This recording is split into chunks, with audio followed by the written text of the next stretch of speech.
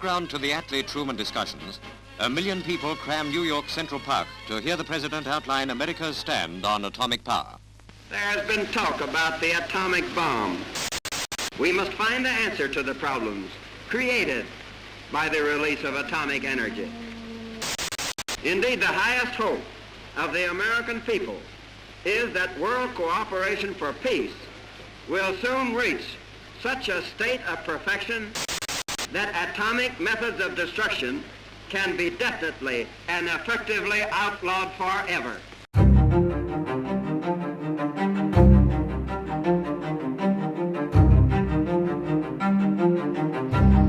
Осталось 10, 9, 8, 7, 1, 0.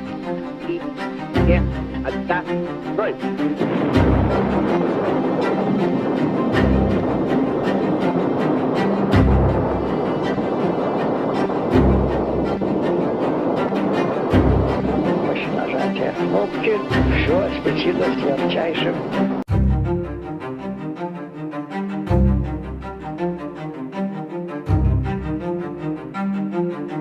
Far beyond normal shipping routes they lie, and until 1952, only pearl fishing boats entered the blue waters and left the cliffs surrounding their shores.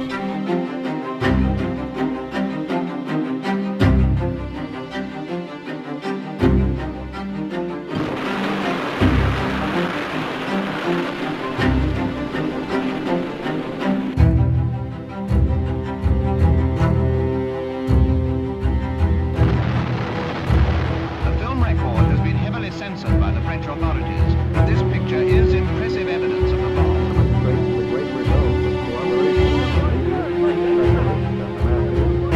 of the cooperation of education with research. This is another victory.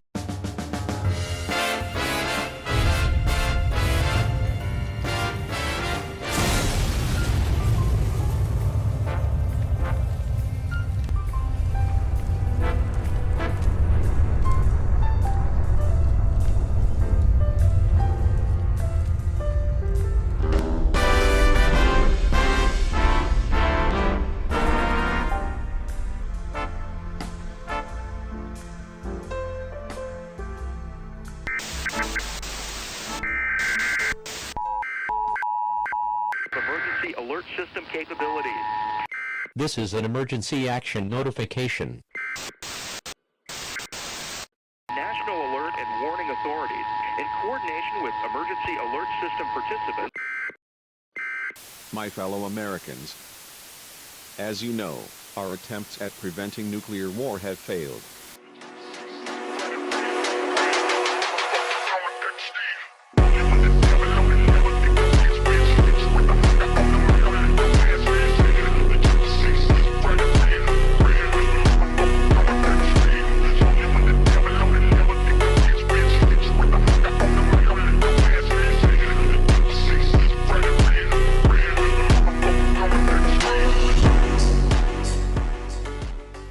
Finally, Mars has accepted my sacrifices and unleashes me. I see you, enemy. I see you, enemy. Enemy! Enemy! You are my enemy! And I swear total resistance to you with everything I've got.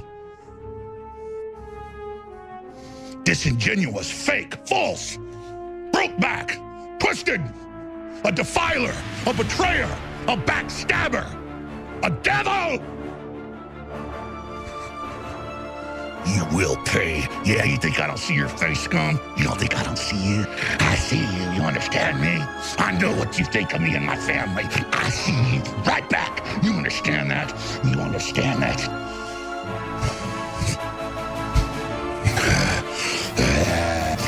You will fall! You will not bring humanity down! God is going to destroy you!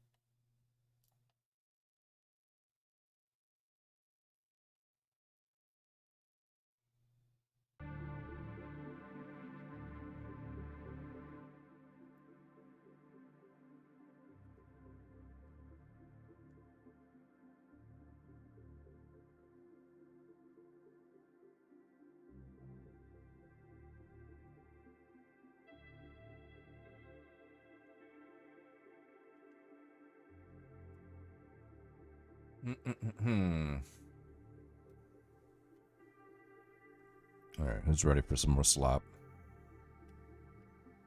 Like half slop. Mostly slop.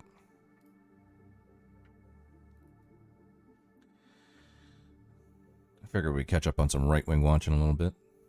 Haven't seen that in a while.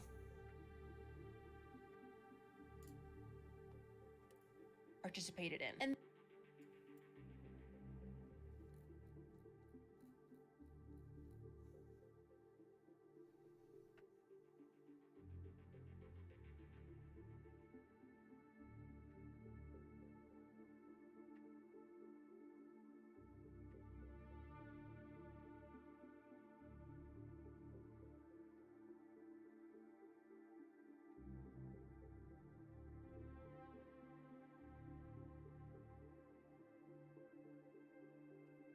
Virginia and South Carolina says, I also love the chant at the beginning because I was... Let's start with some Chank. Good old Chank.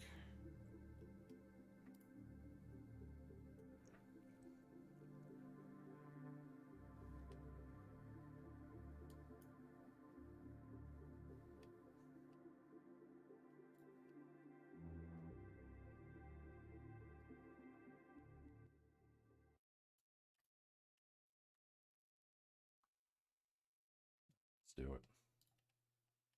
Virginia and South Carolina says, I also love the chant at the beginning because I was at that meetup. Every time I hear it, I remember that we are TYT. Oh, I love that, Virginia. Virginia was part of the great town hall that we did on Wednesday, which was leaked to other people. It was in the member section. We did it on air. Okay, but... Yeah, there was this thing going on where it was like leaked audio from Cenk Uygur. But he's saying it was a town hall. As I say, you leak. Okay, so if you don't know, some bozos online said that. And by the way, they also, of course, lied, which is what they always do. Years. Are you happy now? Okay. Oh, okay, great. Oh, ha ha ha! You failed at getting money out of politics. Tell me who's this idiot, Ryan? Ryan, moron. What did you do? What did you do to get money out of politics? What did you do to improve the Democratic Party? What did you do to defeat Trump? What did you do productive? What did you build? This dude wants to talk about What did you build? Did you build anything? No. So unfortunately, we Yo, what's up, Grand Designs? Welcome in. have a giant left-wing spectrum, okay? There's a tiny percentage at the very, very, very, very end of it. And all they like to do, because they're radicals by nature, that's why they're at the end of the spectrum. They think maximum super extreme policies on everything drive the American people to hate our entire side and never build anything, never be productive, instead burn everything down. Do you want to take a look at a little bit of this Young Turks live stream from last night where they address the audio that was leaked to the Vanguard and revealed on our program? Oh yeah, absolutely, guys. Cenk is triggered. He's pissed off. And this is absolutely glorious. He can't contain himself anymore because we have read him for filth, man. We have dragged him through the mud, and we've been winning, and we've been winning, and we've been winning. And he, he's like refused to acknowledge this whole time that we have taken just years away from his life and stress. And I love how like Cenk and Anna call these guys Beavis and Butthead. But all they do, they're just like fucking. All they do is just fucking watch TYT. That's it. That they watch TYT, they put out videos on it, and that's it. Or Majority Report, but they're favorable. They're favorable towards Majority Report. I'm pretty sure they're definitely unfavorable to TYT. I think they're unfavorable to Pacman. They're basically only favorable to Majority Report that I've seen. Financial instability, and it really comes back to us, right? We led this brigade, we were up front, and he has finally started to crack, and he's cracking bad, and he's gonna watch this, and he's gonna crack some more, okay? Because now his former colleagues, they're fucking with us, okay? And they're not fucking with him, and he has to go, get called YTY host Cenk Uygur by a racist wannabe Texan, and talk about how ICE raids are good and resistance is bad. Even though he's gonna the next day come out and talk about we need to fight by laying down. So anyway, we've broken this man. It's clear as day. I'm excited to watch this with all of you. Yeah, let's take a look. This was a moment from last night's live stream. Obviously, Cenk responding to and addressing the leaked audio from that members-only Zoom call that we played for you guys a couple days ago over here. And in that audio, not only does Jane kind of admit defeat and lay down, say, I'm done being a warrior, I'm done fighting the right wing, now it's time to be a peacemaker. That was the first thing he said, but then he segued into an announcement where he basically promised to restart something similar to Justice Democrats. He's going to start a new PAC or a new political organization that's intended to recruit candidates. It still doesn't seem exactly clear as to what ideology these candidates will represent, because Jake's clearly not a progressive anymore. So I guess just kind of vaguely populist. Who knows? But it's obviously a total grift. It's going to be a total failure. It's not even going to be 1/100th as successful as Justice Democrats was after Jake left, by the way, is when they became successful. But either way, let's take a look here. Got to scroll forward just a few seconds, and we'll play this for you guys. Oh yeah, we've got all kinds of stuff from Cenk Uygur today, everybody. Yep, and poor Jordan and John were in tow. They didn't get a chance to, add any thoughts or perspective of their own when it comes to this one, but they were awkwardly sitting there as Cenk did this. So yeah, let's take a look, guys. Virginia, South Carolina says, I also love the chant at the beginning because I was at that meetup. Every time I hear it, I remember that we are TYT. Oh, I love that, Virginia. Virginia was part of the great town hall that we did on Wednesday, which was leaked to other people. It was in the member section. We did it on air. Okay, but congratulations on your leak. Okay, so if you don't know, some bozos online said that. And by the way, they also, of course, lied, which is what they always do. Ukrainian trained Islamist militants. Ukrainian-trained Islamist militants from Syria's new government slaughtered at least 700 people in Alawite majority area on the Mediterranean coast. Cities of Latakia and Tartus, Russian bases took in hundreds of Alawite civilians, took refuge. I heard Syria was popping off again. I guess like the loyalists to the Assad regime were popping off. I don't know too much about it, but definitely caught that headline, I think either yesterday or earlier today. But yeah, all that stuff, Latakia, Tartus, Alawite, I don't know anything about that stuff. Khmemium, Khmemium, I don't know how to pronounce that. But yeah, no, I heard it's popping off. Ukrainian trained, though. I didn't know that. I didn't know they had any links there.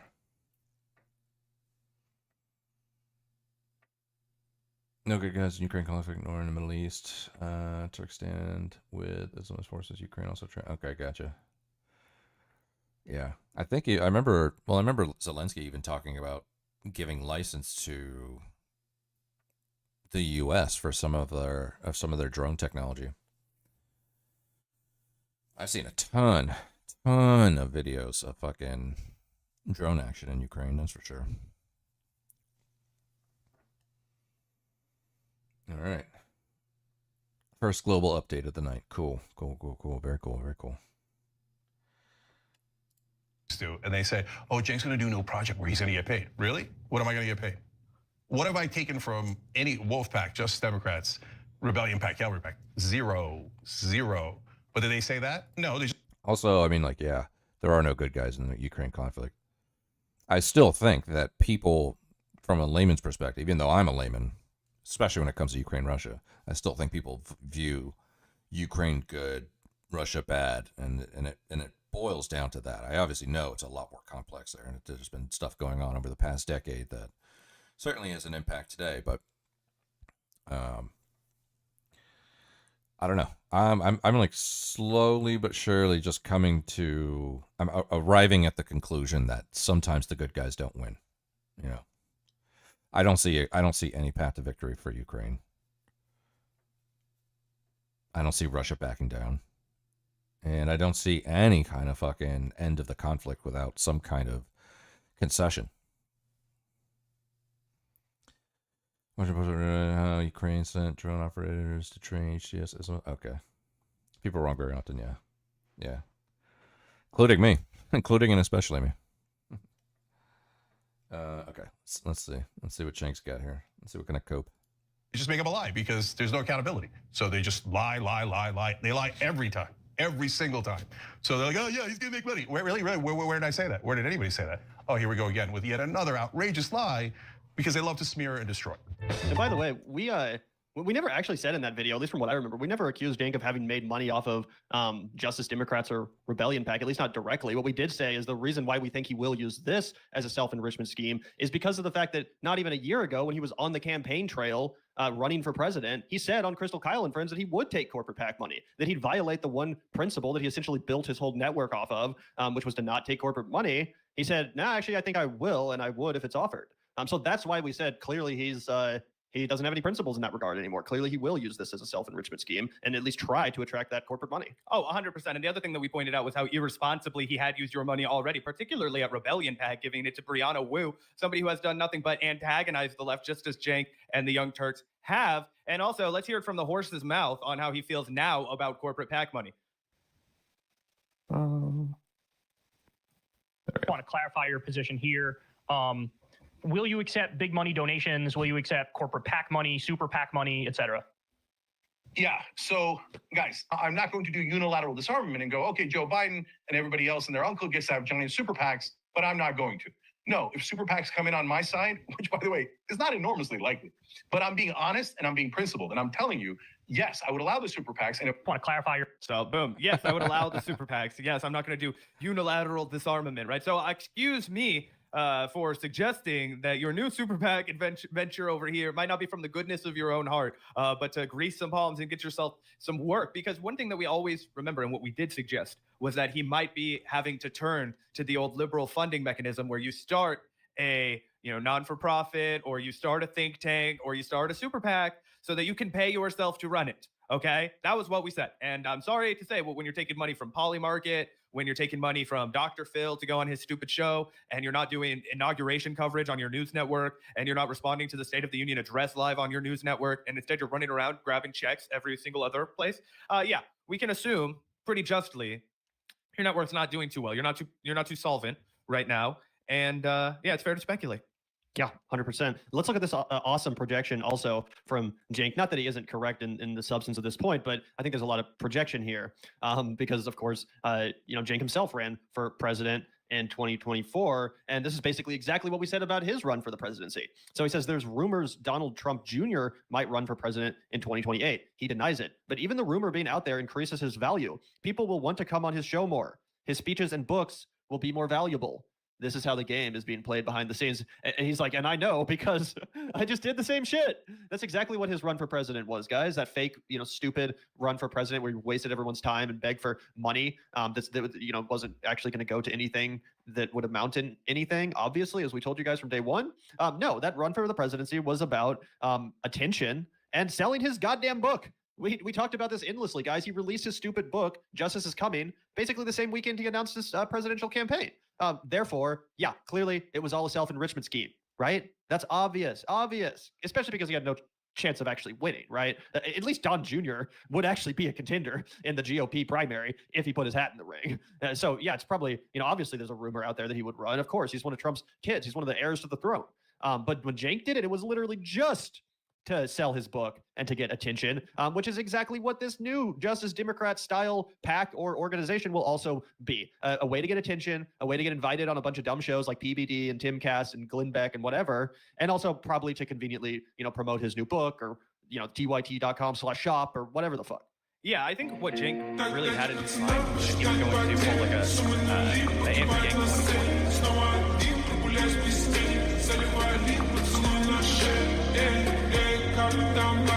Yo, what up, Conrad?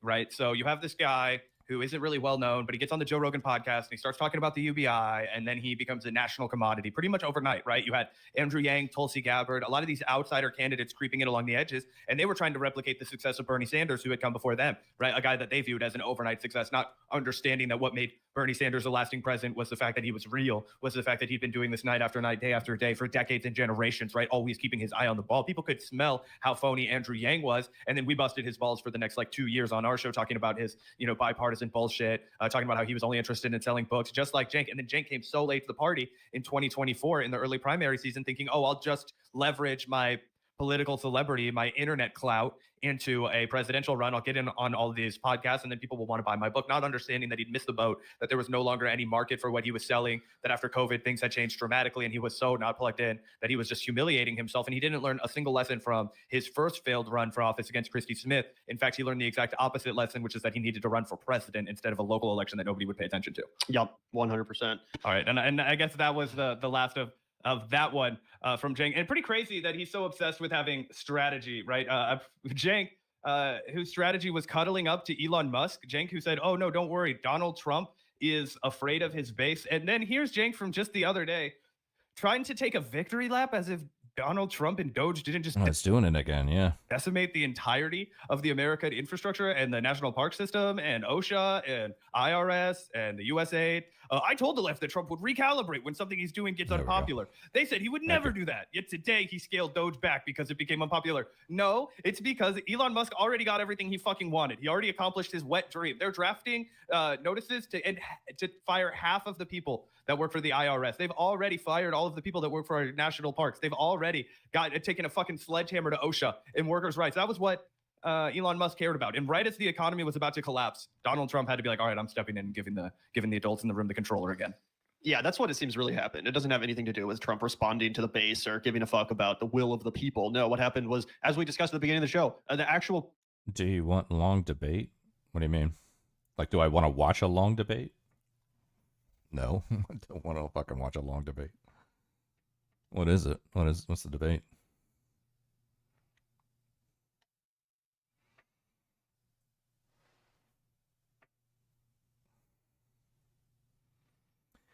Do I want to watch a video? I mean, look, I'm always down. I've talked about this policy with fucking Conrad a million times. Now it's a little bit harder now because I just completely shut down my Discord, so I understand. But my policy is, if I'm getting fucking links and videos from people in the chat, it's got to be in that fucking sweet spot, man. 10 to 20 minutes tops. Tops. So we got to start with that, right? Is it a 10 to 20 minute video? Or are you recommending me a fucking 57-minute video on some fucking shit that, you know, people are going to come in and look at it and be like, okay, this looks like a long-ass fucking video. No, I'm just dipping out. You know, 4 hours? Yeah, exactly. No. That's not happening. Democracy? No. No. Democracy bad. There we go. I summed it up. Democracy bad.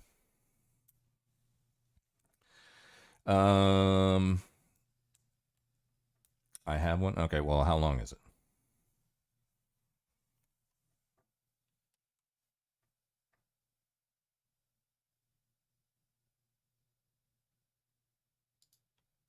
Season. Sit down. First of all, I appreciate the $20. So second of all, yeah, no, you're absolutely wrong, and I don't care what you think, and you don't care what I think. We're even, okay? So if you say to me, hey, I'm going to protect Muslim rights by spray painting Hamas all over statues in DC and burning the American flag, I'm going to tell you, hey, moron, that doesn't protect my rights. That actually makes things way, way worse. So please sit down, because you're an idiot who's totally and utterly counterproductive.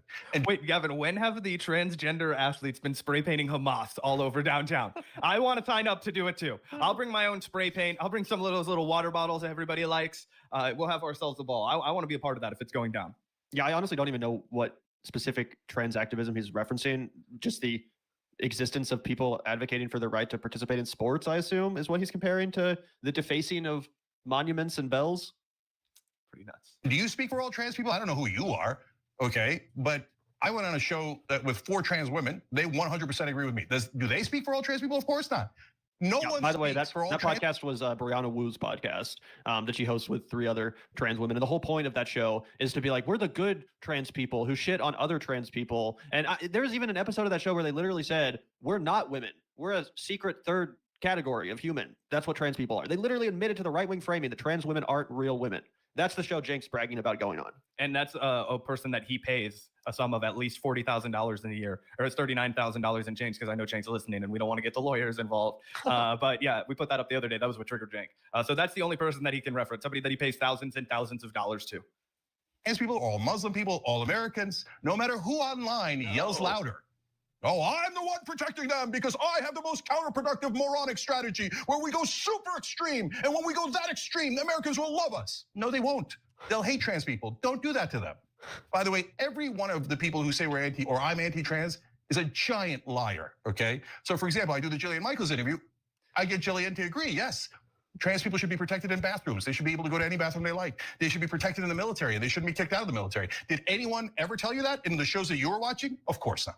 They just said, oh my God. And by the way, he didn't change Jillian Michaels' mind. It's not like he went on Matt Walsh's show to do that. Basically, all he got her to say was like, oh yeah, I used to support trans people, but now they've gone too far. That's the admission that he got from her that he thinks is a win for the left. That like, oh yeah, this fucking bougie ass white woman 10 years ago when Obama was, it was during the Obama era and it was cool to be on the left, she supported trans people. But now, she agrees that they've gone too far.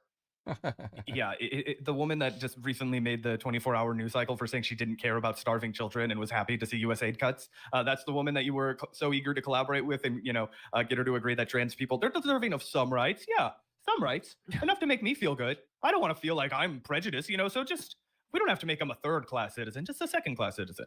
I'm very woke. I'm very reasonable. Yeah. They shouldn't be forced into professional sports.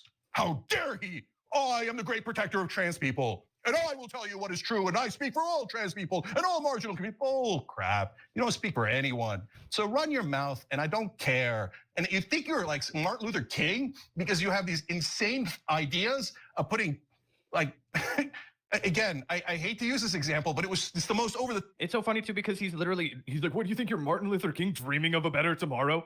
What do you think you're Martin Luther King talking about ending prejudice when everybody else thinks you're crazy? What do you think you're Martin Luther King standing up for marginalized people when it's unpopular? Yeah, it's kind of what Martin Luther King did. He kind of had this whole legacy and he got shot for it by the FBI because what he did was he had a dream for the future that was not recognized by society. And of course, all of us, if we're good leftists, have the aspiration of walking in that guy's shoes. Who wouldn't? Do you think it's an own to try and live like Martin Luther King Jr.? No. The top thing I've ever heard. Putting people like Floyd Mayweather into women's boxing, you think you're helping trans people? Because if he declares himself, I know it's a stupid hypothetical by Piers Morgan, but you can't say yes to that hypothetical. You can't argue that that is the correct strategy for trans people because you're going to cost them their rights. And you have. We had it on bathrooms in the military. And then you morons insist. Oh my God, it's trans people's fault. He literally is blaming trans people for their own rights being taken away. That's crazy. Yeah, you know what? I used to support, I supported the end of segregation, but busing, that's just too far. That's just too far. Yeah, that was a lot of people. They said that, right?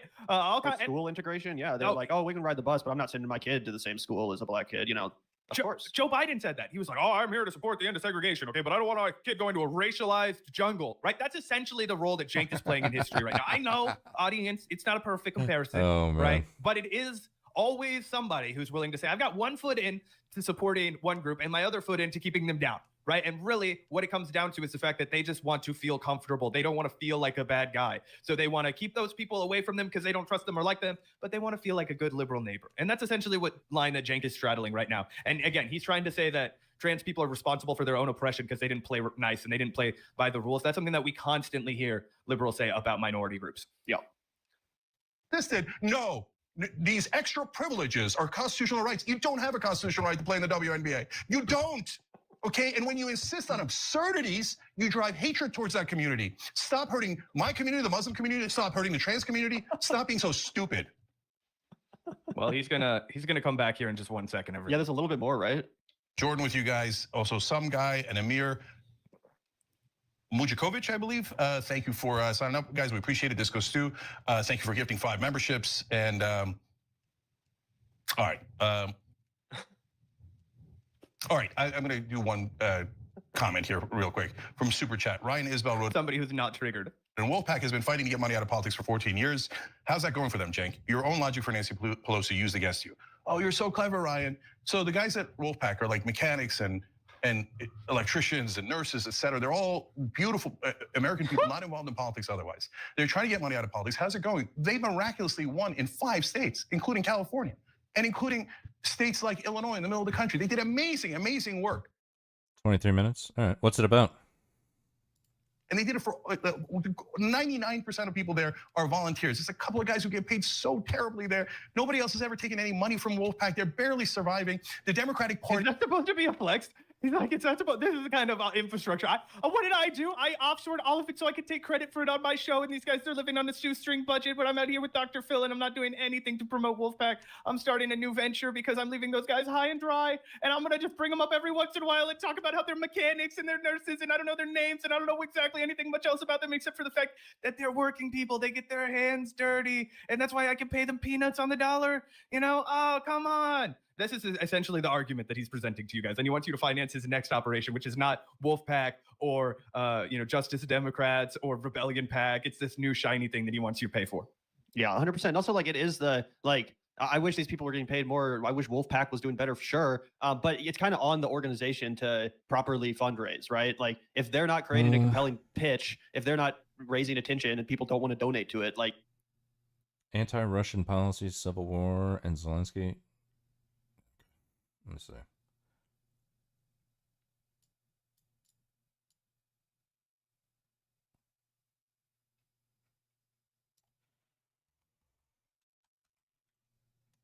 I'm going to finish this, but I'll look this up right now.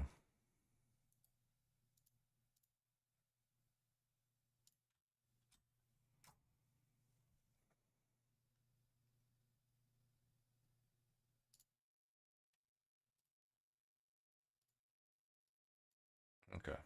All right, I got it there. That's kind of how it works. That's why Justice Democrats is basically non-existent. They had to fire 75% of their staff because people stopped donating. People stopped believing in the mission. And that's a important part of running a NGO or a charity or whatever you want to call an organization like this. You have to convince people that it's worth their support. Because if you just feel, this has been going on for 14 years, maybe in 14 more years we'll get another state. That's not compelling. No. The establishment Democrats came in and just torpedoed Wolfpack. They called all the state legislators at the Democratic level and said, don't you dare be in favor of a convention. And they did overwhelming propaganda. No. And they even have liberal hosts like Tom Hart. No Korean girls, okay? Only Japanese waifus. All right.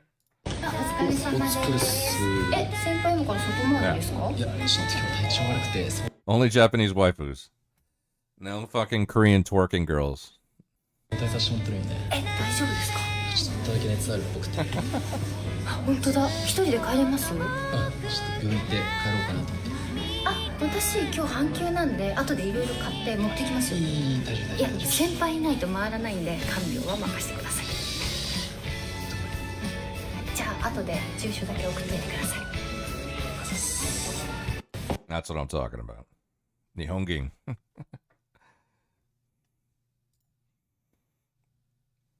23 minutes of Zelensky dancing. Oh god. I've seen that video where he's just like he's flopping around and shit. Is that the one you're talking about? Hartman doing dumbass propaganda against a convention that could get you an amendment and actually bring a real change and take money out of politics.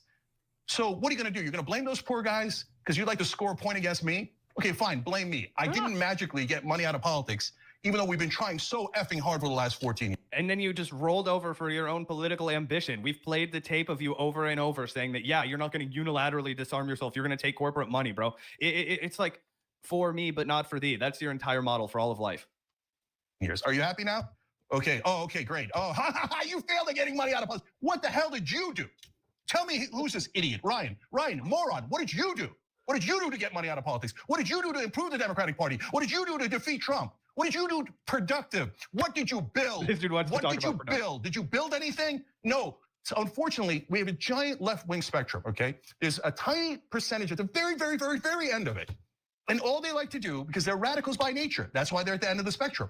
They think maximum super extreme policies on everything, drive the American people to hate our entire side, and never build anything, never be productive, instead burn everything down. Oh, there's someone on our side who doesn't agree with me 1%? Well, bro, Chank is on one right now. Holy shit. No, what's up, EC? EC, you're Rob, right? I'm still trying to remember. You gotta forgive me if I'm not like remembering everybody's alt. But I think EC's Rob. He's so animated. Can't hate him, he amuses me. Yeah, exactly. Yeah, he's on one right now. You're not Rob? Okay. No, I know Rob Hova had like a different account now. Rob Nor? No. Rob Hova. Rob Hova's like a chatter that makes the rounds. Not Rob Nor, no. Anyways, welcome in, EC. I'm the god. I set left-wing policy. So if he doesn't agree with me 1%, burn it down. What did you build? And my answer for the radical left is, so far in my history, having done this for 25, 30 years, the radical left has built nothing. What are you talking about? We have almost 100,000 subscribers. We've turned your hair gray, brother. We've turned your, look at it. Look at this. His temple's throbbing. I guarantee you, he's still using the stuff that you comb through your hair tonight. Cenk, you're going to have to go to the salon from now on, brother. That's what the Vanguard did to you. We're the new home of progressives. That's what we built while you were floundering. They are destroyers. All they do is destroy. So I'm not interested in that. So if you're radical left and you want the most extreme policies that the American people absolutely hate, and you want to tear down everyone else on the left, I'm going to fight you.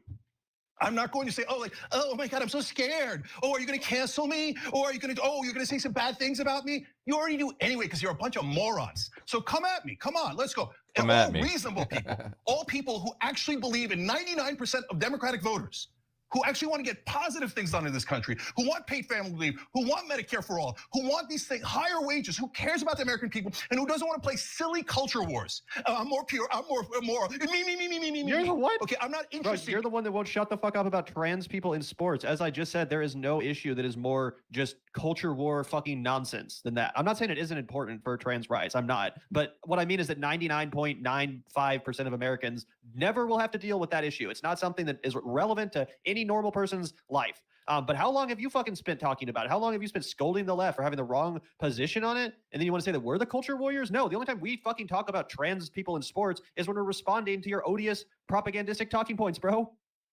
In your crap. Take your crap somewhere else. Don't worry, there's a million shows now. They'll feed you that crap every day, that crap sandwich. Oh yeah, we're the purists. Yeah, yell Nazi louder. Oh, I'm sorry, I burned him down, What did you burn down other than the Democratic Party, other than the left, other than a single accomplishment? Are you You've fucking never fought for any of the bills. That's so fucking infuriating because it's the Democratic Party that burned down the Democratic Party. It's the establishment fucking ghouls that destroyed the Bernie Sanders movement that directly led to Donald Trump not only getting elected in 2016, but also in 2024. To say that it's the far left that wrecked the Democratic Party. No, it was the far left that almost built back up the Democratic Party, that almost successfully infiltrated the Democratic Party to make it the party of the people once again.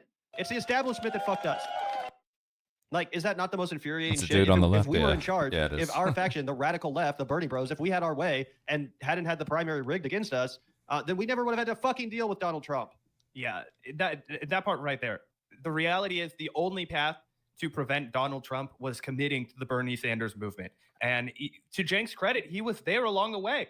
He saw it. I know he knows the correct path, but because he has, like other people we're going to talk about before the end of this podcast, devolved into a boomer, somebody who is only capable of engaging with the world through his own fucking grievances, he has decided that more than the Democratic Party has aggrieved him, this toxic new brigade on the left, as he's put it, right? The people who actually want to defend trans people, the people who aren't fucking around, the people who don't want to gaslight regular Americans about crime and talk about how, oh, bro, we just need to incarcerate more people in the most incarcerated society ever. Oh, no, we just need a higher police budget in the most militarized police society our country's ever seen, okay? We had tanks on the road, you know, all kinds of fucking bulletproof armor, all kinds of insanity. Oh, if we just do a little bit more policing, if we just give them a little bit more money, if they just put a couple more people in jail, we'll have safety instead of addressing the root causes. That's what you've done. We have given people answers. We have said, hey, it is about having solidarity. It is about saying, why do people steal? Why do people commit crimes? Oh, because they don't have shit? They're resource starved and they're desperate? Yeah, maybe we should try redistributing some of the wealth and see how that goes. We've never tried it. Wow, this should be the kind of thing that you're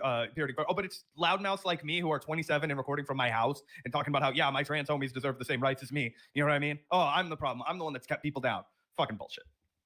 You've never fought for policy. This audience has fought for policies and for positive results. We fought for birth. That's why your audience left you. You don't have an audience anymore, Cenk. I have your audience. Gavin has your audience. We have your audience. Your audience does not exist. They belong to us now. We are in a community. We are in a pod. They do not need you. That's why you're shitting bricks. That's why you rename. It's a fucking takeover, bro.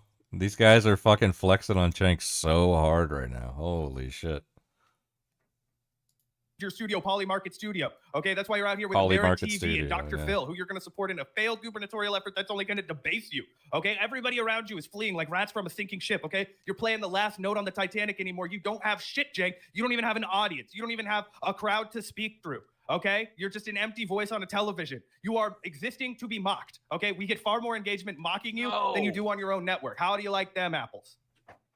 We fought for progressive pledge. We fought for the populist plan. We fought for $15 minimum wage. We fought for all of these things. And yes, at Wolfpack, I'm so proud of those guys. They fight with No, all what's that up, they Shang? have for it. Wolf-pack.com. For God's sake, if you're going to try to burn someone's house down, go for it. I know you pyromaniac We already did it at the House of Progressives, and we rebuilt it over here at the Casa del Vanguard. loser radicals. That's all you have in your arsenal. But once, when you're at home, can you just ask yourself, look in the mirror and go, wait, have I ever built anything in my life? Instead of just yapping, have I actually tried to pass a bill? Have I for 1 second thought, how do I help people? How do I pass a bill that affects people's lives? How do I get people? He's not talking about progressive activists or far left people in this country that are actually involved in the work of politics. He's talking about people like us. That's literally all he's talking about is other YouTubers.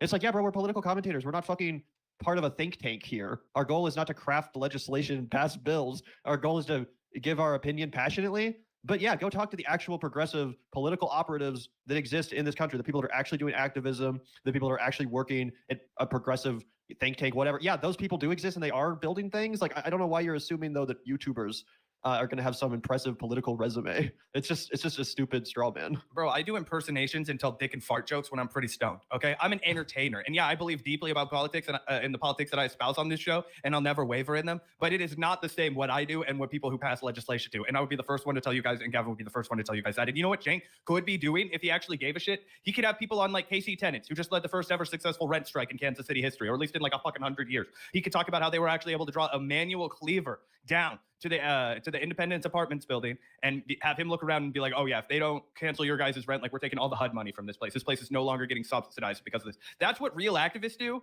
And what you can do is, if you're fortunate enough to have a platform, is you can elevate those people, right? And what we understand over here at the Vanguard is that we have to be fighting on all fronts. Entertainment and media and fighting in this space, it is essential, right? We cannot let the right-wing propaganda machine cannibalize everything. We cannot have no way to push back against their messaging and their slop. Okay, but it also has to be combined with the real tireless activist work, right? And Cenk and Anna and the Young Turks used to do a really good job of threading that needle. I remember when they were very, very involved in promoting our revolution. They were very, very involved in promoting opportunities for the left to get on the ground and support Bernie Sanders. They stopped doing that, right? And then they pretended that it was the fault of the activists. They pretended that it was the fault of the fucking, people that were fighting the hardest.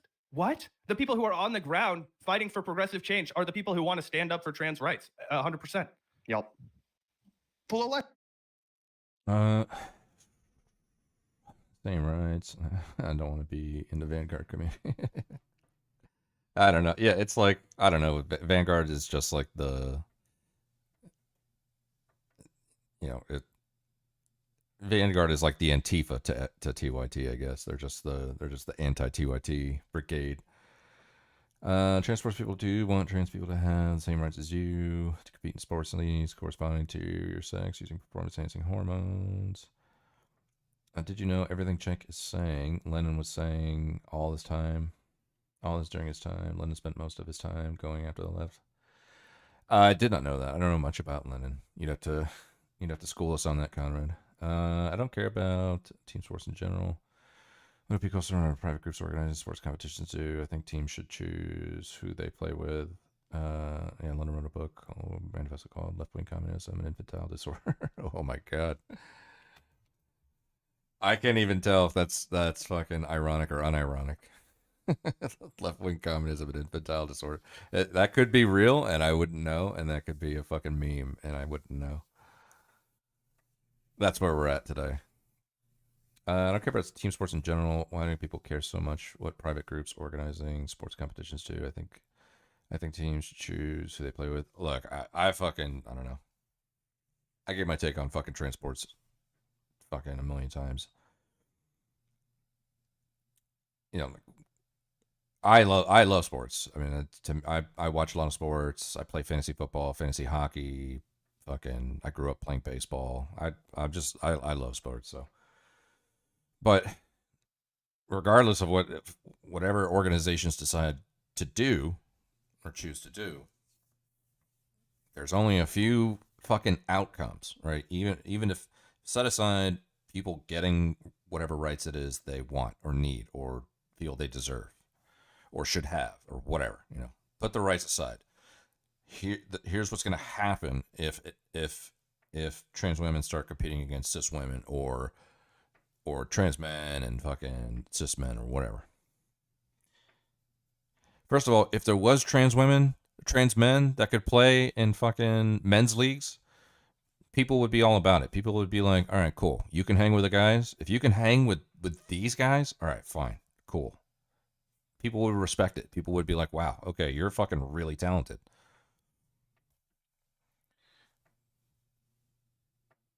It's not going to happen the same way around on the other side. It's not going to happen like that. And, you know, I would, you know, whatever. If trans women decided to play in women's leagues, look, I would be fucking going to Vegas and putting money on trans women 9 times out of 10 on every fucking event they go to. And I would try to make some money on that. So, yeah, the opportunist, political politician be here all the time. People can have opinions on what private groups, organized sports do. It's a private company, bro meme. Yeah, exactly. I think really, I don't care what private leagues do. They're all still public sports leagues in public schools, for example. Yeah. Go in base mode. Yeah. It's just I think the whole conversation about trans people in sports is so, first of all, it's so tired at this point. But if you have to talk about it, I think you have to fucking start at the end and work backwards. What's going to happen when trans men and trans women are competing in the leagues that they want to compete in, right? What's going to happen if we just do it? Okay. Well, if there's trans men that can hang with fucking men's leagues, it would be, people would respect that. People would be like, holy shit. Like if there was somebody that was crossing over and fading off of LeBron James and fucking hitting game-winning threes, you know, they would be like, holy shit, that's fucking cool. Pay that person. That's a spectacle. That's like you're hanging with the best of the best. And they want to play against you because you are that good. If there's a trans man that could do that, it would be fine. People would accept it. People would be like, wow, you know, there might be like some locker room fucking, you know, logistics to work out or whatever. But beyond that shit, people would be like, wow, that's fucking cool. It would not be like that the other way around. It would not be like that at all. And, you know, I think inevitably you're going to find enough women that are going to get pissed off about this stuff, regardless of how progressive they are. And I'm talking about women who are competing, who are in these leagues. You know, I don't see that being a long term. I don't see it being established in a long term way. There's no way. But hey, go ahead and do it. Go ahead and do it. I will fucking bet on the trans women athletes 99% of the time. I would be like, yeah, let's go. I'm putting. Give me trans athlete number 72, whatever. Let me get fucking the over under on that.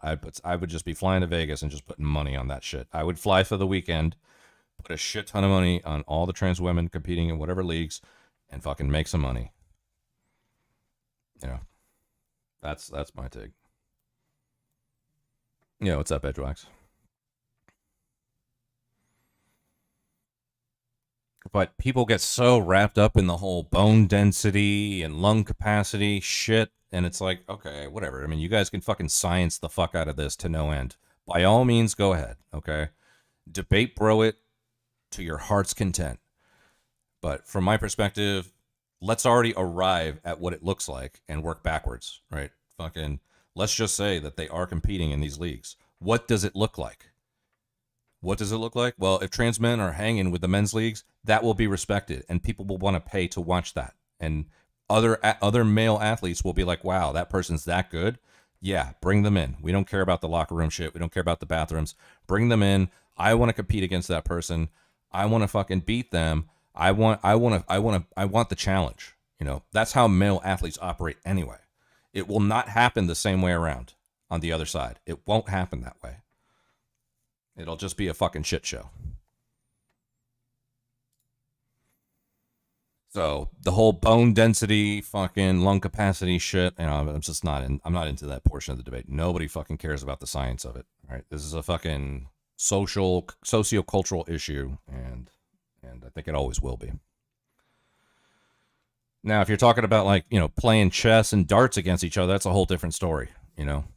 I'm sure there's some women that could destroy trans women in darts and fucking pool and chess or whatever, you know, stuff like that. But when it comes to, you know, either physically intense or combative events, that's a whole different thing. Tons of people claiming separate women and chess were to protect men from women beating them, not understanding the men's leagues are actually just open leagues. Oh, okay. I didn't know that. And higher pain tolerance. Yeah, but whatever. I mean, look, I don't know if the transition to trans men, the female body has the same pain tolerance. I don't know. Yeah, that's a good point. But that's also, again, that's the fucking science shit. And I don't fucking care about that stuff at all. I don't care about the pain tolerance and the bone density and the lung capacity and the fucking, I don't care about any of that. If you're good enough to beat somebody, that should speak for itself. But if you fast forward to what it looks like, if you did have it in place, you would have fucking trans men competing against men, and that would be cool. People would pay to see it. Male athletes would respect it and welcome it and be like, okay, you think you're that good? Bring it on. And then you'd have fucking, trans men fading threes off of LeBron James and fucking hitting game-winning shots and playing, 33 minutes a night, fucking starting, averaging double-doubles like old school Russell Westbrook. I mean, that would be fucking cool. That would be cool. It wouldn't happen the other way around. It would not happen the other way around,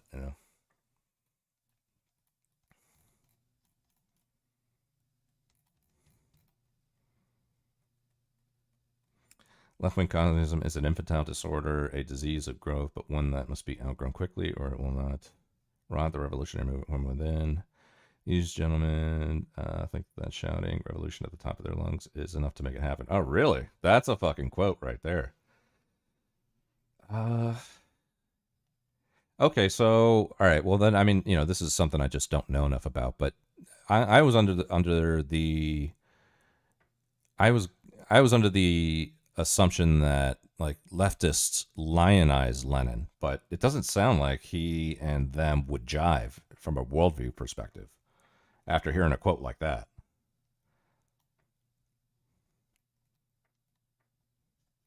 All right, let's finish this Shank thing real quick. There's only like 8 or 9 minutes left. Elected. How do I get them elected? What happens after they get elected? People actually are different from internet stars. Yeah. Yeah, in my mind, I'm thinking of Twitter people. Yeah. How do you hold them accountable? No, all you've ever done is, I am so pure. Since I have the most radical policies, since I'm the least popular person in America, I'm the purest. Yes, but what's step 2 and what's step 3? How do you actually help the average American?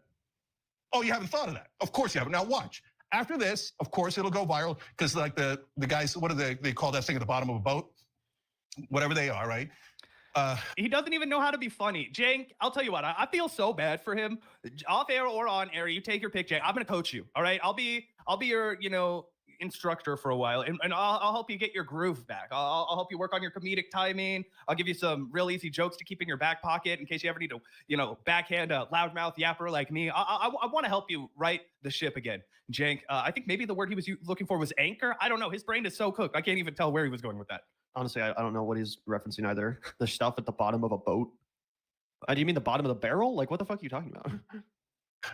After they get this and they'll do videos about it, like, oh my God, we got more videos on Young Turks. Well, we're such losers that our whole lives are centered around the Young Turks. What pathetic losers. Oh, I criticize the Young Turks for a living. You must be so effing proud. Okay, so they'll get this, and then you know what they'll do in the next day? All of a sudden, bro, it's so funny is that Jank is complaining about us for a living. I'm happy to admit I sit on my ass and make YouTube videos for a living. Whenever anybody in my real life asks me, I'm like, I make videos on YouTube, right? I don't say that I'm like a world builder or a saver, but it's a lot better than humping packages at Amazon, okay? Jank over here, he's actually hurting so bad that he has to interact with us professionally, okay? That's how you know we've got him, okay? He's bent over a barrel. He is totally fucked, and it's wonderful to see. It's glorious. Ballast. Radical left, the 13 losers online, will go then and be like, oh yeah? Oh no, we had a plan all along. What was our plan? What was our plan to get people elected and pass bills and get Medicare? Oh right, we yelled Nazi louder than you. Which voters did that win over? How did that help get to the right conclusion?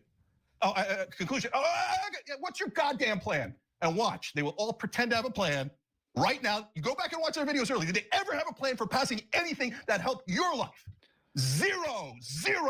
And now they'll pretend they have a plan, but I can't wait for them to pretend. because they're going to come up with the most comical, dumbest plans in the whole world. Well, if you're pure and you side for the most. If getting beers with MAGA is taken, I don't know if we'll have any ideas. You know what I mean? If cracking a few cold brewskis and tweeting at Elon has already been covered, I don't know what else there is for us to do. This kind of reminds me of like when a movie director makes a really terrible film and then like critics shit all over the film, and then he's like, well, what? Show me your movie. Like, where's your movie? All you can do is criticize mine, but where's yours? And it's like, it's not a very mature response. It's kind of the vibe I get from this. Yeah. Where again, it's like we don't work in a think tank, bro. Our goal is not to pass policy. Our goal is to literally be opinion commentators. That's what we are. That's what we do. We're honest about it. We say that we're media critics. Our goal is not to write bills. That's not our fucking job over here. And part of the reason why we don't consider that part of our job is because we've watched you miserably fucking fail over and over again and embarrass yourself. And not just you, but pretty much everyone who wants to be a YouTuber and a serious political person. You know what I'm saying? It never works out. Pick a fucking lane. Are you a political commentator? Are you a hothead online with a lot of opinions? Or are you a serious architect of policy? Usually there's not a ton of crossover in that Venn diagram. You know what I'm saying? Usually the serious people that are passing policy, they're not spending their time being a loudmouth on YouTube, which again is 100% what we are. I'm not claiming anything else. I'm not pretending to even be a journalist. No, I'm a literal fucking YouTuber. I understand the platform.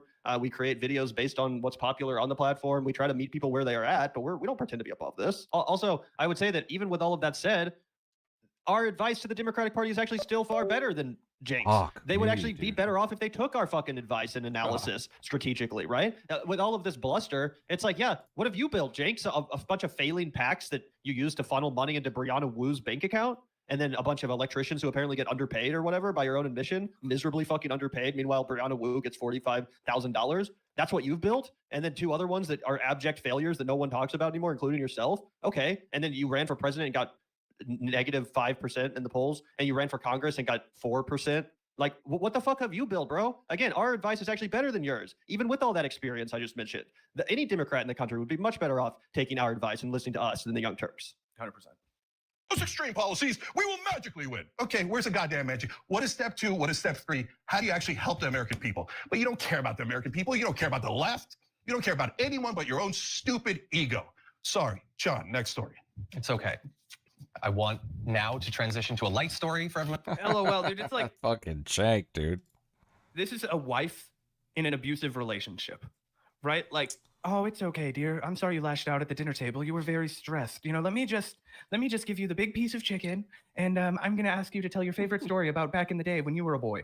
You know, oh yeah, Dad, don't worry, Dad. It'll be all right. Just eat the big piece of chicken and shut the fuck up while we talk about sunshines and roses for a little bit, please, Dad. No. I mean, God, nothing to say in response to that. This is when I start to lose a little bit of respect for the other fellas at Young Turks. This is embarrassing for you guys. Yeah, we've defended John and Jordan both, but let's just say there's a reason why they keep getting invited back and not Francesca. Because Francesca would not just move on. Okay, haha, tee let's do a light story now. No, Francesca would have said, that's bullshit, and here's where you're totally fucking wrong. Like what? This seems like fucking an abusive relationship. This seems like he's almost too afraid to push back. Or he's just accepted that if he wants to have a future at this company, he can't. Like, you should realize leftists like Vanguard can't be helped. They're too arrogant and virtue signaling. They definitely are arrogant. That's for sure. You know, on the arrogant scale, I would give them like an 8.5. I think on the virtue signaling scale, I'd probably give them. You'll probably think this is low, but I'd probably give them, I don't know, like a 6.5, maybe 7. And I don't say it because I'm assessing their actual, you know, value for what I think it is that is involved in their virtue signaling. I'm just thinking to myself, you know, I've seen some fucking hardcore virtue signals before, and they're not as bad as the people I've seen.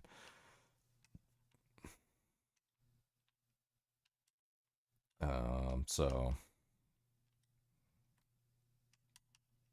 Yeah. But, I don't know. Vanguard to me is kind of like rage baity anyway. At least from my perspective. You know. Alright, let's check this out. This is it's a 20-minute fucking Russia-Ukraine kind of situation here.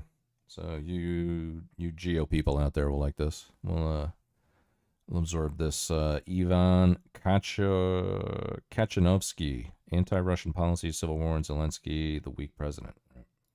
What I started to realize is that from their perspective, the United States has, from their perspective, they've had an open hand toward us for years, and we've kind of slapped it away. And granted, they've done terrible things, and as have we, but they wanted to join NATO at one point. We said no. During the reunification of Germany deal, part of the deal was that NATO wouldn't expand eastward. We said yes, and then we lied, and we added a few countries into the NATO bloc, which they feel like is threatening their borders. The line that they drew essentially was Ukraine, and there's a lot of countries that I'm leaving out just because I have a terrible memory today. But from their perspective, like they've always been like, we want to be your friends, or we feel like we want to be your friends, but you guys always have us as an enemy. And Ukraine, as they started to draw closer to the West, to me, the way I looked at it is if China wanted to build a base in Mexico, we wouldn't let it happen. And I feel like that's my perspective of it. That's my understanding of it. And I'm curious to get your thoughts as to if I'm way off base, or if I'm getting close to hitting a home run here. Yeah, I think this is very close to home run, but I can say this is more precisely, it will be a similar situation when to Canada and the US. Yeah. Because of close historical ties, not only just geographic location, but very close historical and ties. So they used to be one country, and like Canada and the United States, basically before independence, US independence, but in terms of history, before they became independent, but and Canada would be a kind of very similar kind of relationship as Ukraine to Russia. Okay. So as Canada to the United States, and I mentioned this also in my interviews, and this is also important because I research, another area of my research is United States and Canada, comparing US and Canada. So this is kind of also related, and I can say this is an important issue about actually Russian invasion, because obviously this is illegal invasion. It's not justified by any kind of pretext which was given by Putin in invading Ukraine. It was illegal under international law, and claims by Putin that Ukraine is going to become member of NATO in the near future, would become a base for military missiles or weapons from the West. Were not supported by any evidence. I do not think that there was likely that Ukraine had any chances of becoming NATO member in the foreseeable future, in part because NATO did not want to have any conflict with Russia or war with Russia, and that's why they oppose even now membership of Ukraine, because this would mean war with nuclear Russia. And also there were no Nazis in the Ukrainian government, so claimed by Putin that this is denazification is also kind of based on misrepresentation, and his claim that there is a genocide of Russians or ethnic Russian speakers, or ethnic Russians or Russian speakers in Ukraine, in Donbass, also is not supported by evidence. And this is, I wrote about this in my studies, and I talked about this publicly. So there was no such justification for Russian invasion. But this does not mean that Russia did not regard Ukraine as a kind of as possibly a military threat and political threat to Russia, as similarly what happened kind of with. Yeah, what's up, Maida? I'm not gonna lie, it's hard to understand this guy. Grand. I'm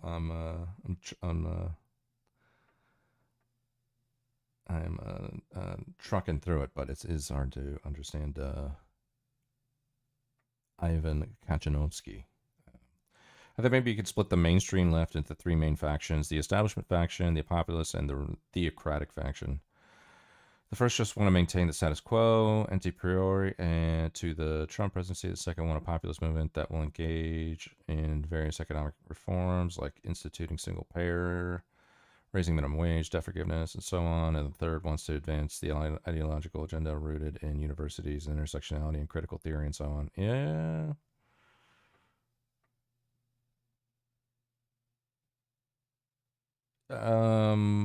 Split the mainstream left. Okay.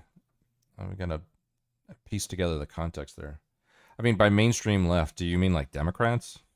Or are you talking about like leftists? I can't imagine you're talking about actual leftists, unless you're talking about the theocratic part. The first just want to maintain the status quo, yeah, that's definitely like Democrats. And then you have the second one, a populist movement. That's your like Bernie bros. And then the third is advance the ideological agenda rooted in universities and intersectionality. That's more like the leftists. I think that's probably a pretty good breakdown. Yeah. I know this guy doesn't know what the fuck he's talking about because he said if China started putting bases in Mexico, we wouldn't let that happen. When last year we got official reports, pictures, videos, Mexican naval ports hosting Chinese freighters and armed vessels, naval vessels that were staffed and operated by Chinese military officials being housed in Mexico. What kind of event was that though? I mean, like, was that like when we do like Fleet Week kind of stuff? I know we do Fleet Week here, but we probably do like some. We probably have some kind of international version of that as well. I don't know too much about those two guys from before, but they seem to fit in the third camp. Yeah, they definitely are. Yeah, I don't know. The Vanguard guys are definitely in the third camp. I don't know if they call themselves socialists, but they're more... I would say they're like somewhere between Antifa and Bernie Bros. I think that's where they would probably fall. And see the maintenance and advancement of this agenda as being more important than any kind of economic reform and empowerment of the working class. Yeah, those dudes are like, they're all about like, single payer, free healthcare kind of stuff. That's probably their Bernie Bro side. And then the whole we're not liberals is probably their more Antifa side. I like they're probably somewhere between Antifa and Bernie Brodom. I think that's probably where Vanguard is. Said the N-word like 57 times. Not really sure what leftist is supposed to mean exactly. I mean, like a strict definition, there are no leftists in the mainstream because no one is seriously advancing a position of topping capitalism in the mainstream. Yeah, okay. Gotcha. Caribbean missile crisis when when the Soviet Union used Cuba to deploy nuclear weapons, so they believe there was such possibility, so they claim this as also justification for this invasion because this can happen in the future. So they believe this might happen, and also they kind of say that this is Ukraine basically was used as a tool against Russia, and now when the United States basically uses Ukraine and other Western countries use Ukraine as to wage a proxy war with Russia. So this is actually Russian government says basically this is what they wanted. They were concerned about because this is like testimony that their claims that the West is only interested in using Ukraine as a tool against Russia is now kind of backed by a policy of the U.S. by giving weapons, basically by using Ukraine to fight Russia without actually deploying U.S. military or NATO military forces in Ukraine, but giving weapons and giving like intelligence and other support, money basically for the government and so on. So that's why I think kind of pretext for invasion was illegal, and invasion was illegal, but this does not mean that there was no way to avoid this. It was possible to avoid this war between Russia and Ukraine, and I mentioned specifically in my interviews and in my publications before this war was launched by Russia, I said that there was such possibility, for instance, by Ukraine becoming neutral country.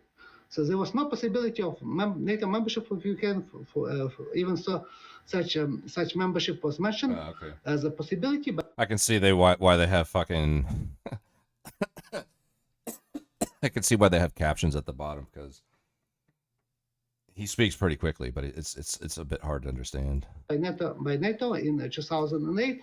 But this means it was very easy for Ukraine to abandon this goal of NATO membership and become a neutral country and accept kind of Minsk agreement to accept basically autonomy of Donbass, and this would mean that this would basically mean that Russia would no longer have any pretext for invasion of Ukraine and would accept this in order to prevent such a war between Russia and Ukraine from a Russian invasion of Ukraine. And also I said that in exchange for this, Ukraine could be offered a prospect of becoming a member of the European Union in the future if it would fulfill all the criteria like democracy and human rights and so on. But unfortunately, this did not happen, and now I think it will be very difficult to have a peaceful resolution to this conflict because now this war is going for a long time and there are a lot of casualties in Ukraine, devastation to Ukraine, and if the war would continue, it would have even much more negative impact on Ukraine, and I don't think that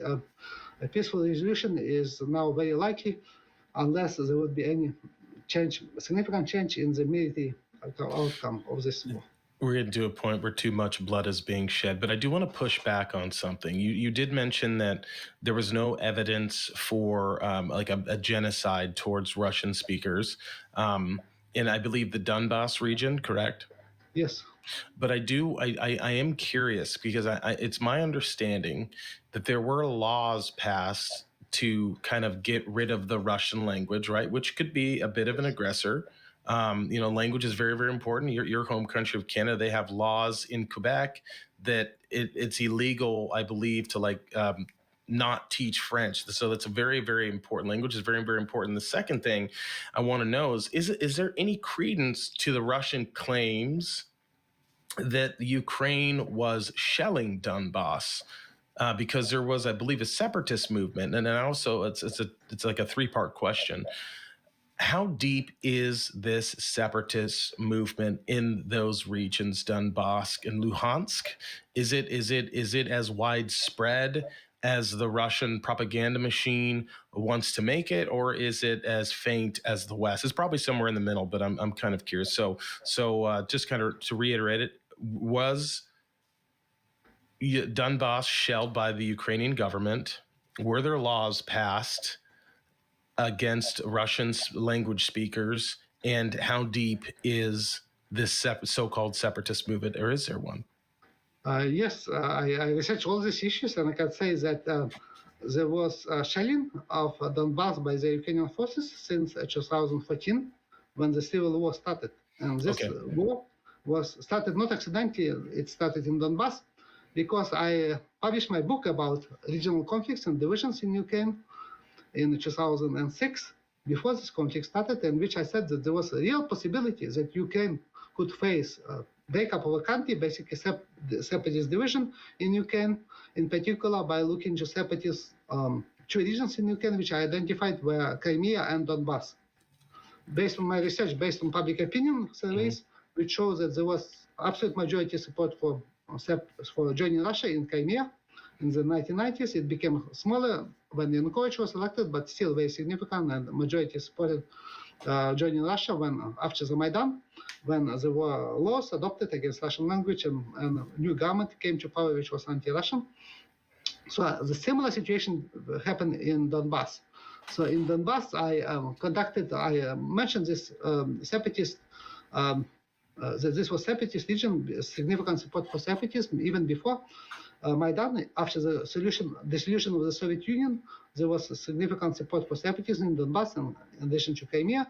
And the same happened after the first Maidan in 2004, when also the Russian government was basically replaced after they attempted to falsify election results, and they were based in this region.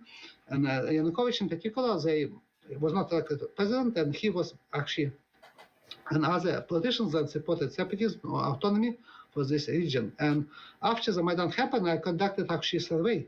I commissioned a survey in Ukraine from a company which is most reputable company, sociological company in Ukraine, Kyiv Institute of International Sociology, International Sociology Institute, and they conducted this survey for my research project, which I published in Washington Post and presented in American Political Science Association conference and published in a book and in as an article in peer-reviewed journal, which actually was the most cited article on the. Yeah, what's up, Casey? Who was Skibidi Rizzing? Who aren't we Skibidi Rizzing? Who aren't we? Where? I got some tanks. Who's got tanks? I got tanks. If you got tanks, you better throw them up. You better. If you got tanks, you better throw them up. What's up, bud? The civil war in Donbass, in Google Scholar. So this is just based on this survey, I can say that there was a significant support, majority support for separatism in Donbass. So, but different forms of separatism. Not all of them supported joining Russia. Some supported independence of Donbass, and many Ukrainians in Donbass supported autonomy of this region within Ukraine. So this means there was public support for separatism in Donbass, even so this was denied by media, by politicians, there was clear evidence that Donbass there was the only region in Ukraine, with the exception of Crimea, that had a majority support for separatism. In different forms of separatism in this region. All other regions of Ukraine had minority support of separatists. That's why Donbass, it was not accidental that the war took place.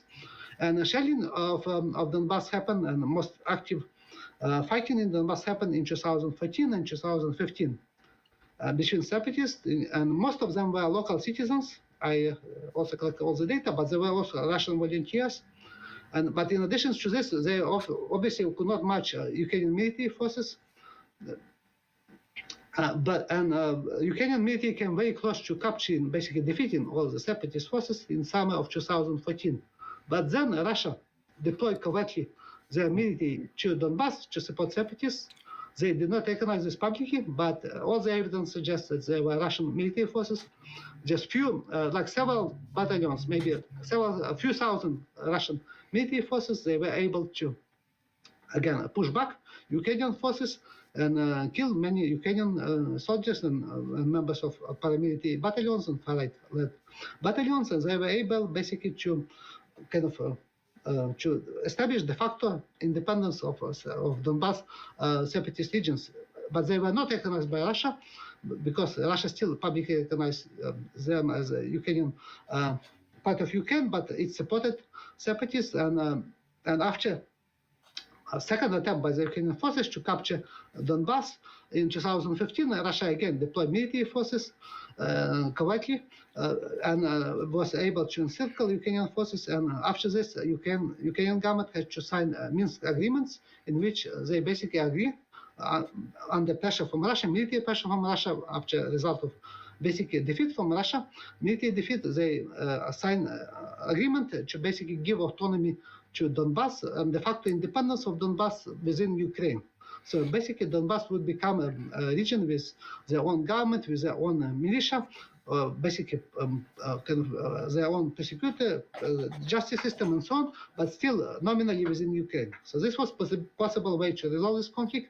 And Zelensky, when he came to power, he was elected basically on peace, promise of peaceful resolution of this conflict. So he said that he would go to Russia to meet with anybody just to make peace in Ukraine, and he was elected mostly by people who were from eastern Ukraine, and for southern Ukraine, many of whom were pro-Russian, not actually supporting joining Russia, but they wanted to have better relations with Russia, and they voted to him, and he got elected against the former president Poroshenko, who was very kind of hardline, nationalistic, very kind of belligerent, supporting war with Russia and so on, kind of using all this language. Ukraine, Zelensky was actually opposite. He basically said that it's necessary to respect all languages, Russian language.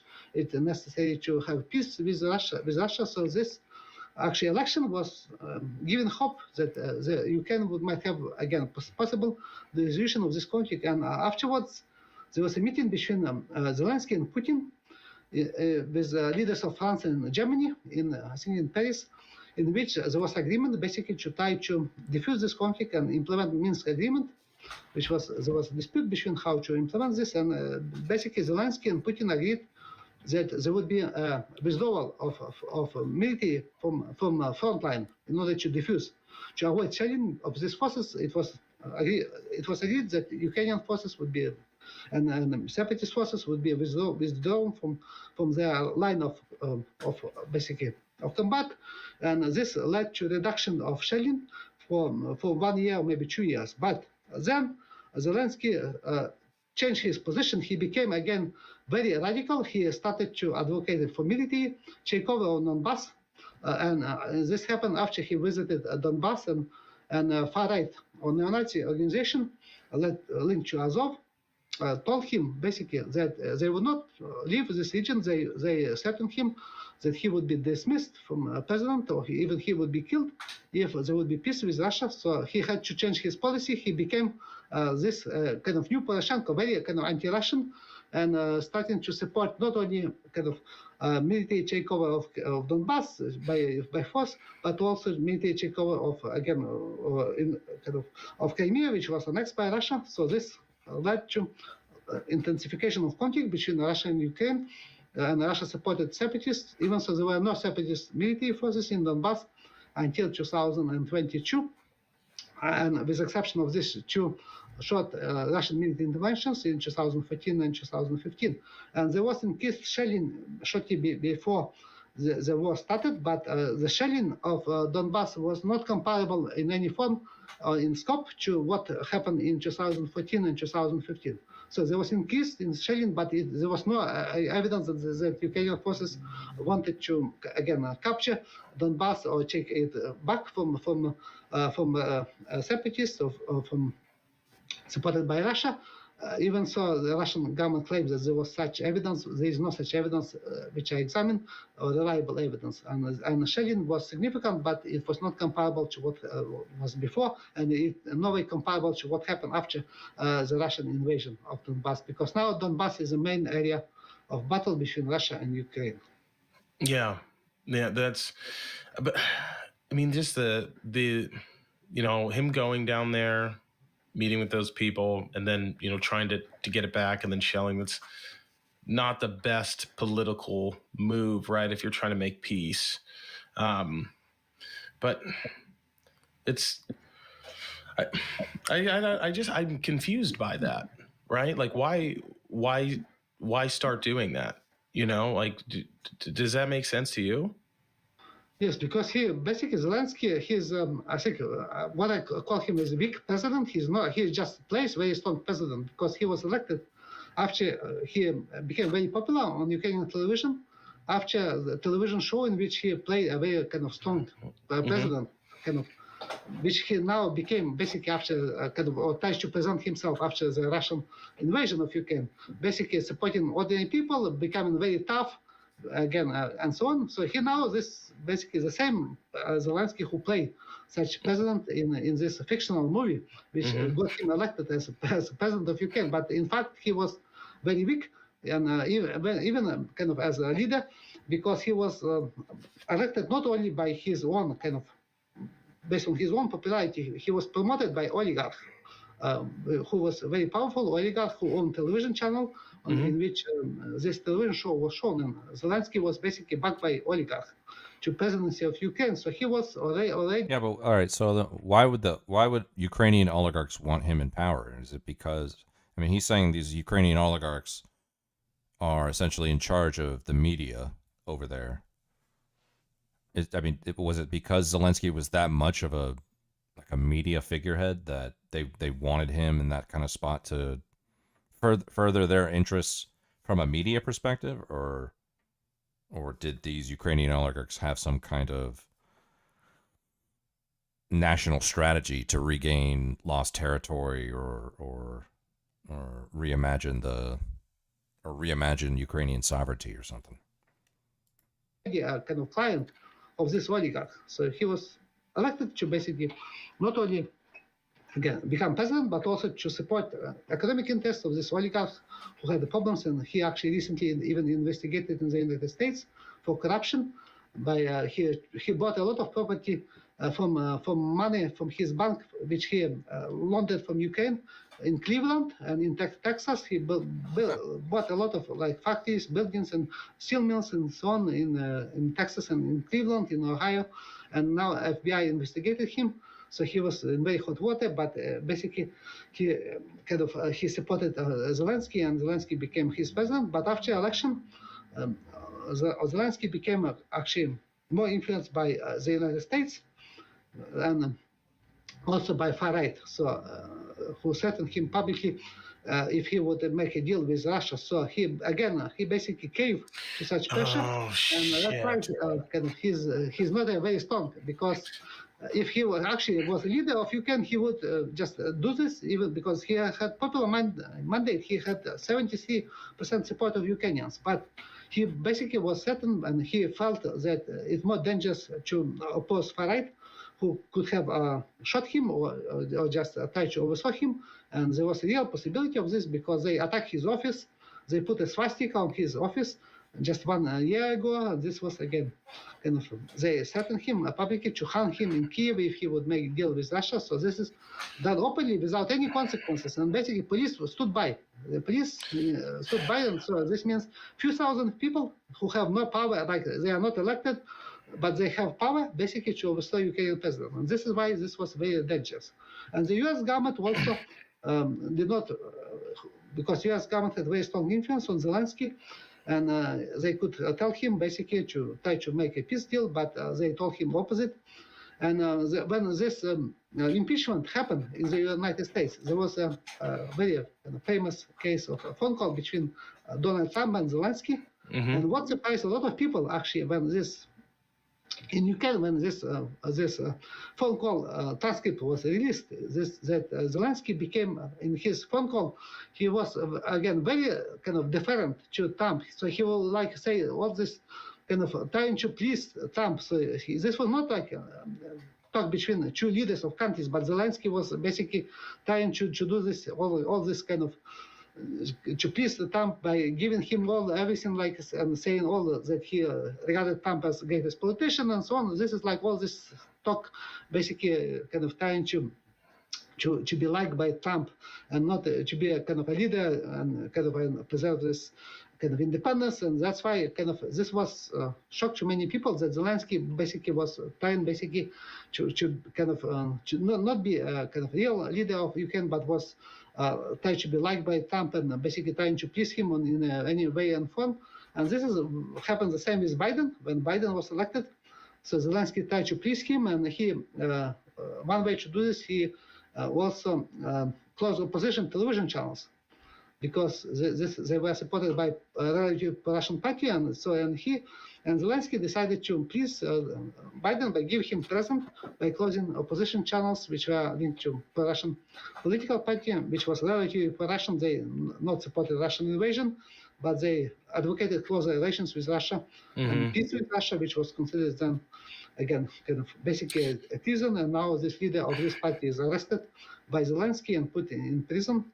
So that's why kind of any this is why I'm saying I was telling my students even before this war started, I was saying to my students that Ukrainian politics is more interesting than Hollywood movies. Yeah, imagine this is like you watch this and this is like the reality of this television show. It's like it's like the reality. Anytime someone has a little bit of common sense, there's like, all right, there's a way we can cut a deal to get us out of here and be free. Someone comes in and kind of fucks it up. There's like 17 different, you've got the far right, you got oligarchs, you've got people that are like, well, we kind of like Russia, let's keep them, let's get closer to them, and then also appease the West. You have a president that's weak, that's trying to please everybody, but he's kind of corrupted as well. So it's almost like the perfect storm of FUBAR, right? It's just it's not good.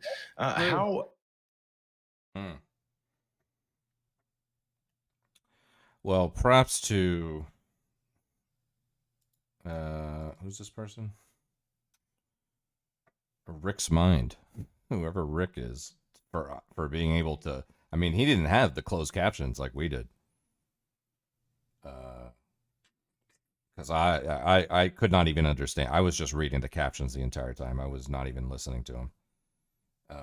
So for that guy to actually understand what he was saying is fucking crazy. The oligarch is Ihor Kolomoisky. Israeli, Ukrainian oligarch. Zelensky arrested him. Oligarch was his boss. Defrauded over $5.5 billion from a Ukraine-based bank. He paid Zelensky millions. Trained him for the role of the president. Oh, okay. There's a plant. He's a plant. Zelensky was producing for that oligarch TV station. Oligarch owned a private militia. Sanctioned by the USA and laundered about $800 million in the USA. He was tied to Burisma. Oh, wow. Hunter Biden. Yeah. Interesting. Yeah, that is fucking corrupt. Holy fuck. Yeah, I guess that kind of lends to that argument that we're making at the end there where Ukrainian politics is more interesting than Hollywood movies. Yeah. Interesting. Cool. Yeah, thanks for the link.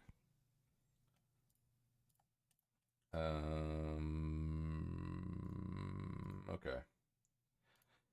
All right. Let's get some right wing watching here. I haven't seen any right wing watch in a minute. Let's see what we got. They're starting strong right off the bat with fucking right off the bat with Nick Fuentes.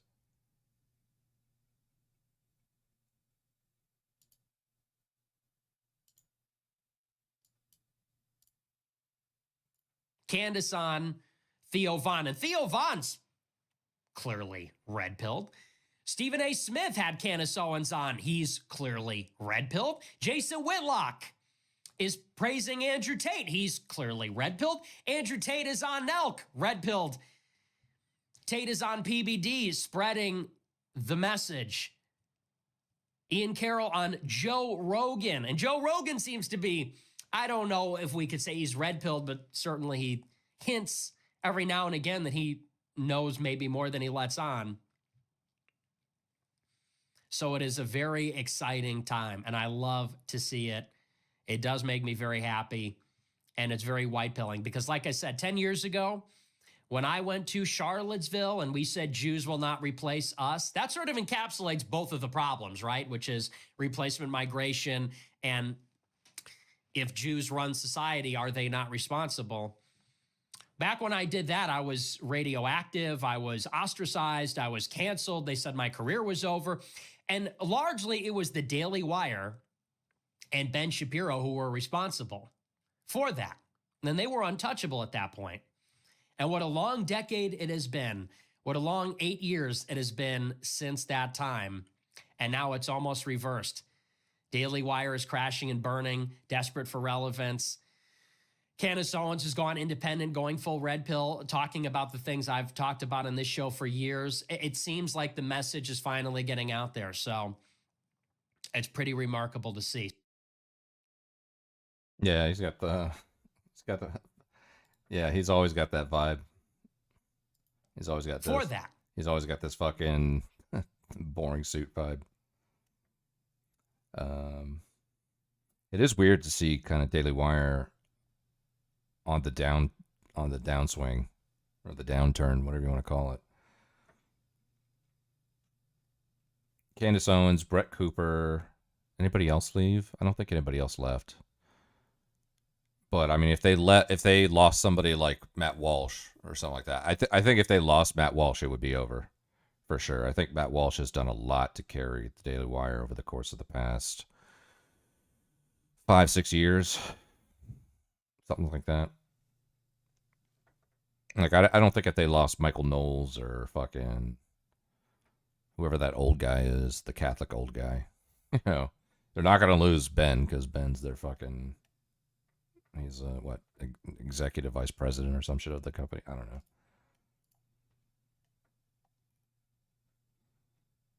What do we got here? Sean Feucht joined HUD Secretary Scott Turner to provide God's strategy to build LA. Rebuild LA. What is this?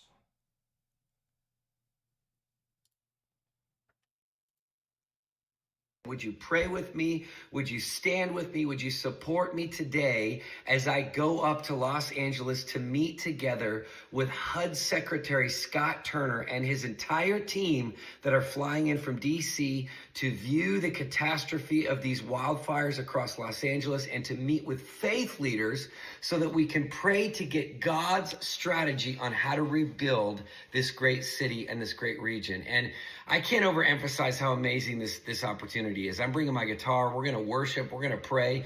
We're going to go through all of the devastated areas and ask God how we can rebuild this to serve the people of LA and California, and just feel so privileged to be a part of this. So many of you were a part of our historic outreach with aid and support and prayer and worship and meeting the physical needs of those that are fleeing the wildfires, meeting the spiritual needs as well. And we are seeing a historic display of unity among the churches of this region. And I can't wait for this amazing cabinet that President Trump has put into place, and they want to support local ministries and local pastors, and they want our advice and perspective on how the government can help rebuild, which I just think is amazing. Like, look at what God is doing. Like, the church has a seat at the table to give divine perspective, and Scott is an amazing man of God. He loves Jesus. He's a worshiper, and I can't wait to be with him today. Man. I mean, dude, I don't think you're going to have any say in how that region is rebuilt. All right. I've even heard, like, theories about how it's going to be rebuilt, because I think, what is it? LA is hosting the 2026 Olympics. Whenever the next Olympics is, LA is hosting it, and I've heard talk that this fire from a local business perspective is kind of a blessing, because it gives builders and contractors and companies the ability to reimagine the space, to configure it around all of the venues and arenas and stadiums they're going to need to build for the Olympics. But yeah, this guy's going to have no say in it. I think a lot of Christians probably saw the LA fire as like God's wrath and exactly what LA or California deserve for being, anti-God or whatever. Man, God must be pissed. Yeah. Look what God is doing. Talking about the wildfires. Yeah, exactly. What is this? Tim Sheet says, miracles are taking place every day because Trump is listening to the prophets. Joel Webben doesn't want to see women in the public sphere. This guy, Joel Webben, you'll see him. He's in the middle here. He is like fucking Matt Walsh on steroids. He even looks like Matt Walsh. Check this guy out. In a nutshell, in general, I don't want to see women in the public sphere. You mean they shouldn't hold political office? Correct. You mean you don't want to see them podcasting? Correct. Well, but what about in the marketplace, with, 9 to 5, careers? No, not that either. Like, I don't want to see women holding positions in the public square. I don't. God. Oh, man.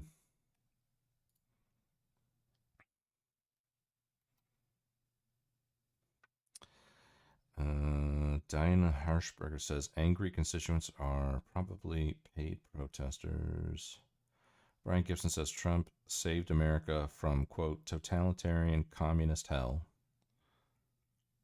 Elijah Schaefer will hire those neo-Nazis who got fired for their memes.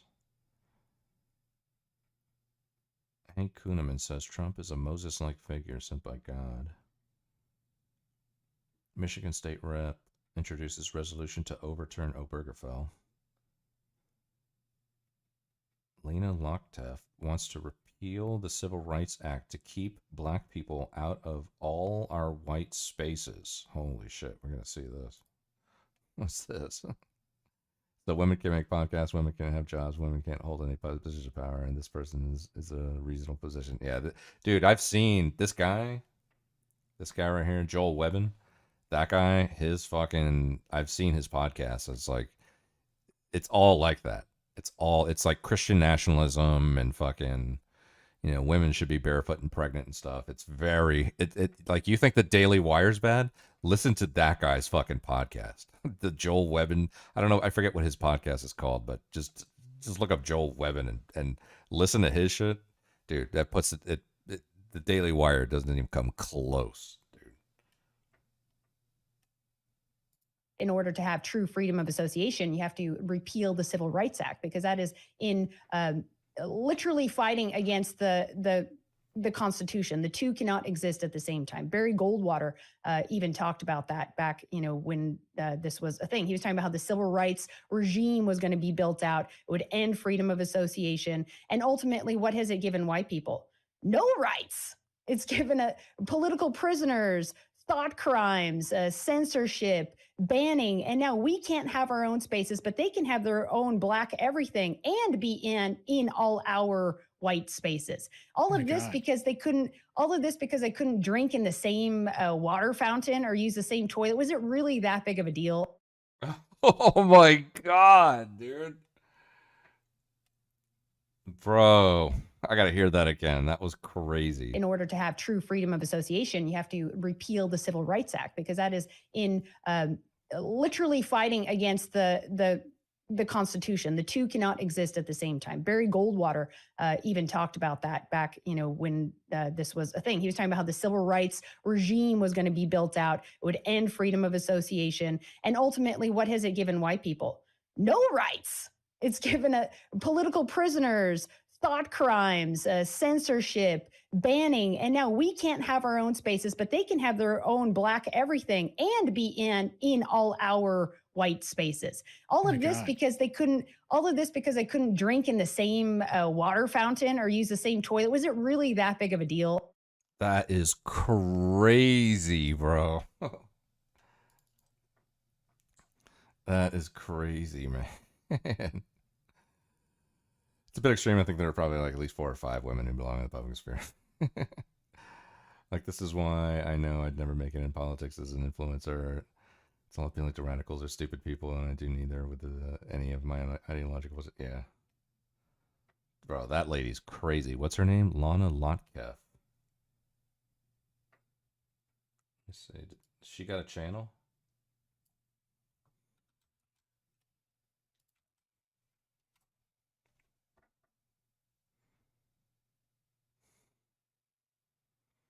America is discriminating against white men. She's got a race hang up here. Before the word diversity became a globalist political statement in European nations, it was just a word that meant variety, difference in talent. Never heard of Lana? No, I've never heard of Lana. This is from 6... Yeah, I know this is from 6 years ago, but still. No, I've never heard of this lady. Skill, ability, or thought. Today, it is all about melanin content, your genitals, and who you have sex with. And if you're a leftist, of course. Not too long ago, it didn't need to be about race because we lived in a homogenous nation. European diversity got stuff done. It built Europe, and it made America, Canada, Australia, New Zealand. We never required rigid rules about must have one of each of this and that. And that's what made America wild, free, and successful. We could focus on getting things done without cultural sensitivity workshops. Today, we pretty much have a diversity police force. Whoop, whoop. Hold on there. Too many white people. Got to bring in different skin shades immediately. There is nothing natural and special about today's enforcement of diversity. Unlike the early years of America where people organically worked together and formed groups to get stuff done. Oh, white people don't like being blamed for everything? Shocking. Today, it goes like this. If you're a white company, you must have one of each skin shade, and it doesn't matter who is actually best for the job. It begins and ends with skin shade. Yeah, it's funny too, because these same people accuse people like me of being obsessed with skin color. When I talk about race, race is more than skin color, but to these people, it's all about skin color. White guys are still a majority in America, yet they are actively discriminated against in the name of diversity, tolerance, and anti-racism. So fight discrimination by excluding an entire group. Got it. Well, all of these problems are hurdles because of forced multiculturalism. Instead of spending time focusing on solving real problems, we take classes on diversity. The lefty response to Tucker Carlson? Studies show that diverse groups are more innovative and creative. Translation: cultural Marxist studies show that less white people means more awesomeness. Diverse groups encourage people to think on a global level. Yeah, because you can't just think about your community. You have to think about Nigeria and the entire world too, because that's what makes genius happen, right? And diversity makes America's workforce and militaries more competitive. No, mandatory diversity actually takes away real competition and makes it all about skin color. And a military shouldn't have competition from within. They need unity and brotherhood.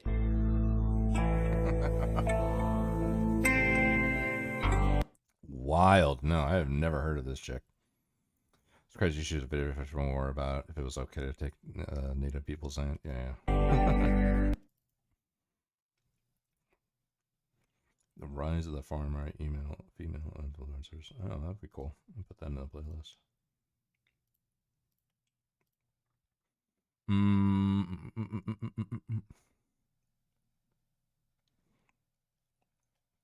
Yeah, I've never heard of this chick.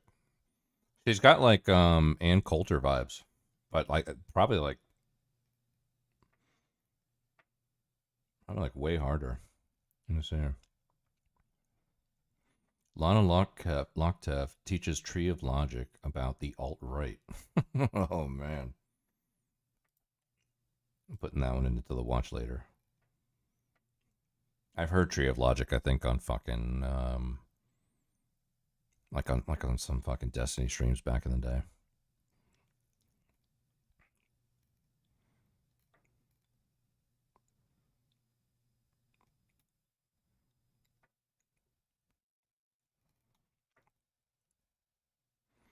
Woman with white supremacist tattoo gets it covered up as part of a path to redemption.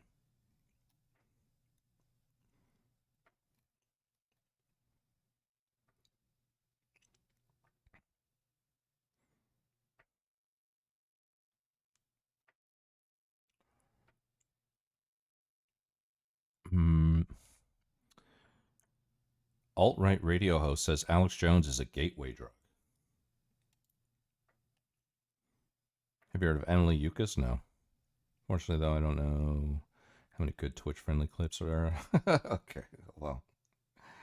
I mean, I am on Kick and YouTube, so I imagine it would be good, like, okay on both, especially if the clips are going to be from YouTube. But yeah. All right. A couple super chats. Dizzy Dizzle says they're turning the frickin' frogs gay. So one that did remind me, and this is what I was gonna ask, and I totally just blanked. So I've seen some criticism, you know, in the chat and you know places that comment on our streams where they say, you know, Infowars didn't really support people when they got banned back in the day. You know, you mentioned That's true. We talked about others. So you know, their argument is why should we support them now? Now I tend go on. I tend to disagree with that myself just because it's so high profile. But yeah, I do. Well, we have to be the bigger man in this case also, and we have to realize too that this is an attack on alt media. So if he's one of the bigger outlets, he's the first domino. Then they're just going to keep going. But look, he has been a gateway drug for a lot of people, and then they come over to our side. I mean, just read a lot of the comments now that Alex Jones gets. It's a lot of people who talk more like us, who are commenting and pressuring him on his show and stuff. And you know, give him time. He might get past that hurdle after enough hardship and attacks. But no, of course, we do support him in this this battle that he's facing because it's obscene. I mean, it could be any of us next. So we have to stand by him, even if he doesn't stand by us, and be the bigger people.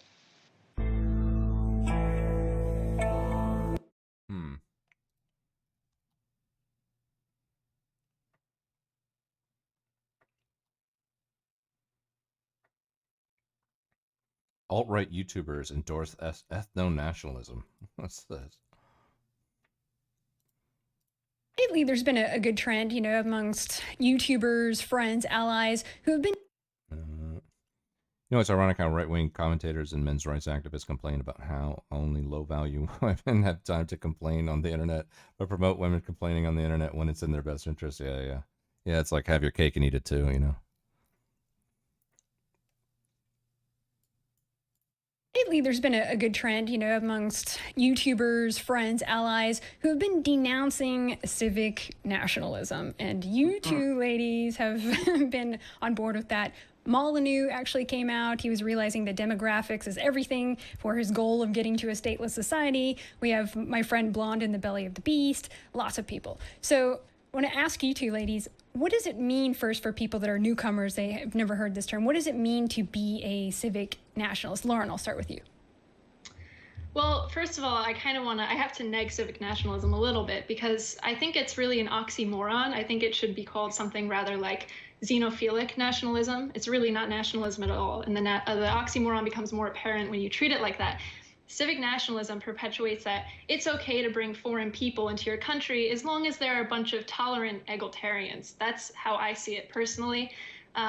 It doesn't take anything else into consideration, like religion, race, ethnic group. As long as you're tolerant and have egalitarian values, that seems to be okay, which we obviously see isn't working throughout Europe and the US now as the demographics change. And people see, well, people like Faith and I and Blonde and others who are making this jump, that is not the correct answer, that demographics matter. When you replace the founding stock of a nation, you replace the entire nation. And nationalists, what we want to do is preserve our homelands, preserve the nation. And when you look at the civic nationalism, Anglotarianism. Why did we invent this? That's a hell of a term, right? Anglotarianism. Bro, that's a fucking word right there. Holy shit.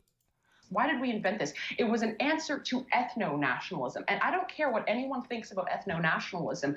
You have not properly studied history unless you can accept the fact that throughout the 20th century, more so than communism, more so than capitalism, more so than democracy, ethno-nationalism was the greatest propeller of human history when determining the maker or breaker of empire, of civilization. This is what rallies men and gets them moving. And even in these civic nationalistic little petri dishes, guess what's happened? There's a balkanization that's occurring. These ethnic lines are already forming. Otherwise, why would BLM exist? Why is there a Chinatown? Why is there a little Arabia in my own hometown? The cultural enclaves, this balkanization is already happening. And so it is a natural tribal instinct for human communities to go with their own. So the question is, are we going to continue to work against nature and try to rise above it, even though we're 40, 50, 60 years into this experiment and those partitions are only becoming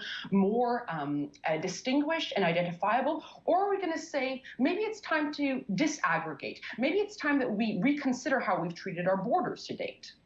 Yep, that's right. So if you can summarize that, civic nationalists, they think that all these very diverse groups of people from all around the world can come and be united by these abstract ideas or something like the Constitution, and that they'll never align based on any ethnic loyalties or have any ethnic interests. And as we've seen, it's a complete failure, because if you look at Canada and America before 1965, when the demographics was mostly European, we didn't have the kind of division that we have now. So when people say people like us are trying to divide everyone, no, it's actually the other way around. It's these globalists who have divided us. We were actually quite unified before this happened. But I think it's really funny that a lot of these civic nationalists that we hear popping up, that they claim to be more on the right side, it's only white people talking like that. Sure, you might have a few, blacks or Latinos here and there, but it's a white ideal. What's going to happen when they're a minority? And they're seriously, With respect to it, if I understand your argument correctly, that basically white, pencil necks are the ones who are pushing this idea of civic nationalism, correct? Yeah. Right. So in Coming Apart, a great Charles Murray book, he talks about this establishment of almost like this high IQ, upper echelon of society superclass, with the way that basically marital patterns have worked out among the well-educated class in America. It's led to high IQ now marrying high IQ. You don't just have the high IQ man that is only now marrying the beautiful girl next door or whatever. He's going to marry another lawyer within his legal practice, what have you. And so what this has done is it's created households within the super elite where people have very, very high IQ. And based on Jordan B. Peterson's research, high IQ people tend to have a much higher characteristic and personality trait of openness. Mm-hmm. And so you see them being very open to these ideas, etc. So it's so interesting because we are literally leading to our own demise. If you couple this with the Enlightenment value of individualism, etc., we literally are committing suicide, deaths of despair. We by we I mean middle-aged, middle-class white men, okay, are the only contingent of society that are dying at a higher rate as opposed to those mortality rates going down, because we've become so atomized and we've become essentially strangers in our own backyard. It's a lethal mix, and it's only the pencil necks at the very, very top who are saying this is a good idea. But for Joe Sixpack, white Joe Sixpack at home, this is not good, and his ER rates are going up by 300% because he's ODing on bloody opioids. Yeah, exactly. Gee, and they wonder why some of the white guys are kind of mad right now when they're literally on the shit list. They're last in line for schools, for loans, for jobs, for grants. They're blamed for all the problems in the world. They can't be in politics. I mean, We're talking about, I have a son. I don't want him to grow up in that kind of world where he's on the shit list and then later on he's a minority. Like, how do you think that they're going to be treated when that happens, when tables are turned after Marxists have worked these people up to look at us and blame us for all the problems, that we're evil, we're wicked, our DNA is an abomination? That was literally published in a newspaper article at a college recently. I mean, you ladies, do you think about that? You and your children as a minority, how do you think that's going to be if that happens? Well, absolutely. I think white men are obviously the most under attack group right now, but I especially wanted to mention, I think people really underestimate. White men are the most under attacked group. Used to a couple of years ago, the power of identity. It is not something that can be overcome. It is human nature. People like to, especially on the right, when they debate about civic nationalism or ethnic nationalism, they always like to bring up IQ and then debate race and IQ and topics like that. Honestly, I think that's sort of missing the point. When you're talking about values and IQ, if a similar group has a similar set of values, similar IQ, even then, but they have a different ethnic identity, that's still a barrier that can't be overcome, because values, to an extent, are fluid. They're at least more fluid than identity is. Identity you are born with. It is not something you can change. You can be born in a horse stable. It doesn't make you a horse. I think a lot of people don't really understand that. But I mean, starting with 1965 legislation, the immigration shifted from Europe to the third world. Prior to this, it was overtly European immigration with some Chinese taking the long journey over, right? And we all know the third world votes for larger government, more services, and the left, this ensures their future, ensures their power to keep bringing in individuals from the third world. So they'll do anything they can to push this. I mean, how does importing more Democrat voters sound to Democrats? It sounds great, keep them coming in. And non-Hispanic whites are going to become a minority by 2050, within the next 30 to 40 years. And that is within less than a century of the legislation in 1965. Whites are going from this vast majority of our nation, the founding stock of our countries, and are now going to become minorities in less than a century. And people think that this is all going to be okay because we're all tolerant, right? I mean, no one would blame any other group besides ethnic Europeans for being wary of this change, the fundamental change in the face of their nation. The only people who aren't allowed to worry about this are ethnic Europeans. Why is that? Because whites are privileged, because they hold positions of power in their own countries? That's ridiculous. I think we should take whites and we should move to a foreign nation and start voting as voters and voting for our own interests. And then their government will start to benefit whites rather than the natives.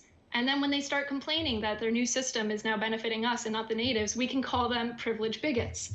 So identity is very powerful. And I think we need to bring it into the mainstream. Get talking about identity. Like Faye said, we're not looking for violence. We just need to recognize that this change has come so quickly. And I think a lot of Americans, especially in the Midwest, who tend to actually be more right-wing, they haven't even experienced it firsthand, some of them. They don't want to, from my own experience. I want to, with my channel especially, I'm trying to focus on, I guess you could say, ethno-nationalism, bringing identity into the mainstream. It is such a taboo thing to talk about identity, race, ethnicity.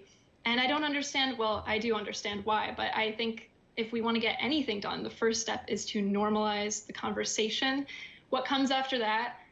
There are many possibilities, but I don't like to look that far ahead, especially, I'm 19, I'm just getting started, but I do recognize that the conversation is the most important step and the first step that I want to get going. I'm not sure about Faith, but. Yeah, okay, so for me, I'll be honest with respect. She's only 19. She's talking about ethno-nationalism.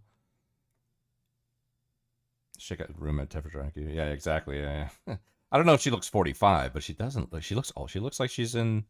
I mean, to me, she looks like mid to late 20s, or maybe early 30s. I don't know, 45,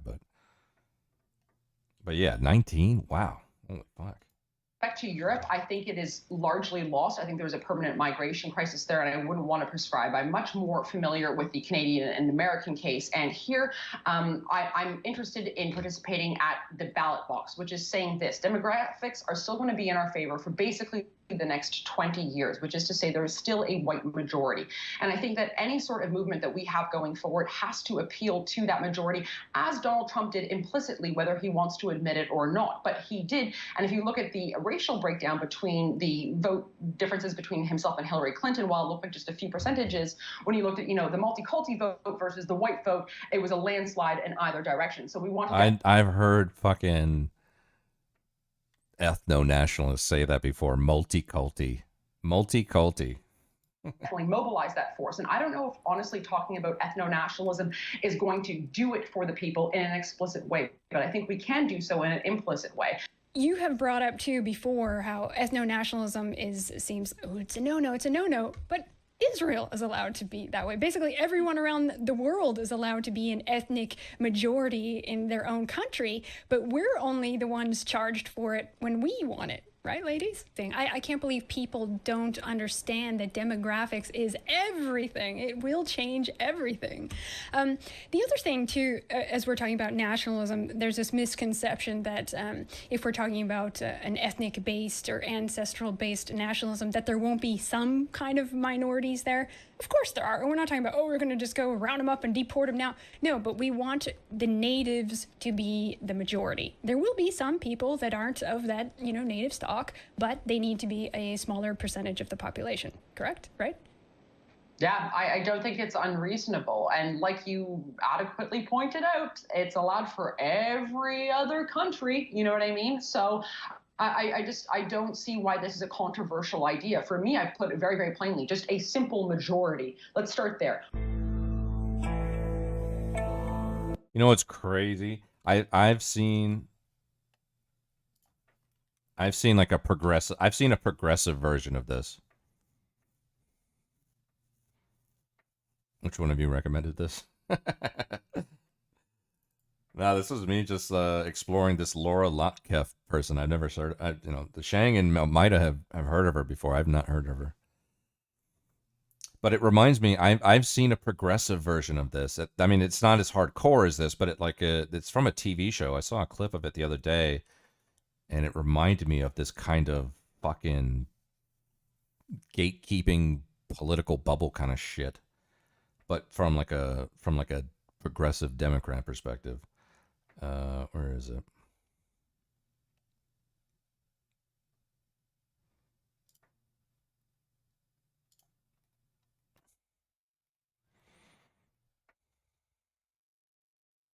Yeah, this thing. This is actually the story of my mom. My mom has had the same fucking situation happen to her. It says, POV, you're a liberal and assume everyone around you voted for Kamala. She's not, what did they say? They were just, they were talking about how there needs to be a white majority and ethno-nationalism and Anglotarianism, I think was another word that came up. I think Shane corrected it in terms of egalitarianism, but I think that term Anglotarianism is that's a banger fucking phrase right there. But this is kind of like that same kind of just fucking gatekeepy kind of fucking political bubble type stuff, but from the other perspective. But this is like from a TV show. Like with Bible thumpers and, well, the people are, more conservative than like LA people or like New York. Mm-hmm. Is that weird for you? Why would it be weird?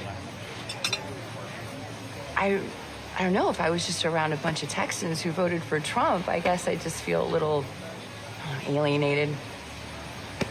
They're nice people. Really good families. Cool. But do you ever talk politics with them? Sometimes. It doesn't get awkward? Why would it? Because. Wait. Are you a Republican? No. Oh, okay. I'm an independent. But Dave is. An independent? Mm-hmm. Since when? You didn't vote for Trump, though, did you?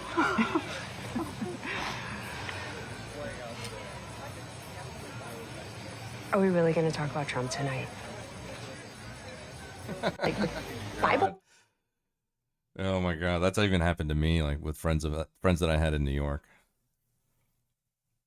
She's from Europe. I personally think I think we should leave the Americans be. Yeah. This scene happened with me once at work like 3 years ago. Yeah. It's happened with me in New York for sure. I had a big fallout with some friends. Well, I had a big fallout with one friend. And it was pretty public too, because we were in a group chat, and it was right around the time of the Super Bowl. And we were all in the group chat talking about like what we were going to do for the Super Bowl. Like where are we going to go? Are we going to go to somebody's house? Are we going to cook? Are we going to go to the bar? Where are we going to go?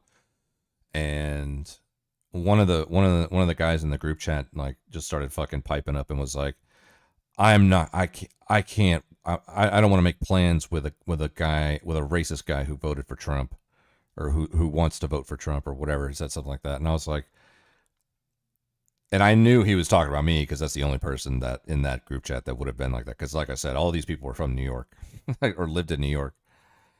And I was the only, I was like a new Republican, but I had been very vocal on, especially on like Facebook, just putting fucking Republican type shit out there. And I was like, are you calling me racist? And he was like, yeah. And I'm like, okay, so you're calling the guy that voted for Obama twice and speaks Spanish racist, right? And after that, I was just like, I've only seen that guy one other time after that, and it was years later. We actually we ended up like at the same bar. We had one bar that we always went to, our group of friends. And I came back from the Army, and I went to the bar just to hang out with some of the people. And then he was there, and he actually he looked at me, and I didn't even know he was there. Like I turned around and he was right there, and he like looked at me, and he was like put his hand out to like shake it to like see if I would like, kind of forgive and forget and kind of just be friends again or whatever. And I just looked at him. I was like, nah, that ain't happening, man. That's not fucking happening, dude. I was like, fuck you, man. Fuck you for calling me racist, bro.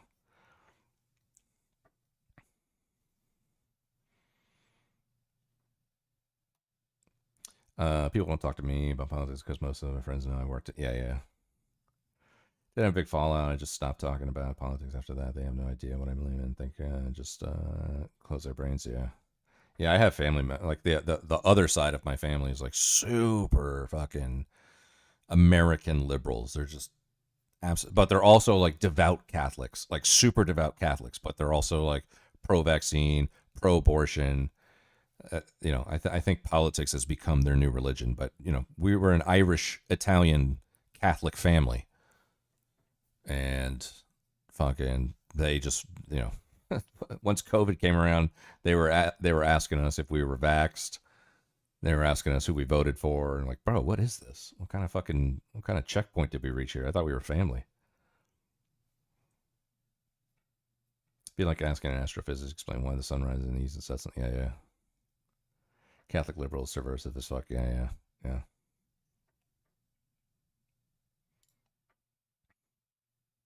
Okay. All right. I think we got enough right wing. Enough. Laura Lutkeff did it. So she scratched our right wing itch. All right. What else do we got here?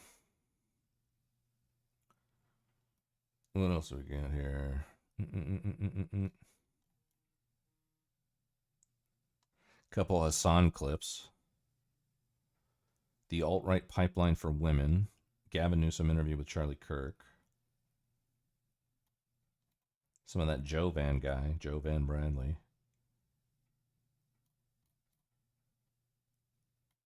Couple Vosh clips, Progressive Perspective. David Pakman slams Joe Rogan for plunging further into the MAGA conspiracies. Jimmy debates an ethno-nationalist. Sneeko is back. Oh, let's do that. All right. Yeah. Dive out of politics for a second. I want some fucking just internet random bullshit. That's what I want. Let's see. Today's topic, a blast from the past.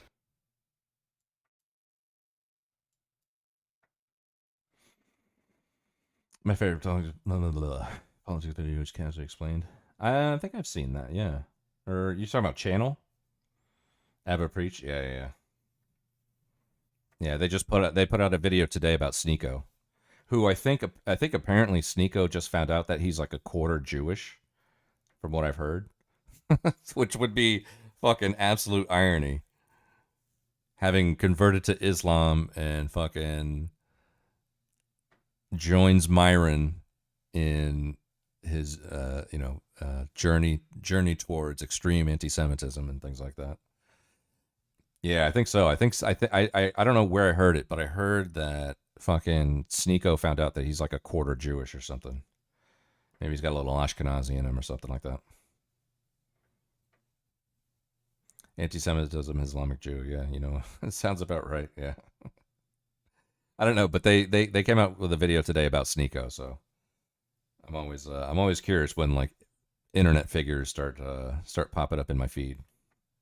Today's topic, a blast from the past. Straight from the kingdom of cucking. I think the ultimate challenge for my 20s is going to be shifting away from social media and all the politics that I've got myself involved in to be able to make what I really want to make. I think we've yet to see an artist come directly out of the social media world, and I want to be the one to do it. When I was streaming the other night, my community started saying that art is liberal and gay. In streaming, I've cultivated an audience that shares little to no interest with me besides UFC and all the dude activities that are popular in media. Most of the people that watch my streams only like movies like The Joker, Fight Club, The Matrix. I spend so much time in galleries and museums because nothing else instantly gives me so much inspiration. As I get older, I come to realize that there's really nothing more uninteresting than talking about than money, business. Many men are afraid to discuss anything else or step foot in a place like this because art is supposed to expose and highlight our vulnerabilities. I love streaming, but part of the reason I hate it is because you end up becoming a jukebox for people who want to hear the same talking points over and over again. Especially when your audience is 98% male, they want to hear discussions about women and self-improvement so that listening to you feels like they're progressing, but most of them never apply any of it. They just like hearing the greatest hits. Sometimes streaming now feels like being a 7-year-old rock star who's playing hits from the 80s. I'm beginning to understand why bands like Radiohead refuse to play their most famous songs like Creep. I'm a widow. Yeah, maybe in 1993, but it's time to grow up. Okay. Thoughts? When was that taken? Huh? When was that film? A week or two ago. I mean, it's a flip-flop. The way I would characterize this guy, this character is he's a crock. He's not a flip-flop, he's a flip-flop company. Been making his money on flip-flopping like that. And it's not so much like, oh yeah, being on the fence or being you're leveled. No, you're in between. You're center. No, is that it's from one extreme to the other. It's not no leveling. It's always like boom bop, boom bop, boom bop. Whatever we not said about this kid. It's the same thing that repeats over. It's a cycle that repeats itself. And then he's going to go into another tangent. This is just that. So you don't support your fellow Haitian brother? No. And there's a lot of people a lot of fellow Haitian that I don't support. You don't support your fellow African. Africa's a continent. I don't care. But my fellow Ethiopians, I support them every time I see them. No, that's not true. Go. That's not true. Go Weekend. Johnny. Hey, Bo, I see you do your thing. That's right. Johnny Somali's fucking Ethiopian. He's Somalian. That's not the same thing. No, he's not. Yes. Anyways, all that to say, no, it's just what else are you gonna see? It's just a flip flop. One thing doesn't work, you switch it up. It doesn't work. You explored everything and you done pissed off everybody with that lore. So you switch it up. So like what else? What else is new? How many times did this guy flip flop? Well, how many times did this guy flip flop? How many times? How many times do you have to flip a pancake when you're making it? Maximum twice. Because a pancake got 2 sides. Motherfucker, this pancake is burnt. It is. It's burnt out, played out. You know, some people might say it's growth. There's nothing wrong with changing your opinions. I think when you change your opinions that much in 4 or 5 years, I have to question whether or not you should be giving any advice. Yes.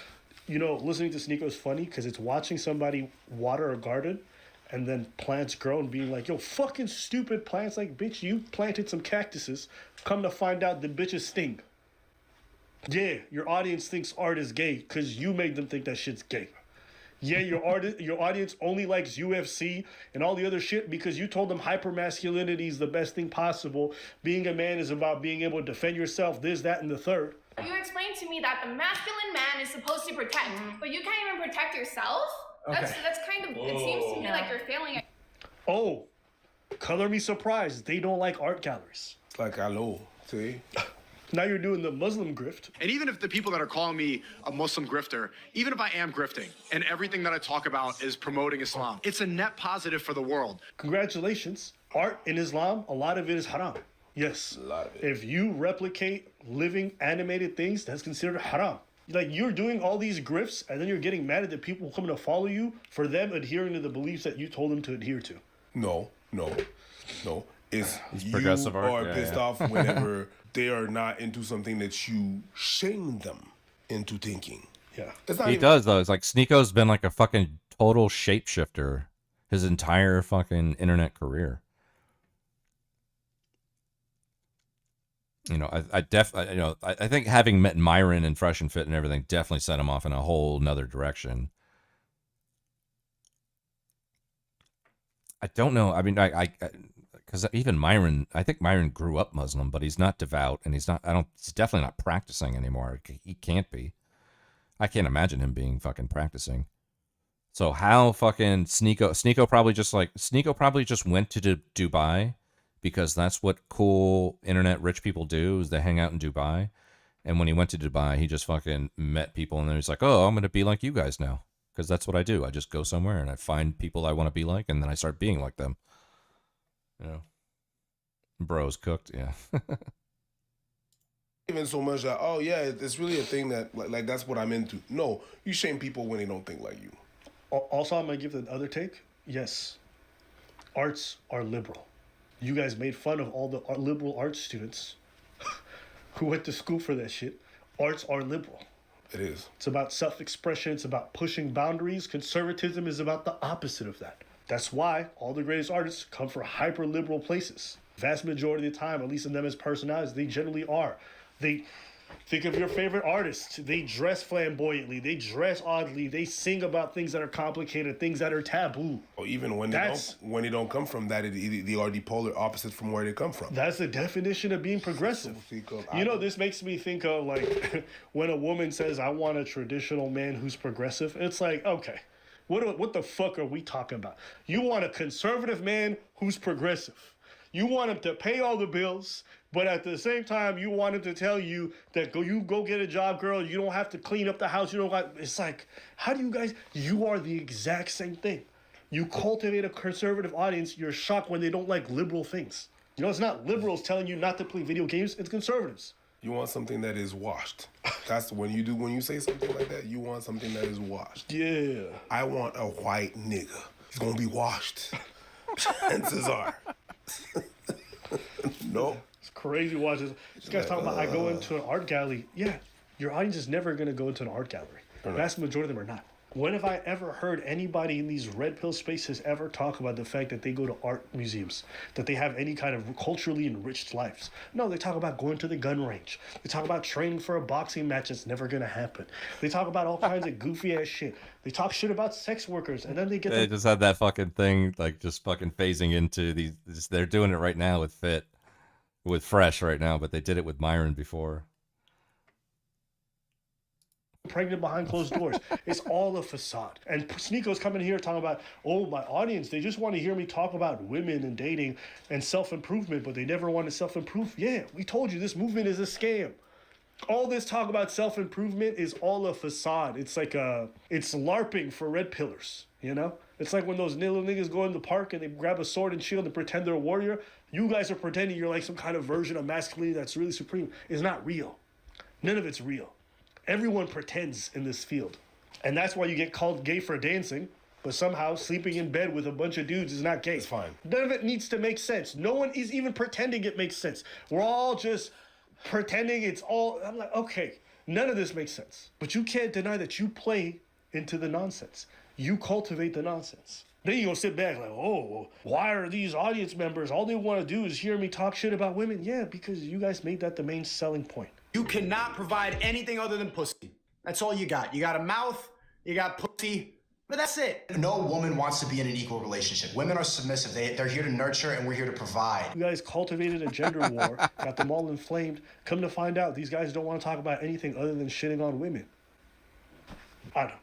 I, for the life of me, think the red pill movement has got to be one of the funniest things, and all the people who are adjacent to this, from Andrew Tate to this fucking goofball, every single one of them, I find them highly entertaining.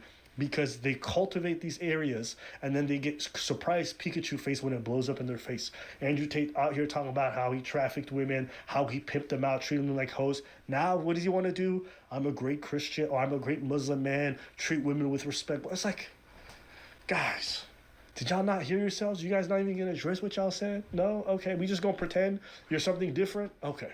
It's highly impressive. And I will say this, I feel like people on that side of the spectrum get so much leeway to be logically inconsistent, to change up their entire rhetoric, and none of it has to make sense. None of it has to make sense. But then they look at a liberal and it's like, well, facts don't care about your feelings. It's like, God damn, nigga, have you seen the facts in your history? It's Comic-Con. I said it before. It's Comic-Con? Yeah, because whenever you do a Comic-Con, and that's what he's doing. He's like perfect con artist con. You know what I mean? That's what it is. It's a group. Con artist con? Yeah, because it's a group of con artists, but it's like a Comic-Con, like it's a convention. Okay, right? But the thing that happened is that from one convention to the other, you could switch your costume up all you want, and it's fine. Yeah. I thought you was in the Marvel universe. No, right now it's Yu-Gi-Oh! Oh, yeah, Batman. You know what I mean? So with their inconsistencies, they are they're very consistent. Yeah. They're consistent as being inconsistent. And it's all like... Damn. I feel for Sneeko, though. I don't. Sneeko They're consistent at being inconsistent. That's great. Getting cucked by versions of his past self. This man can never escape the cucking. He did that to himself. He did. I can't feel bad for someone that goes like this. That's you. I can't feel bad because you got hurt. You slapped yourself. Dumbass. Why am I going to feel for you? Oh. Stop slapping your goddamn self. And he said, what else did he say? He said, all these guys do was want to talk about money. Bitch, that was you. That was you. There's a lot of distractions for sure, but it's not, bro. This is the distraction. I'm telling you that you are the distraction from being a good person right now. I'm distracting. I'm a bad person. I'm encouraging bad people. Yeah, no, you're encouraging bad behavior. I want to be the master of my own universe. I want to be the best person I can be and be able to buy whatever I want. How are you the master of your own universe when you see something flashy and that's what's pushing you to earn more money, to open more e-commerce shops? Yeah, you're the male Kim Kardashian. That's the whole point. Telling people that you got to start a business, you got to do e-commerce, you got to get 20 girls, you got to get the cars, you got to get the buildings. Kim Kardashian is encouraging, like, you get famous for nothing, to be a thought, to just put on makeup and say nothing and you can be famous. I'm encouraging people to be the best version of themselves. Be famous for nothing and being a thought. The male equivalent to that is saying, try to make a YouTube channel and be funny and trade crypto. It's the same thing, but for men. You were telling people the most important thing is accumulating wealth and getting money and getting these girls. And you can't. And you associated with people. Yeah, what's up, T-Bird? People who constantly sold that thing. Now you mad at your audience because that's all they care about. You didn't just say that. That was propaganda. Bro, y'all tell people all the time a lot of their self-worth is determined by how much money they make. And then you surprised when they self-worth is. Right? Women are never going to take you seriously unless you have a lot of money. And now it's like, oh, why do all these guys want to talk about money? Because, that's what you told them is important. Wow. Okay, so you could decide, do you want to make more money and then not tell the truth and not have convictions? Or do you want to tell the truth regardless and make a difference in the world? If you want to make more money and run around with celebrities and sell your soul, that's fine. It's really a choice of, do you want to sell your soul or not? But that's not, you should not say it's a mistake to have conviction. See, you change your opinion nowadays. You change your opinion nowadays. Why all these plants that I watered growing? Stupid. Yeah. I just want to find me a clip. Find me a clip of where these guys say it's good to be culturally enriched. It's good to go to art museums and art galleries and go to conventions. Find me one. It's just funny. And then at the end of the day, we're going to get called fence sitters, but at least I can say one thing. We're consistent. You niggas switch sides of the fence every chance you fucking get. You call me a fence sitter all you want.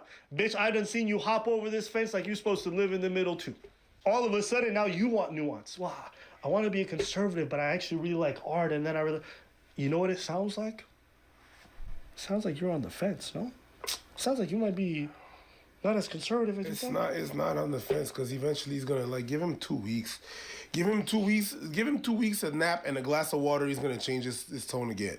Stop. It's getting old. Yeah, 2 weeks, a nap, and a glass of water. And then he's going to be like, Brr! It's been that.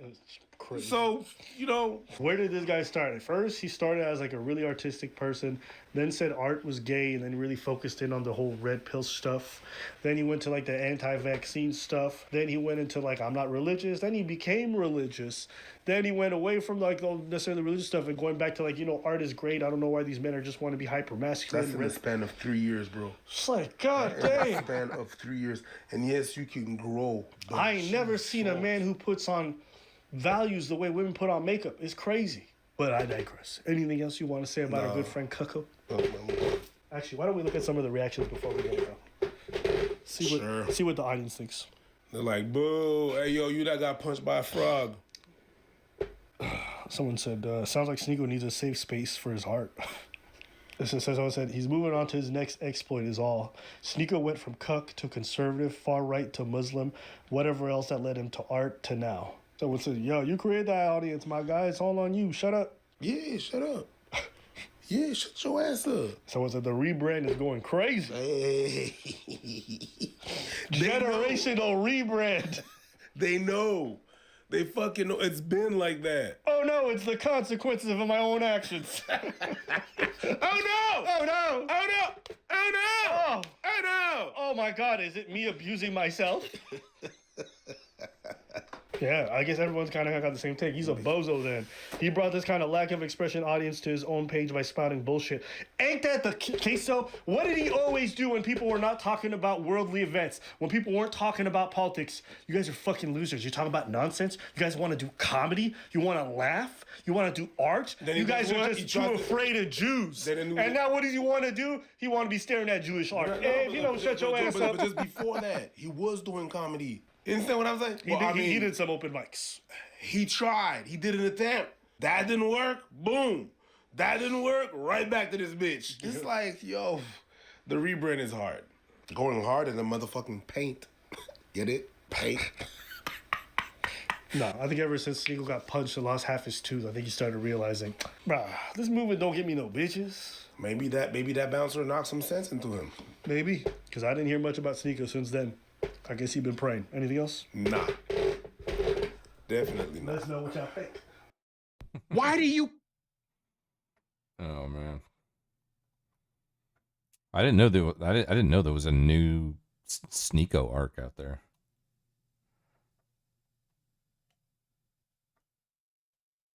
What else we got here? What else do we got? What else? Tim Pool. Is that Tim Pool? What was it? Gay marriage will be overturned. Support collapsing as woke gender issues cause rift. Let's go. Let's go. Let's get some culture war. Let's get some civil war. This is fucking Tim Pool, man. We're going to get some civil war going. I saw this interesting post on X from an individual, Corey Walker, who says that, as I predicted, support for gay marriage has plummeted among Republicans. I suspect that the unrelenting barrage of trans and queer politics has caused some to rethink their support of gay marriage. After marriage equality was achieved, the LGBT movement introduced gender ideology. Indeed, my friends. And earlier in the week, we played this clip on Timcast IRL just before the presidential address. It is Proposition 8, the musical.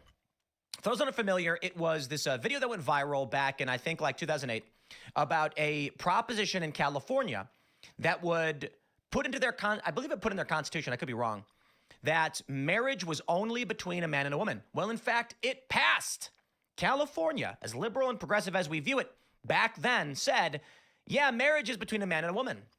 Arguments were made by Hollywood elites and celebrities that we should embrace gay marriage. They lied. Interestingly, the reason why I bring up that play is because the core argument presented by the conservative side in the musical, despite the whole thing being a straw man, was that gay rights activists would teach children about sodomy. And then the liberals in the video say, that's not right, that's a lie. And the conservatives say, but it worked, so we don't care. Okay, well, the reality is they are teaching. As Phil Labonte pointed out, sodomy is actually the lowest, the least controversial thing they're teaching kids. Don't believe me? I'll show you the evidence. So we'll start here. Politics and Poll Tracker shows that support for gay marriage currently right now, 52%.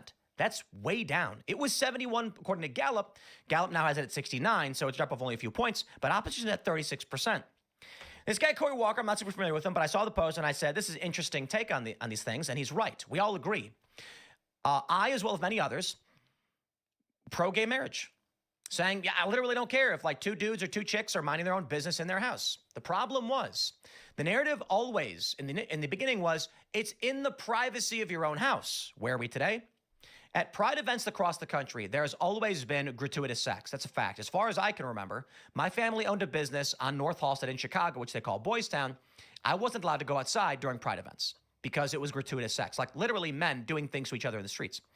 We now have videos of it in San Francisco. It is more rampant than ever. You have videos of nude men, one viral video of a guy wearing a Bugs Bunny mask, hopping around naked in front of children. Yeah, it used to be the people to bring their kids to these things. Now they're having drag shows for children, which is a sex show. And all of these things has made people basically say, whatever it is, LGBT, I am out. It's not just plummeting among Republicans. It's plummeting among everybody, particularly young people. Young people are more likely to say it's gone too far, even Democrats. Let me show you what we got so far. In this post from Politics and Poll Tracker, Democrats, 77% support, 12% oppose. Independents, 45% support, 35 oppose. Oh, actually, wait. Yeah, oppose. And among Republicans, 65% oppose. Now, that's pretty obvious. This is an Economist YouGov poll, the latest data. We have this from Politics and Poll Tracker saying there was once a time where a majority of Republicans, albeit small, once supported same-sex marriage. Now, occurring in a new YouGov survey, it's underwater by Republicans by 41 points. Isn't that crazy? In 2021, Republicans, 55% agreed. And then Democrats smashed that goodwill, bludgeoning the issue to death with trans and gender ideology issues. In 2021, Gallup released this poll. A record high 70% in the U.S. support same-sex marriage. Magic, wasn't it? 70%. If we go down, you can see this. For the first time, a small majority of Republicans support it. Republicans, 55%. Democrats, 83%. Amazing. Let's jump forward in time. We have this now from 2024. Same-sex relations marriage still supported by most in the U.S. Republican backing for same-sex union dips below 50. So here we can see, all in all, it's at 69%, seeing a drop from its high of 71. A minor decrease as of 2024, not a big deal, right? It's going to go lower. Among Republicans, it's dropped quite a bit, 9 points. Now, here's the issue. Even among Democrats, it's gone down by a point. Among independents, 3. It is shifting downward across all political ideologies. What's truly fascinating is the YouGov data. Older Democrats are more likely than younger Democrats to want more acceptance of sexual minorities. This is fascinating. Take a look at this. They ask, when it comes to accepting people who are, LGBT, whatever, has American society gone too far or not gone far enough? Democrats, 17% actually say it's gone too far. 33% of Americans say gone too far. Obviously, among independents, it's still 32, but Republicans, 53. The interesting thing is, 18 to 25-year-old Democrats, 22%. This is a weird graph, by the way. Older Democrats are more likely than younger ones to say society has not gone far enough in accepting LGBTQ. Only 22% of Democrats agree with that statement. That's right. 22% say that it's just about right. Well, it says only 22% think it's has not gone far enough. We'll put it that way. So that means 78% are probably like it's either gone too far or it's fine where it is. 70% of Democrats who are 76 and older, that's crazy. It is a really stupid graph, YouGov. Like, it's ridiculous. Older white Democrats are especially likely to say society has not gone far enough in accepting LGBTQ people. But now let me give you this famous moment. Let's just, I don't really care to play I'll play the whole thing. Some of you may not have seen it. I think it's really cringe, but I'll play it for you guys anyway. It's a brand new bright Obama day. What a time to be black, a girl, or gay. No, nothing could go wrong. So join us in this song of happy days for the gays. Nothing can go wrong. Look, nobody's watching. It's time to spread some hate and put it in the Constitution. Now, how? Proposition hate. Who's that guy? That's the guy from like Step Brothers, right? Now, I want to pause real quick. How they say, this is one of the things Tim Pool could make a good point, but he's too stupid to know his own talking points. Majority of younger Democrats are Marxists in ideology, backing former social republics like Russia and China, who are more homophobic than most modern Western countries, and as a result, fall more in line with more conservative ideologies as a result. But Tim knows nothing about that because he's a paid shill. Yeah. Yep, he's an RT operative, courtesy of who was it? Lauren Chen, I think. Yeah.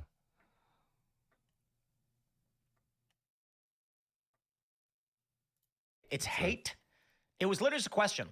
Is marriage between a man and a woman? And majority of California said yes. So when they called it hate, it's very weird to see majority of California said that it is true, and they called, okay, so majority of California is hateful. But here you go, listen to this. The fake conservatives. Right!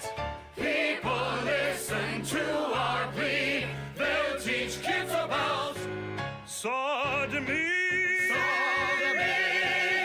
Whoa, they'll teach kids about sodomy? Look at this. All of the liberals run to the voting booth.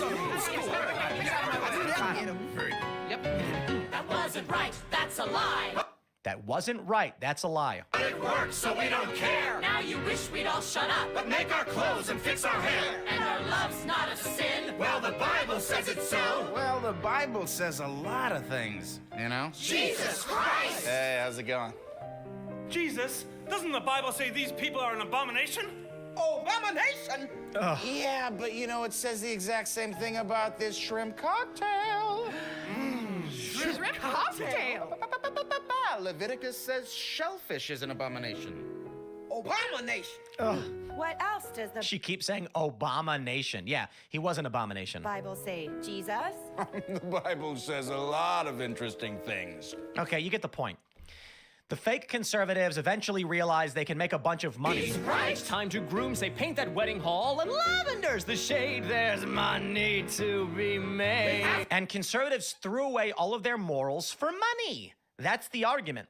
Ladies and gentlemen, I give you this from Pink News. This book is gay among LGBTQ titles facing bans in the UK. Study finds. I'm still pro-gay marriage. Yeah, and I don't want to say marriage because it's an Abrahamic institution, but like civil unions or whatever, as long as the rights are equal, I don't care. But the idea still is always going to be that we're not teaching kids about sexual themes. Sex ed is simply about reproduction, not gratification. And that all changed because the slippery slope goes in every direction. So what's next? Obergefell will likely be overturned, in my opinion. Conservatives are making those moves to overturn gay marriage. And yeah, I think it'll happen. Why? I will no longer defend you. I hope you look into my eyes and you hear what I have to say. I will never defend you again. And, you know, I'll say this because I know people who are gay married, and they're not certainly pushing these things, but I'm bowing out. I'm out of this fight, my friends. Back when that whatever musical came out, I actually was like, yeah, okay, I agree, like, civil, whatever, man. If you want to get married, I don't care. I actually did fundraising on behalf of the HRC, the Human Rights Campaign, advocating for what was basically just gay rights. There were two issues. You couldn't be fired for being gay. And I was like, why fire someone for being gay? That's weird. Like, if they're going around doing weird sex things, fire them. But if someone just happens to have a boyfriend or a husband, you shouldn't be able to just fire them for that. To be fair, though, largely you should be able to fire anybody if you just don't want to work with them. And even if we had those protections, you can just fire them anyway. So it was kind of whatever. And there was the Employment Non-Discrimination Act. And so I actually did, as an activist, fight for you guys. I won't anymore. So, I don't know, maybe you win, whatever. But I ain't gonna be there. This book is gay. Here you go. Glory hole. Grinder. Okay, need I say more? That's in the book. And they're giving it to children. Why? Why do they want kids to have it? Here you go. I'm a queer school librarian, and book bans enrage me. My straight students feel unsafe around a gay self-help book. So who is this lady, right? What level of school is she at? She said, I need respite from the drama. It's been a long week. Book challenges aren't anything new for me as a queer school librarian.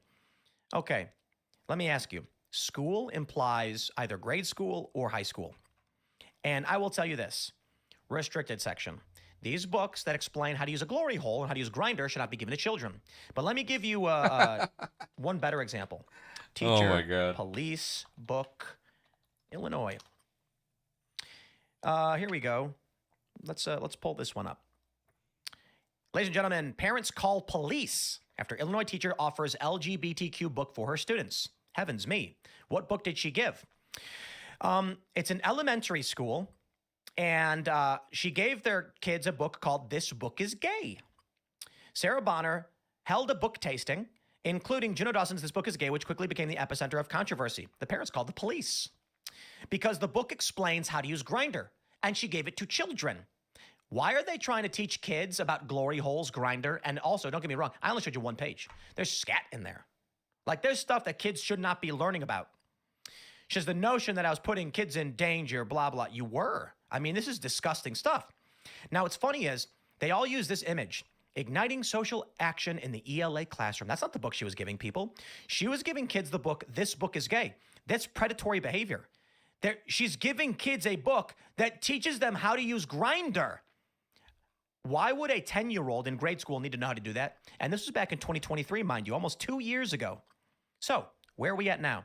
If you're asking yourself why support for gay marriage has gone way down, why it will continue to go down, why Donald Trump won an election, and why Obergefell and gay marriage will be overturned, it's because the liberal-minded individuals who largely agreed and said it's fine, we don't care, out of the fight. Out of the fight completely, and some completely flipped.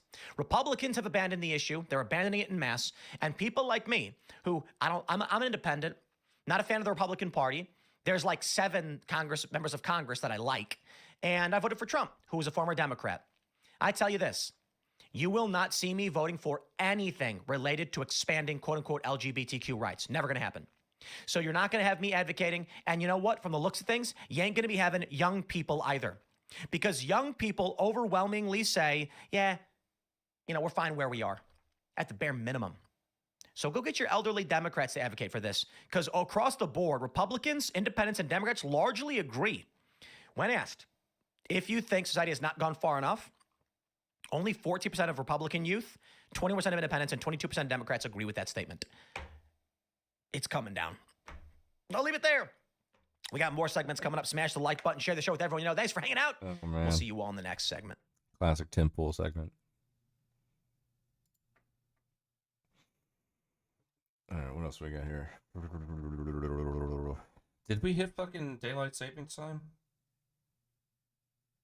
It's already 6 a.m. here. And I've only been streaming for not even 3 hours. I assume we hit some fucking daylight savings right now, right? Was that this weekend?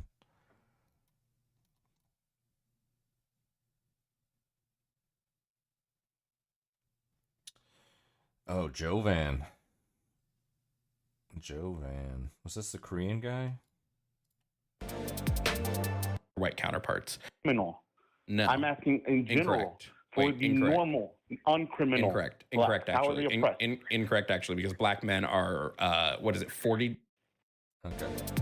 I guess that's not. Okay. He crashes out when Jovan won't let him be racist. Good. I'm glad we got Jovan here for it. Yeah, let's see.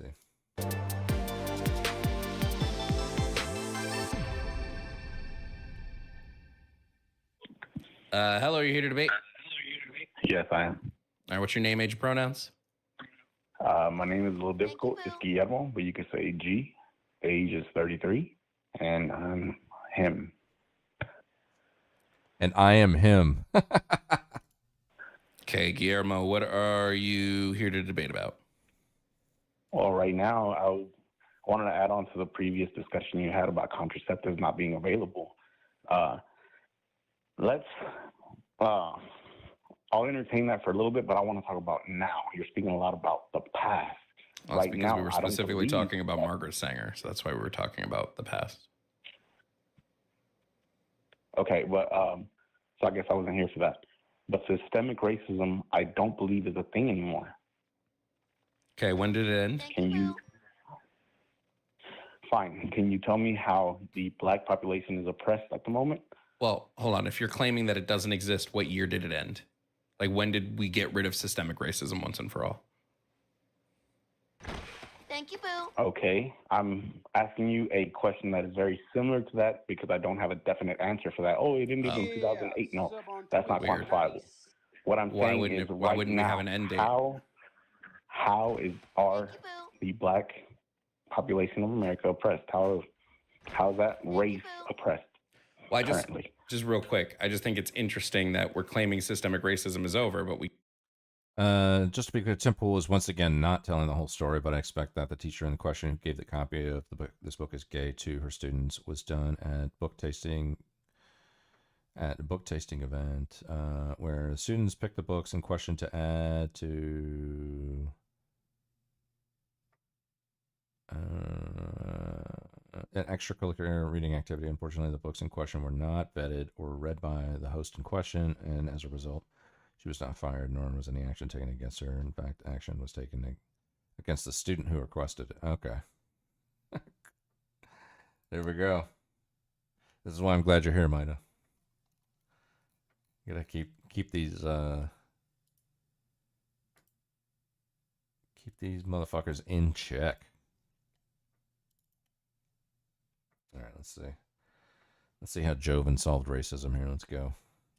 we don't have a time period of when it would have ended. Have you seen this guy before? Have you seen Joven? Maybe you've probably seen him on my stream. He's only like popped up in my algo recently. Like, okay, I'm asking you how it exists. Sure. If you're arguing when did it end, I'm asking you how does it exist? You argued it wasn't a thing anymore, so I was asking you for clarification. I'm asking how does it exist? Yeah, how sure, are black people oppressed? Can you answer that question? Sure. Black people face disproportionate outcomes in almost every system that exists. We can see this in the educational system. We can see this in the healthcare system. We can see this in the criminal justice system. A couple examples of this would be that black people, when committing crimes, even if the crimes are first-time offenses, when we compare them to their white counterparts, they receive longer and more harsher jail times.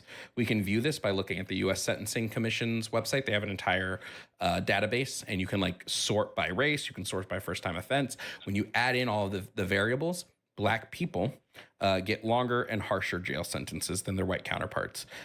If all the variables are the same, so the socioeconomic settings are the same, as well as the type of offense is the same, why are black people getting harsher and longer sentences?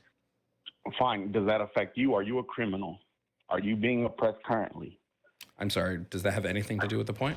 Thank you, Boo. Yes, because you're saying blacks in general, so are you black? Yeah, when we look at... Okay. So, but that is a criminal issue. If I don't go through something, does that mean that thing doesn't happen? But sure, if you want to talk about a criminal issue, we can also talk about the black people. No, but I'm saying this affects more races than just black. It affects more races. Specific group of people. Thank you, Boo. Yes, I get it. We're talking the systemic criminal justice system racism, needs correct? to be worked on. Are we talking saying systemic racism? racism? But in order to enter that systemic racism, you have to be a criminal. No. I'm asking in general. Incorrect. For the normal, uncriminal. Incorrect, How are they actually. oppressed? Incorrect, actually, because black men are, 40 to 60 times more likely to be exonerated for crimes they did not commit because they're falsely arrested and imprisoned for crimes they did not do. Okay. So it doesn't just affect criminals, actually. That But nice try on that the one. criminal system. I'm The asking criminal justice how system are is a black system people that affects oppressed black people, outside correct? of the criminal system. Currently, what opportunities how don't are you have okay? So available what you're to you? saying is how does systemic racism exist if you ignore this big part of systemic racism? Okay, I guess we'll talk about other factors since you want to ignore one of the largest ones. We'll go to a different one. Fine. Black fine. women. I'll give you the largest factor. You want to talk about largest? Okay, The well, then largest factor is the lack of fathers. That is the largest factor, and that is causing a You believe in the myth of you believe in the myth of you believe in the myth of black fatherlessness. Yeah. Yeah, this would be. Well, I this believe is a that myth. any family needs to have a father, regardless of race.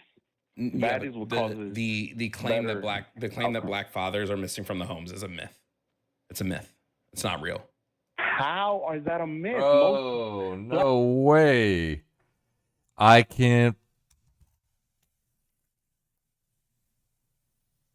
I mean, I don't even believe anything he says. He might be right about some things, but I don't believe anything that he says ever when he pulled that fucking no one racial group does more drugs than another racial group fucking bullshit out of his ass, which was completely fucking false.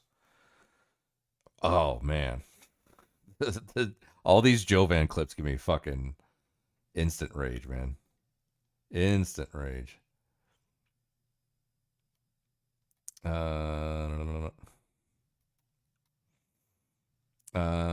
They do not when you add on all the variables, and they do correct himself in the second time around those. First claim was different than the second. What did they say? He said they had longer sentences when you count for all the variables. I feel we're disproportionately face more harsh sentencing for the same crimes as all the racial counterparts. His first claim was that black people faced longer jail time than their racial counterparts, which isn't true. Sure, when you don't control for relevant variables, because there are other factors at play that lead to them getting longer sentences. Correct what he said, sentencing, which is correct, but not jail time. Once again, Joven being incorrect. Black households are statistically more likely to be single-parent households than any other racial group in the United States. I was going to say, like, this is just another thing where he's just fucking pulling it out of his ass.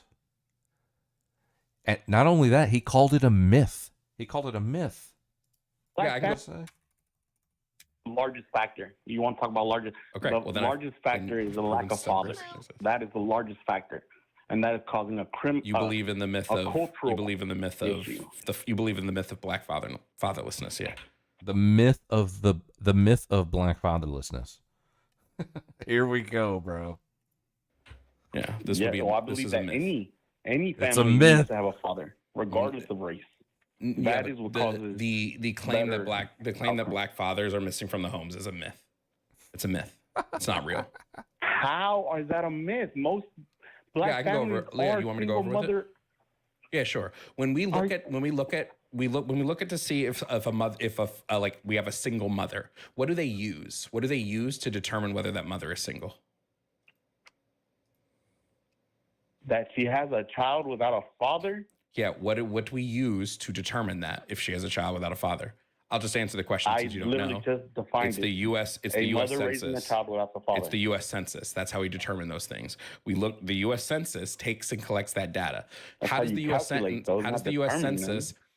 Census decide if you're single? They just look at whether you're married or not. They don't look at cohabitation. They don't look at if you are with like a long-term partner. They just look if you're married. Regardless you are determined. I'm not done. I wasn't done. Is that there are no fathers in black families. I'm not done. I wasn't finished. So they only look at if you're married. So you can be determined to be a single mother, even if you're cohabitating with the other parent, if you are not married. Second of all, when we've done studies, I wasn't done. Okay. Second of all, when the CDC has literally done studies and shown that black fathers are the most likely to be involved in their children's lives. They're the most likely to see their children every day. They're the most likely to eat meals with their children, whether they're cohabitating or not. They're most likely to take their children to school and help with school projects. Black fathers are over white fathers, over all other metrics. Did he say this was CDC data?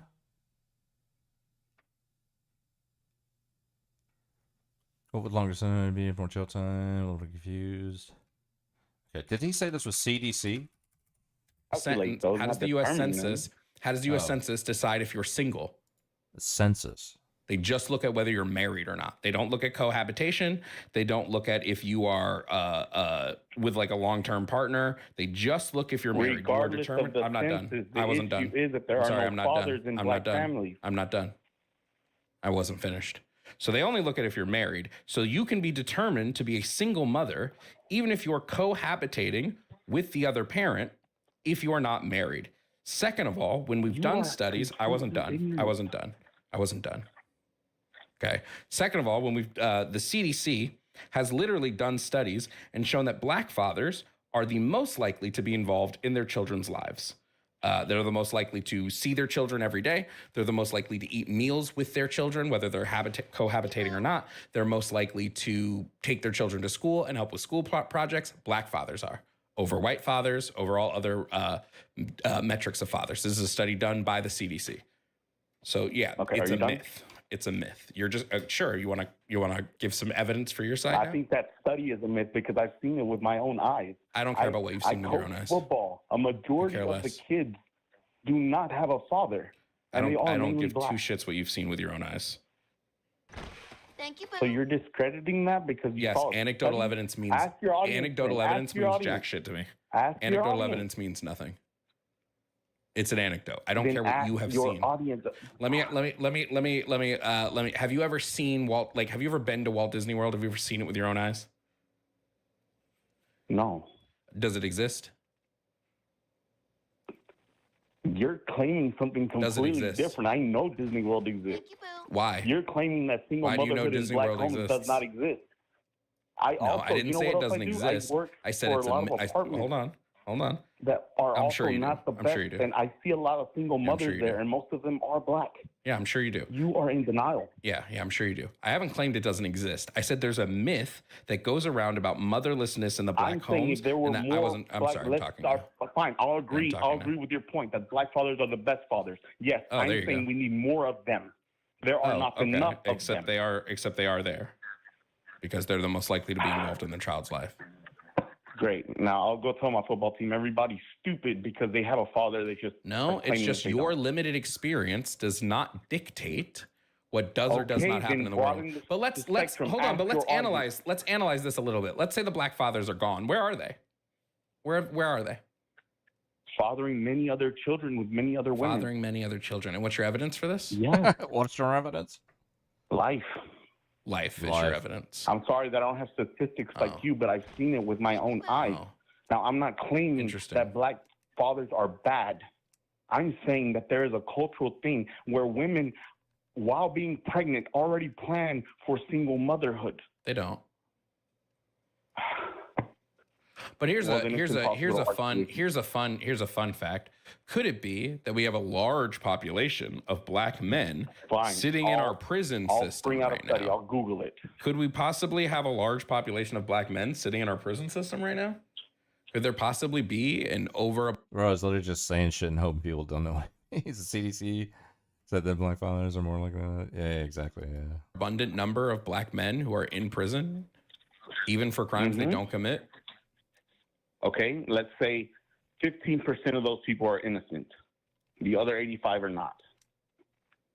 What are they guilty the of? Claim is What- still what stands. crimes? My claim still stands. What It says nearly crime is the most? Here, 17% of all I'll American ask you. households I'll ask you a really easy are question. raised What by crime single moms. in prisons, both federal and state? What crimes are the most amount of prisoners in prison for? Do you know? Okay, it seems like you're very well written on crimes. I'm not. That is I not know what you're your not. bulletins say. It doesn't say crime, black crime. System, It says the criminal systemic justice system is racism. part of systemic racism. So I'm Okay, sorry but that you only want to applies people ignore. that are already in the criminal system. I'm sorry you want I'm to talking about ignore a people that large aren't in portion the of criminal this. system. I'll just answer the question since you don't know. It's drugs. Drug crimes. Drug crimes make up the bulk of people sitting in our prison system. Drug crimes. Okay. So all the black men who are sitting in prison for like low-level marijuana offenses, you just think they're bad. You think they like what? How like I what, feel they like should they need just to be held they should accountable. All right, fine. I'll keep using my own anecdotes. I was a drug addict from 19 to 23, 10 years ago. Wonderful. Great. And I'm an Hispanic. I have Cool. grown up around the black community. Wonderful. It's possible to get out of it. What you're trying to do is not hold Oh, accountability. possible Okay, to to get get it, out of it. marijuana, whatever, Okay. that's fine. Which real quick, which If you are a government criminal, you agency deserve to pay which for the crime government that you committed. agency under which president specifically funneled drugs into black neighborhoods to try to create Correct. addicts, to How try long to ago was create that? drug. How long ago was that? Like 30 years ago. Today, I'm talking about today. Do you think something that Today. happened There to are also father white to, do neighborhoods you that think have that something drug that problems. happened 30 years ago or so won't still have ripple effects today? Correct. All right, fine. You said something earlier that you didn't believe in the prison 30 to system, 60 years and you ago. We've been believe doing in the war on drugs rehabilitation. for Okay. Yeah, Okay. that's a good point, So Vita. how about you focus on before they get into prison? Oh, cool. Let's Find that focus on before they get into rehabilitation, prison. because you said a majority Wait, of the crime I love committed is this. due to drugs. It's funny how I you love hate this. being Let's do interrupted, this. but you interrupt so much. Wait, let's do this. Let's focus on before they get into prisons. Do you know what the school to prison pipeline is? No. No. Okay. So you don't know how we like systemically funnel children from schools in impoverished neighborhoods into prisons because the schools in the impoverished neighborhoods have some sort of great, brilliant answer. Go ahead. Yeah, because the school in those impoverished neighborhoods are underfunded. So they're underfunded schools. So they have like 30 to 40 That's kids when I was per born. classroom, one teacher. I was born in 82. There's no before or after school care. So those kids are more likely to get involved in, especially because they're in like impoverished neighborhoods. So those kids are more likely to get involved in the things that are going to get them into prison. Can you see how many of those kids in those schools come from fatherless homes? Please. Where are the fathers You're again? great at research. Where are the fathers again? If they're in prison, it means because they committed a crime. If there's some in there that are innocent, let's say that's 15. I'll concede 15% of them are innocent. Because the U.S. government specifically funneled drugs into their neighborhoods. The issue is that they're fatherless because that's not a priority. In Growing prisons up because to the be U.S. husbands government and fathers is not a priority, and that is a cultural issue, not a systemic racism issue. It's cultural. The U.S. government funneling drugs into neighborhoods and purposely getting black people arrested so they could use prison labor. Does that happen right now? Cultural thing. Yes. No. Yeah, that still happens. There are ways to reach rehabilitation. I can tell you from personal experience. Great. So just confirming, the U.S. government doing this, that wasn't systemic racism? Back then, yes. Oh, back then. And do we still feel the effects of that today? And again, my initial question still stands that you have not answered. How is it today that the normal non-criminal black faces systemic racism? How are schools funded? Through the government, through the states. What specific tax funds the bulk of public schools? Property, I imagine. I'm trying to get to your point. I don't know how to answer that question. Property tax. Yeah. Public schools are funded primarily through property taxes. Which group of people have historically been barred from owning high-value property in the United States? People for a living, yeah. To the point where now they live, to the point where not barred? It's about merit.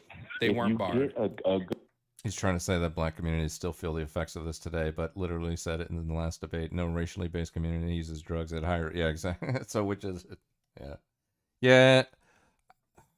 You know, I wonder. The thing is, I wonder if you know, he's coming at these engagements with a lot of like CDC, FBI, Department of Housing and Urban Development, all kinds of like government bodies and their relevant statistics from those institutions. But I wonder if somebody he does debate a lot of people that just come up in there like it's all vibes based arguments. But if somebody did call up and had fucking government statistics to counter his arguments, would he accept those? I think he would call them cherry picked, or he'd say, "Oh, I have to look into that. That doesn't sound right," kind of thing. But he leans on these fucking government statistics super hard, which is fine if you want to. But when somebody comes at you with it themselves, you know, what are you going to do? What are you going to do? You're just going to be like, "Oh, I don't like those stats." Funded on local, state, and federal. Black students are disproportionately underfunded on a local level, but they receive disproportionately high funding from the federal level. Yeah. What I've gained from this debate, according to Joven, the CDC determined that black fathers are more likely to spend more time with their children every day and eat emails with them from prison because they're all facing a systemic racism. Yeah. They're disproportionately jailed and also, you know, doing homework and eating meals with them all at the same time. Black students and white students on average receive about the same degree of school funding overall, which also necessarily means that when controlling for socioeconomic status, black students actually receive more funding per capita than white students. Okay. Let's see where he goes with this. I love his thing here that he has, though. He has like his little board that he has with his debate topics, which are trans men/women are men/women, gender-affirming care for minors, Trump is failing America, pro-choice, systemic racism is real, abolish police and prisons. But I know he used to have one bullet point here that said the Christian God is evil. That was another bullet point that he had there. good paying jobs. You can get a good house. I'm sorry, they weren't barred. We didn't have things like racial covenants that literally said black people couldn't own homes. These were written into the deeds. But what is it like today? I'm sorry, I'm not Equal done. housing. I'm sorry, Equal I'm not housing finished. is alive I'm sorry, today. I'm not finished. You're still talking I'm not about finished. in the past. Yeah. We didn't have redlining. If you're thinking that you're going to get some acres and a donkey or whatever you Really? said earlier, that's not Interesting. realistic. We still Speak about today. banks today, are still there is no systemic racism. Banks and are we need to bank kill just it real by quick. talking Just real about quick. that there is systemic racism. Yeah, just real quick. You're keeping Banks it are alive. still sued. Banks are still sued for redlining today. They still get caught doing redlining principles today. And that's wrong. So, man, it And looks you're like saying there's it's alive still today, yet systemic you're saying that racism. banks face penalties for doing it. That means that it's That means that they did it. Eliminated. That means that they were doing it. All of the people that were still But that barred means from that there's property were progress. still barred from that property. Yeah, hold on. Because If I have a it's not plate, alive. if I have a plate full of shit, right? And I scrape off like 25% of that shit, would you still eat that plate? I go, well, there's progress. There's not as much shit on the plate before. Is there still shit on the plate? Your analogy Yes, there's sucks, still shit man. on the plate. Why would you ever have a plate of shit? Is this a joke? That makes no sense. Is this a joke? Can Your you just analogy admit you don't sucks know? me? I hope that's Can a you just joke. admit you don't know shit about systemic racism? You have no fucking understanding of how this shit works. I'm offering you the opportunity to convince me. I've been giving you multiple things and you just keep ignoring them. Okay, now my point stands. You said the schools are funded by all this. Okay, now what percentage of kids in those schools in those areas with low property, with all the issues, come from fatherless homes? My issue is that it's So them not getting a father is systemic instantly going to racism. make it so that their parents can like buy high value. I mean, I think like just one of the most bold, brazen things to say is that it's a myth. It's a myth. It's a fucking myth. I mean, to me, that's just fucking. He's fucking pull shit out of his ass, man. Oh my god. Property, even though black people we know have been systemically forced into low poverty areas using redlining, racial fine. covenants. For those that were forced, there are some that are where they're willingly. Some. There are some that are there that not only rely on the Willingly. government, but plan on living on the government for as long as You they think can. people live in That's no longer intercities? existence. You think people live in low funded intercities because they want to? There are some people, yes, that they see it as benefits. They prefer not to get a better paying job because then they lose their benefits from the government. That's an issue. So they want to live in poverty. There are some, yes. Sir, you are in denial very badly about the state of the actual people that are in poverty. You're sitting behind a computer desk I'm so in comfortably talking about things that you have no idea. I'm in denial. I'm in denial because And I think that people don't want to live in poverty. I'm So that getting means a I'm little in worked denial. up. So honestly, you are not enlightening me in anything. You're giving me Well, yeah, statistics when that you don't really when you relate to close the your questions ears, that I'm asking. when you So close I your would like ears to and hang refuse up to before think you hang up critically, on me because that's when you always when what you do. refuse to think critically, that's what happens. When you go, I'm going That to is shut off the exactly critical what you're thinking doing. part of my brain. That's what happens. Yeah. I'm telling you that you're relying on statistics. Wow. I wonder tell how you and- else. I wonder how else I would determine what's affecting most Can I Americans. finish? Would it be Can stats I and finish? figures? Who knows? Can I finish? Who knows? You're Can relying you? on I don't know. statistics and you're going based on that, yet you're ignoring the statistics that I'm asking you for. You're not asking. You're That's not what giving I'm me telling you. You're statistics. cherry picking statistics. So You're if not you giving can let me me any finish. You're statistics. so rude. Yeah, I don't know you're why not you have a giving debate any- channel if you don't let people finish their points. You're Goodbye. not giving any statistics.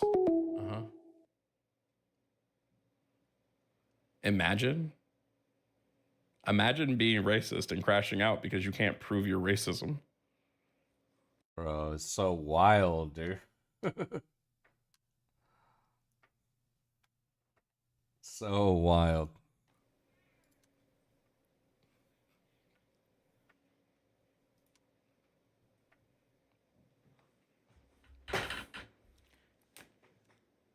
It's just embarrassing, dude. What's the funniest part to me? The funniest part is when I'm giving all the evidence of systemic racism in the criminal justice system. He's like, well, I don't want any of that. I don't want that proof of racism. You need to prove me racism exists everywhere else. Like, just concede that systemic racism exists.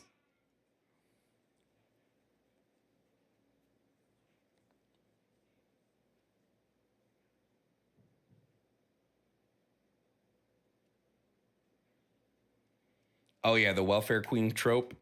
Yeah. Yeah, they buy into the like stupidest shit, dude. There's only two things that can be true. Either the country is systemically racist, or there's something in black people that causes them to want to live like this. If there's something culturally that makes black people do this more than other races. And the only way you can prove this second one is through some fucking race realism nonsense, which just isn't true. So hilarious, you know?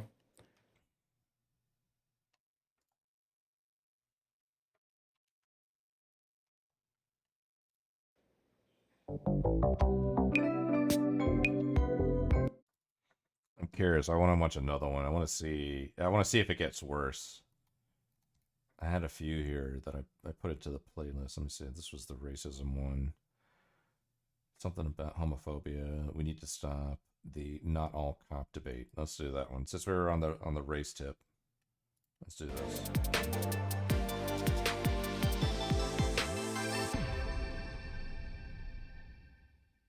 There we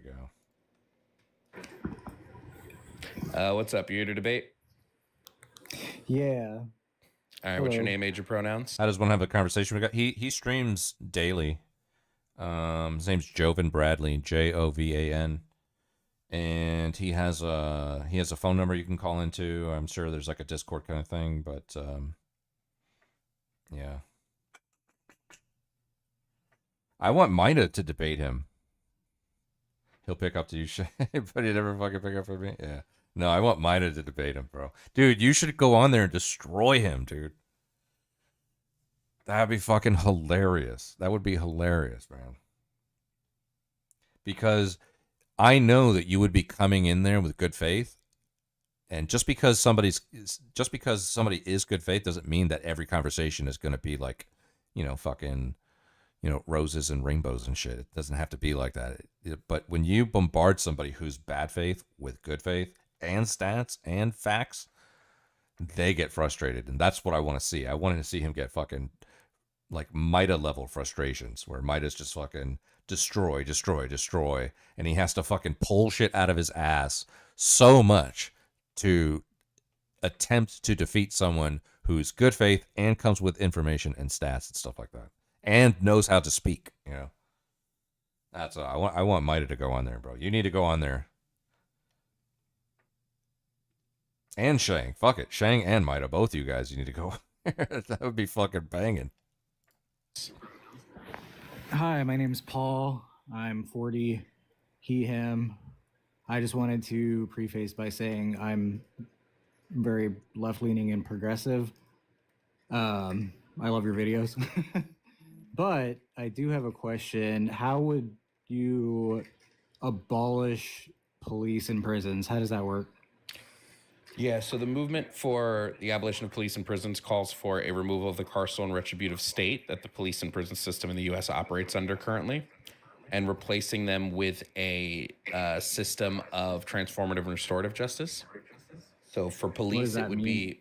Yeah, sure. For police, it would be taking a more active stance against the systemic issues that cause crime, as opposed to using police to solve crime after the fact. It would also look more like community safety. Right now, police are tools of violence utilized by the state to maintain property rights. We would have a system that focuses primarily on community safety and harm reduction. And then for prisons, we'd be looking at replacing them with more like long-term rehabilitation centers or long-term care centers. Also, you have a bit of an echo if you can turn your volume down. Oh, sorry. Yeah, I have you on speaker. My bad. So I guess the thing that confuses me is like, do you believe that people can be inherently evil? No. So nobody's evil. I don't believe in evil as a concept. Evil's a concept, but like, unless it's God, then I would say there's so many, there's just endless people out there. That's like a fucking instant red flag right there. I don't believe in evil as a concept. Fine. He said that. He said, he's like, unless you're talking about God, then yes, God is evil. Okay, God is evil. God is evil. Okay, is Allah evil? No, no one's gonna fucking, I if I went on there, that's what I would do. I would fucking do the whole, Christian God is evil debate, and I wouldn't even talk about Christianity at all. I should just be talking about fucking, okay, well, even if I agreed with you, are you willing to say this about other religions? Or did you just cherry pick which religion you wanted to fucking be a dick to, dick towards, Because you want to abolish police or prisons doesn't mean Bro doesn't even know his own talking point. How would you do that, Joven? You already said police are a reactionary force and cannot preemptively stop crime, and have said adding police to high crime areas is over policing that leads to systemic racism. Yeah. they're going to stop doing what they're doing. Yep, that's why I prefaced the conversation with focusing on the systemic issues that lead to crime. We're also still echoing a bit, as opposed to just what we do now, which is we don't do anything. We just allow crime to run rampant. Well, I mean, I live in a pretty safe town / community where the police do a really good job. I'm not exactly like all cops are bastards, but I do see a lot of the wrong that cops do, of course. But I can see the effects of when you live in a community where police are actually policing and doing what they're supposed to be doing. It's not obviously like a massive city. It's not a very corrupt kind of area. Does that make sense? The problem is when we look at police, the purpose of police isn't conducive to a healthy society. So the purpose of police, wherein police exists simply to, as I said, where police exist solely to protect private property interests. Like, this doesn't lead to safer cities. This doesn't lead to anything like that. So you don't believe any police are doing good?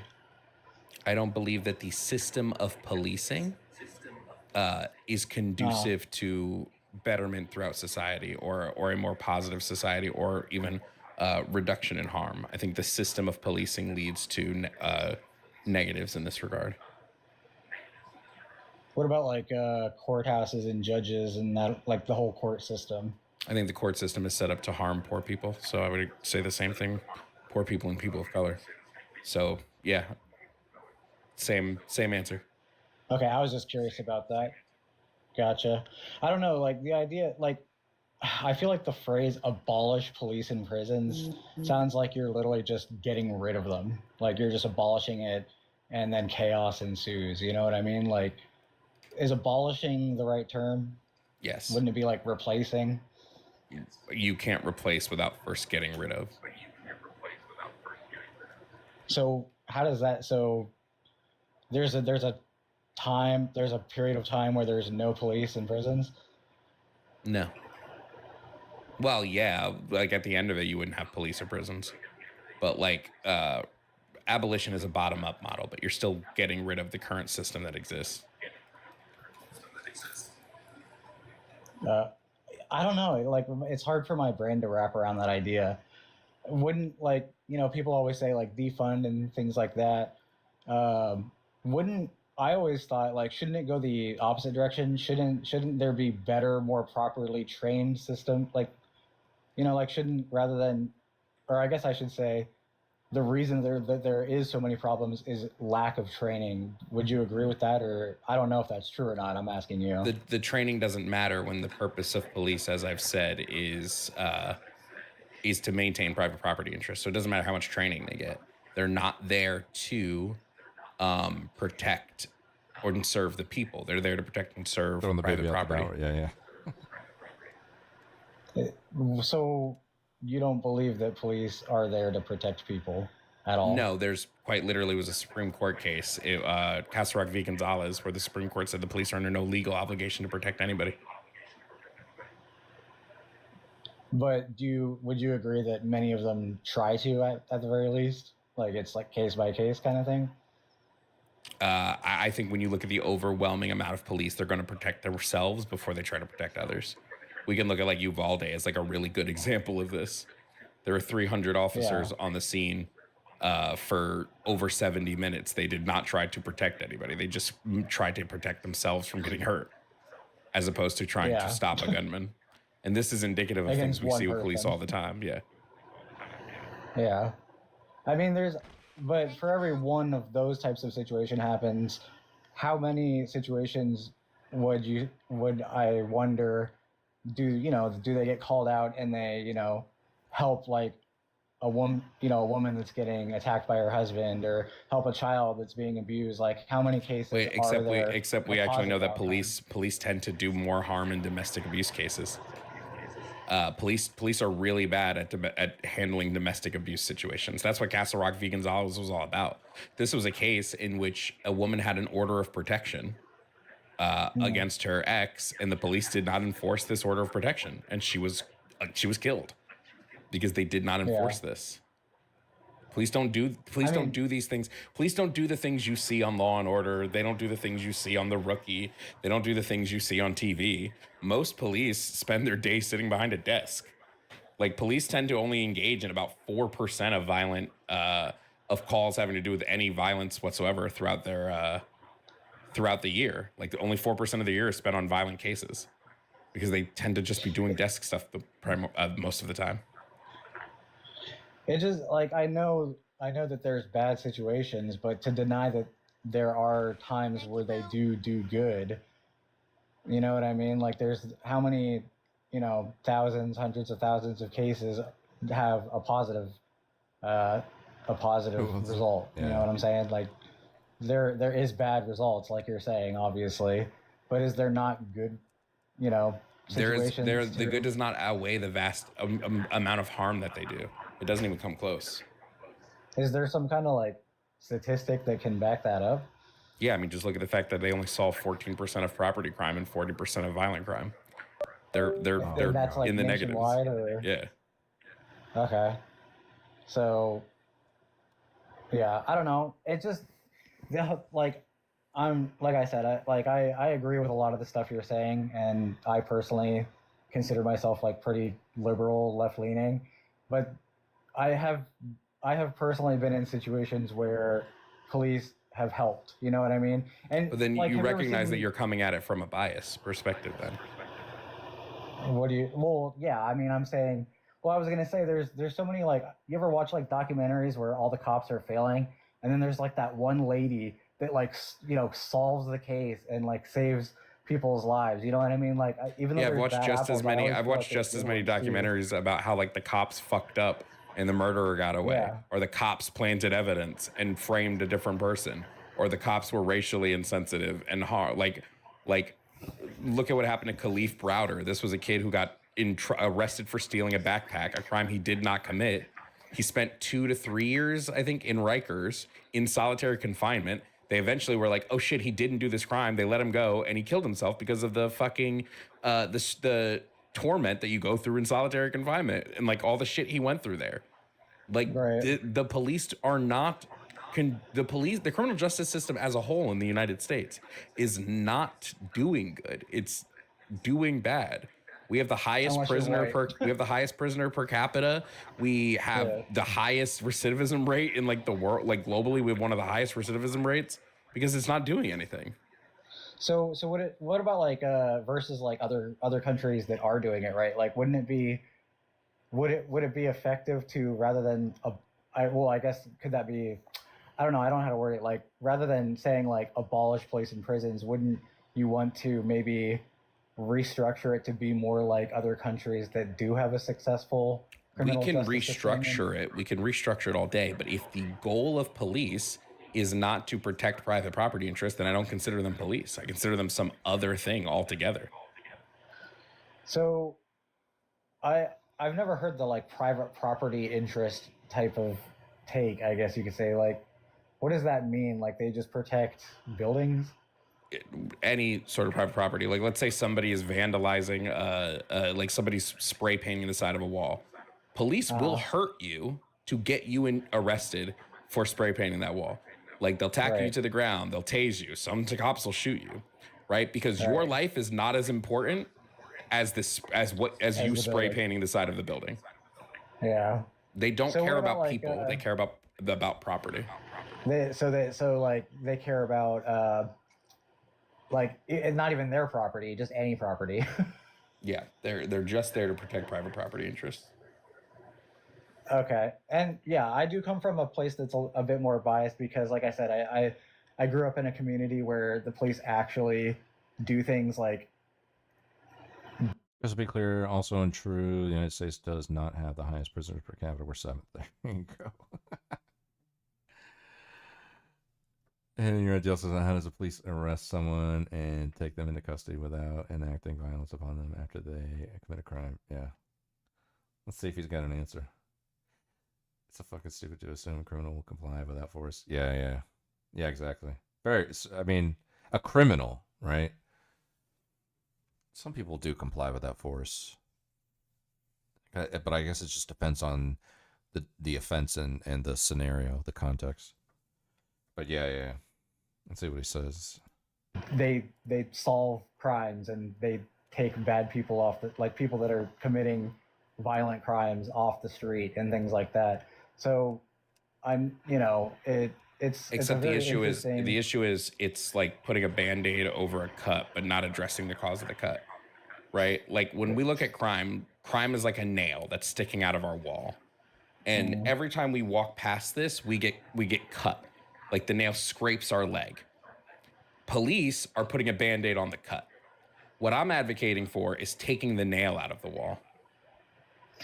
So so a genuine question I have at this point with it, obviously being 2025 and there having been, systematic racism and, in the farther past, like slavery and things of that nature.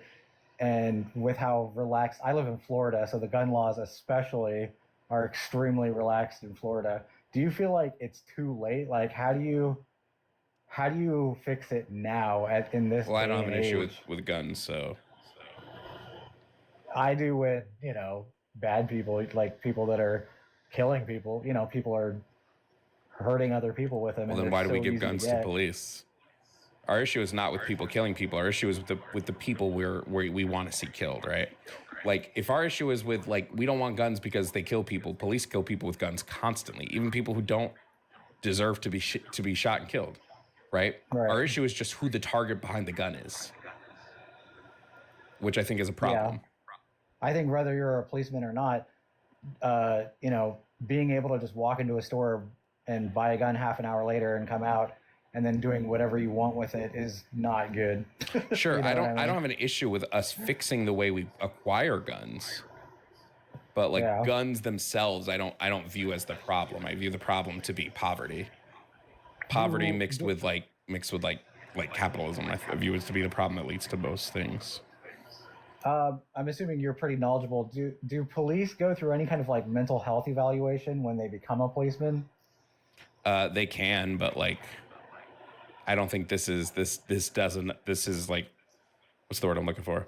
I don't think this is conducive to like solving the issues just because they go through like a mental health evaluation, right? Well, I asked that because that I wonder could be part of the problem is why police are so terrible is because they're. Well, it's because they exist to protect property. Like you have to look at like the creation of police and the way they exist now started with slave catching. Like police existing in the way that they exist currently is because they were there to catch runaway slaves. And then that evolved and continued to evolve and continued to evolve and continued to evolve. And so now you have police who will do anything they can to uphold the private property interests of like the few corporate elite that exist while not giving a shit what they do to like the working class. That's a problem in my opinion. Yeah. So if you were to abolish police and prisons, what happens to everybody that's in prison at the time that happens? Well, again, it's a bottom-up method, so we wouldn't just abolish police and prisons like tomorrow. We would address the systemic issues that lead to the causes of these things, so that way we wouldn't have to. What about like the criminally insane though? Like, how do you fix people that are, you know what I mean? Like, where do they go? Like the people that I believe in rehabilitation, obviously, but to a level. I believe there are certain people that are just inherently evil, and no matter what you try to do, they are always going to come like they're going to do bad. This isn't really the case. Like when we look at mental health stuff, the bulk of people don't have compulsions that lead them to commit violent crimes, and even some that do are able to combat those compulsions with like cognitive behavioral therapy and things like that. But if there are people who genuinely they have compulsions that lead them to violence, they would be put in like a long-term mental health facility, as they would now, most likely. Right. Because they have compulsions that lead them to want to harm themselves or others. Yeah. And those are and they're compulsions that we can't delusional or have, you know, vision. But like these people are suffering from issues with their brain. They should be helped. They shouldn't be thrown into prison where they can continue to harm people, because those like harm still happens in prison. There's still assaults, there's still murders, these things still go on, but they should be put into a place where they can be helped, not harmed.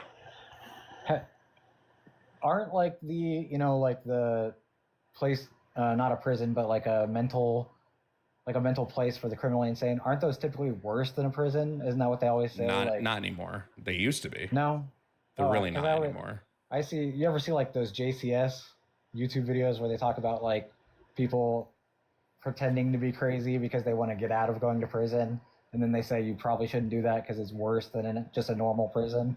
That's not true.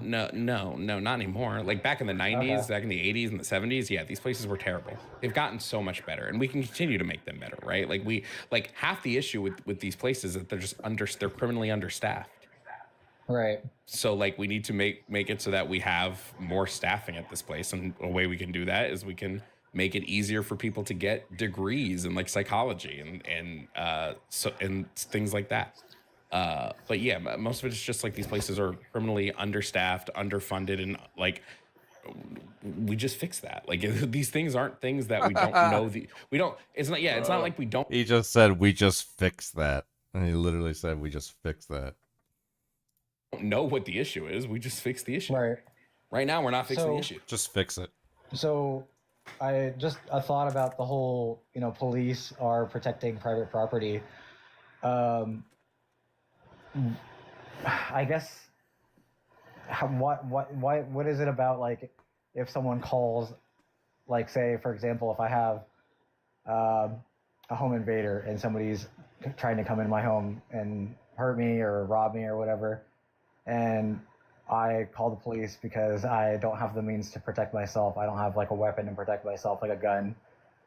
And so they show up and they apprehend the guy and then they leave. Well, let's be for real. First of all, the predominant amount of home invasions happen when you are not home. Most people don't rob your house if you're in it, because that's a risk. Most people wait for you to leave. If you are being robbed and someone's in the house, typically you're not able to call the police because they're in the house. So in the very very, very low percentage of cases where you not only get a chance to call the police and they show up in time, then yeah, like the police are there, maybe they can help if you haven't already been harmed by the person who caught you calling them. But typically the police are going to show up after a crime is committed. They usually don't show up while the crime is being committed. Yeah. If we just look at what's typical. Even though I've prefaced just fix I've been in situations where the cops have done good, I've also been in situations where the cops have not helped me as well. So I just wanted to point out that it's not been like, oh well, I've only experienced the good stuff. You know what I mean? Like I've been on the other end of that where, I rolled through a stop sign and then 45 minutes later they have canine sniffing my car. And they're telling me that I have drugs in my car when I don't. Like, I've been in situations like that as well, where they're, like, trying to fuck me, basically, for no reason. Yeah, but, and I'm going to be honest, I think that's, like, most people tend to have negative interactions with police. I think it's telling, like, right? Like, personally, I think if somebody's invading your home, get a gun. Protect your home. Like... I'm not against gun rights. Protect your home, right? You're going to do a better job than the police are. Do you believe that the gun laws should change at all?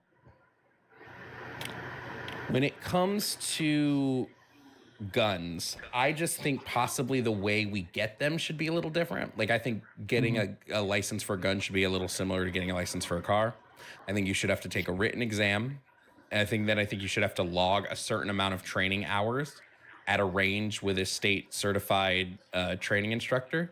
And then after that allotment of hours, you take a practical exam, and then which the practical exam will probably be like gun safety, gun management, and then like maybe accuracy, like shooting and accuracy and stuff like that. And then you can get a gun. That's like if I'm looking at like what's probably going to be conducive to like the safest society while also still allowing people this right, this is what I would say. Yeah. What about the style of gun? Like, I personally do not believe that we should sell like demilitarized semi-automatic weapons of war. You know what I mean? Like guns that were originally designed to kill humans.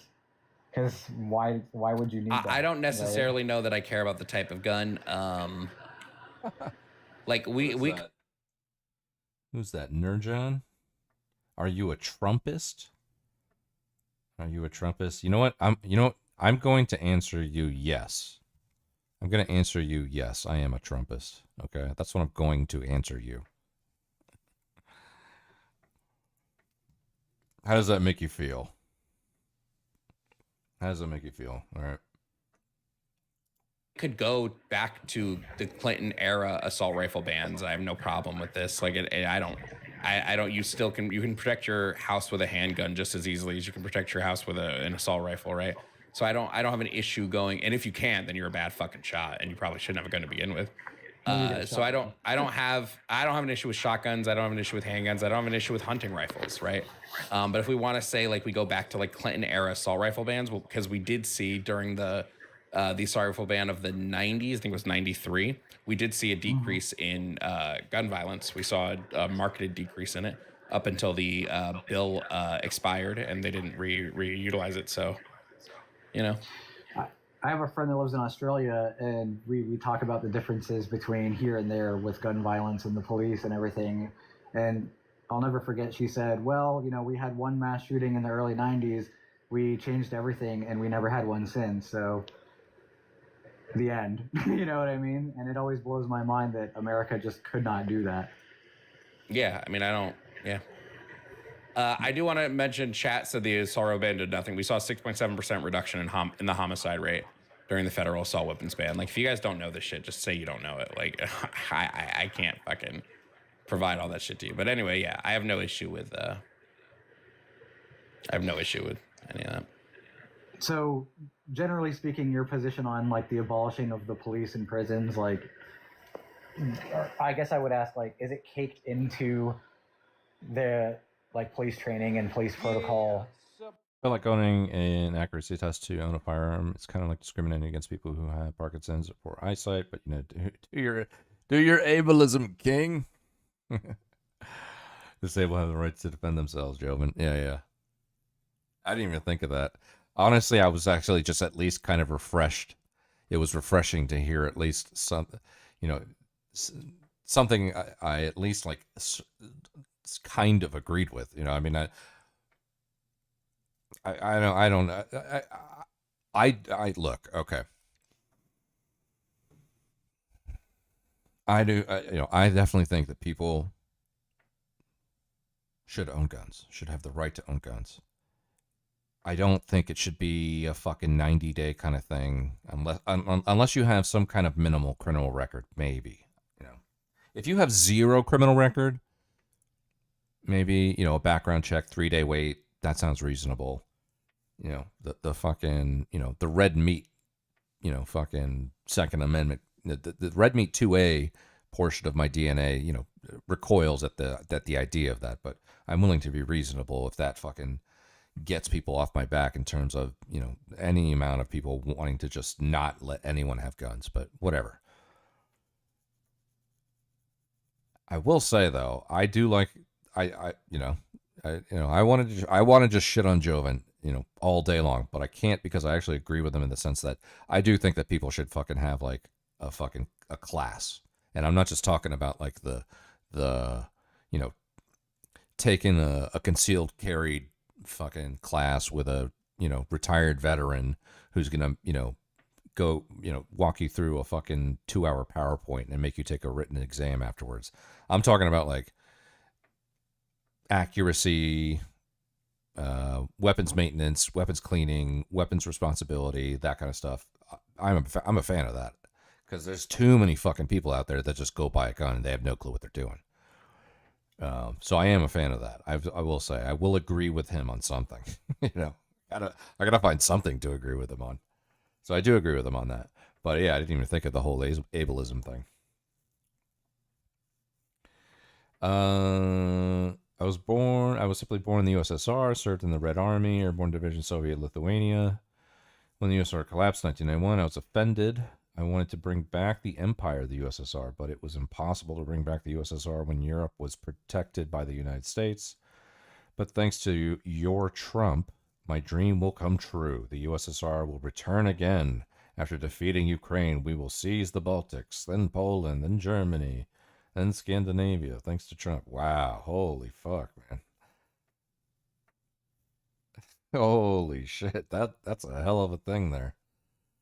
Well, I mean, look, good luck with all that. Good luck with that. Yeah. Go drink some more paint thinner, Ivan. That's a hell of a random chatter right there. Holy shit. Not delusional enough. Yeah. That was a take. He comes in, he asks if I'm a Trumpist, and then puts that in the chat. That's fucking crazy, dude. I'm not reading whatever that says. That could be like all kinds of slurs in fucking Russian or something. So, but good luck. Good luck with bringing back the empire, dude. I'm sure you guys are gonna be you're gonna be on top soon enough. That the like you said, the private property comes first kind of mentality, or is that just kind of like? Yeah, I mean, it's just capitalism. Capitalism puts private property interests over the interests of people. So, as a byproduct, the force utilized to protect capital does the same thing. So, yeah. Yeah, I don't know. I want to see the good in some people, and obviously, like I've mentioned, there are some people that I genuinely believe are not rehabilitative, I guess is the word. So I like to think that there are some, rather than there being like a few bad apples, I look at it like the opposite way. Like there's a few good apples. Like there's a few good, cops or detectives or, whatever, homicide, whatever, that are genuinely out there trying to help people, trying to make a positive difference in their community and things of that nature. It also, of course, depends on the community and, where you live and everything. And so when I see like just abolish it all, I think like there's got to be a better way. There's got to be a way to fix it without abolishing it, like forcing better training, forcing like, you know what I mean? Like forcing. But again, doing all of this without addressing the root cause of the problem is just going to not going to do anything, because we've been trying to increase training since the 70s. Hasn't fixed the issue. I've heard that there's been like actually defunding police over time. No. Like the police have been. No, like the police. Some years back. Your friend. Hold on, just really quickly. Your friend who's a cop is lying to you. The police are funded now more than ever. There is no place that defunded the police, because the problem is defunding the police meant you had to fund other social programs to take some of the burden. Nobody did that. No state that lowered police budgets did that. And the reason they didn't do that is because they wanted it to look like defunding the police doesn't work. So they did that purposely so that they could go, oh, look, it didn't help, even though they didn't put the money into any other social service to lighten the load of police. This is why I say we need to address the systemic issues that cause crime, so that way the burden that police have would go down. Yeah, so that there's less. Or could you? I want to make sure I'm understanding that. Could you elaborate on that last point? When like a bulk of the things that police handle are property crime. Like that's the majority of crime that police handle is property crime. Property crime is directly tied to poverty. The more impoverished an area, the more there are property crimes in that area. So instead of addressing systemic poverty, we just throw more police at the issue, which isn't doing anything. It's not stopping the crimes. All it's doing is putting more people in jail. And the reason it puts more people in jail is because the U.S. prison system is designed to operate with as many people in the prisons as possible. So that way we can utilize their labor. Look at the California wildfires. They're literally being fought by prisoners earning pennies on the dime. And then those prisoners get out and they can't get jobs as firefighters, even though they fought fires. It's ridiculous. Yeah, I completely agree with that. And they can't vote or do anything else. They're just like second-class citizens because. Think about how old Brosby is a bomber and recon plane in the USSR. The USSR fell in 1991, being a bomber. Recon class pilot requires a minimum of 4 years training, and you wouldn't have needed to be at least 18 to enlist, meaning bro is a minimum of 56 years old. Yeah. Well, answer me once and for all. Is that it? Have you finally abandoned Europe? Whoa, dude, this guy is fucking rando. I'm gonna leave you, Mina. I'm charging you with handling Nurjan here. Okay, Nurjan, just talk to Mida, okay? Because I'm not even sure how to answer anything you're talking about. Because of, All right. This guy's like too calm. I'm trying to fucking, let me see. Let's get the real Jovan.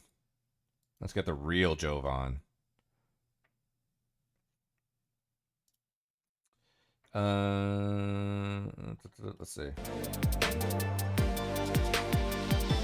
I mean, I will say I'm actually, it's refreshing to think that I actually agreed with him on something. There might be one or two other things I probably do agree on, but it was at least refreshing to hear a good take that I agreed with. I think the course is, I think the course responsibility, maintenance, accuracy, things like that. I think that's great. I think that's I agree with him on that. But fuck, that fucking conversation was droning on. I'm not a mod. I can't handle people here. Oh, I'm making you a mod now. Now you fucking opened your mouth.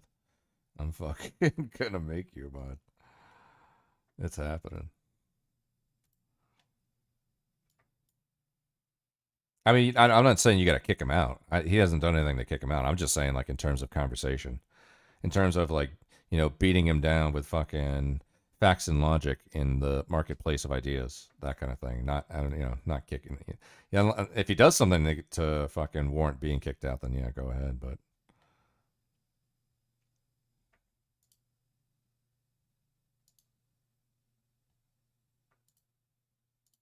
there we go. Done. It's done. It's official.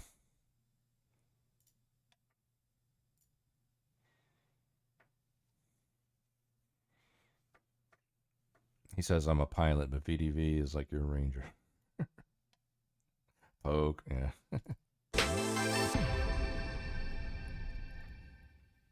Get back over there. I'm gonna bust him out. Move, man, boy.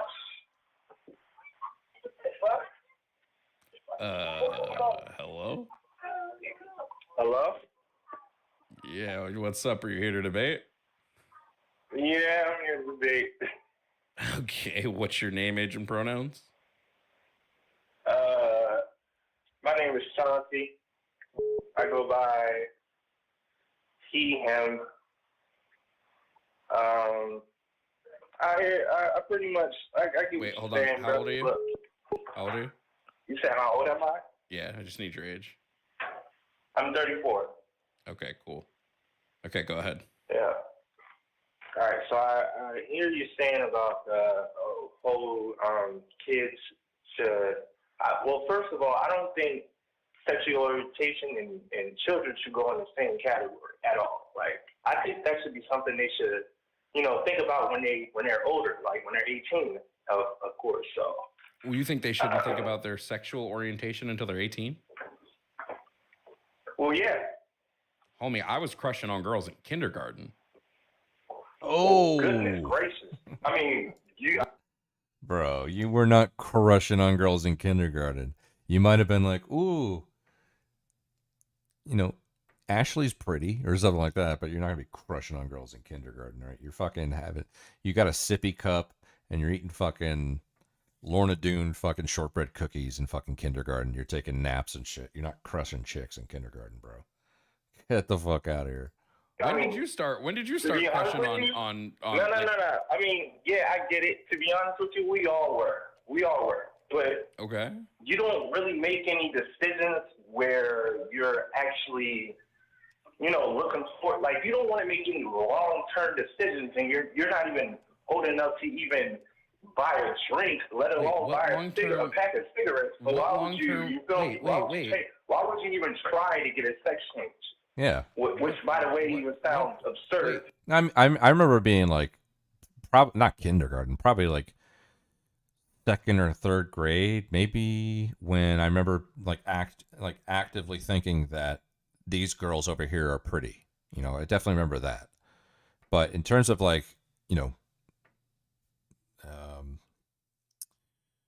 being swept up by adolescence and puberty, that was definitely like between 4th and 5th grade, that was definitely when it hit, for sure. Now, I'm not talking about being fully realized in adolescence and puberty.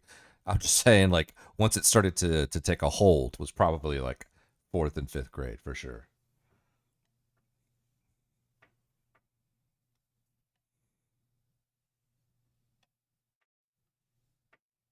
I never once did I think I was a girl? Yeah, needs to put down the pipe. Yeah, I think this is going to be a better call here. The other one was just kind of droning on. I will say I'm glad glad we watched it, because I'm glad I at least absorbed one take that I know that we would at least agree on. But I do still think this guy deserves to be destroyed in the marketplace of ideas. For sure. Why are you? Hold on. I don't know why we're conflating sexual. Why did we just move from sexual orientation to sex changes? I'm so confused. Do you mean sexual orientation about like whether you're male or female, or did you mean sexual orientation about like who you're attracted to? What are they getting the sex change in the first place for? Why are they doing that? Well, typically children don't get quote unquote sex changes. They go through gender affirming care. Right? Like a sex change is typically, when we're referring to sex change colloquially, we're talking about like bottom surgery. We're talking about like getting an actual operation that changes your genitalia. That kids can't get that. That's like reserved for people who are 18 and up. But a child might do like gender affirming care, especially social gender affirming care, where like maybe they want to go buy a more feminine or masculine sounding name, or wear different clothes, or like grow their hair a different way. That I think you can do whenever they want. Like, what's the issue with that? To be honest with you, that doesn't sound bad. I mean, hey, do what you want to do. But this world we live in right now, I don't know what it is, but it's trying to turn our young men into women now, and our young women into men. And I just, bro, this guy's just going straight for the jugular. Straight for the jugular with like Matt Walsh talking points.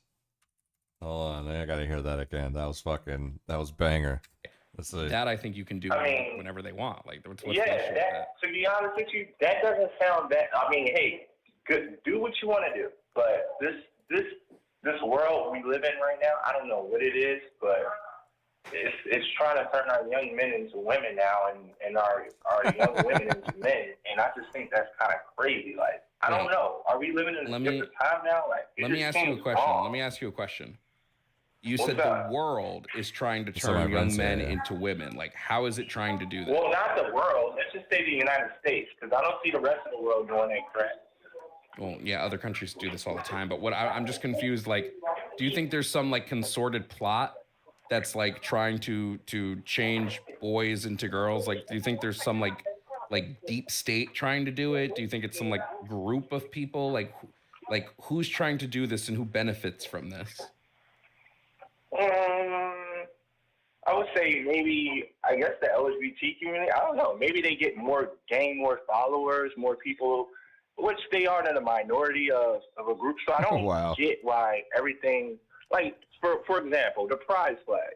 Like, I don't know what's the deal with that. Like, why do y'all need a pride flag? What's the whole reason for that? Oh my God. Well, flags are just, dude, like, this guy is just pure red meat. That's all this guy is just pure red meat. He's talking about why y'all need a pride flag, bro. Like symbols that stand for like groups or things. So it's just a flag and that stands for a group. I get it, but it's not just a flag, though, is it? It's like y'all get a whole month for that. You get a whole month for that. Almost everything gets a month if you just Google like blank. No,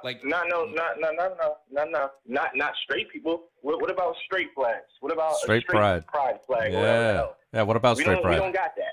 You recognize that like straight is just sort of the norm in our society, so why would we need a straight pride month?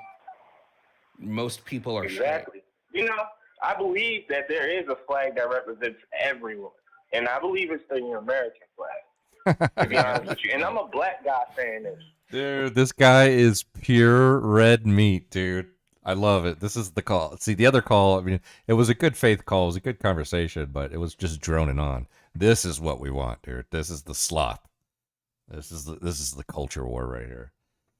Red meat versus fucking what CDC statistics and shit. Should be good. It just hit me. Joven is stupid as shit, so naturally the people who watch him would be stupid as shit too. Yeah, I didn't expect it otherwise. Yeah. This guy is red meat, dude. Why y'all got that pride flag, man? How come you got a whole month? Okay, there ain't no fucking straight pride month, and there's one flag that represents everybody. That's the American flag.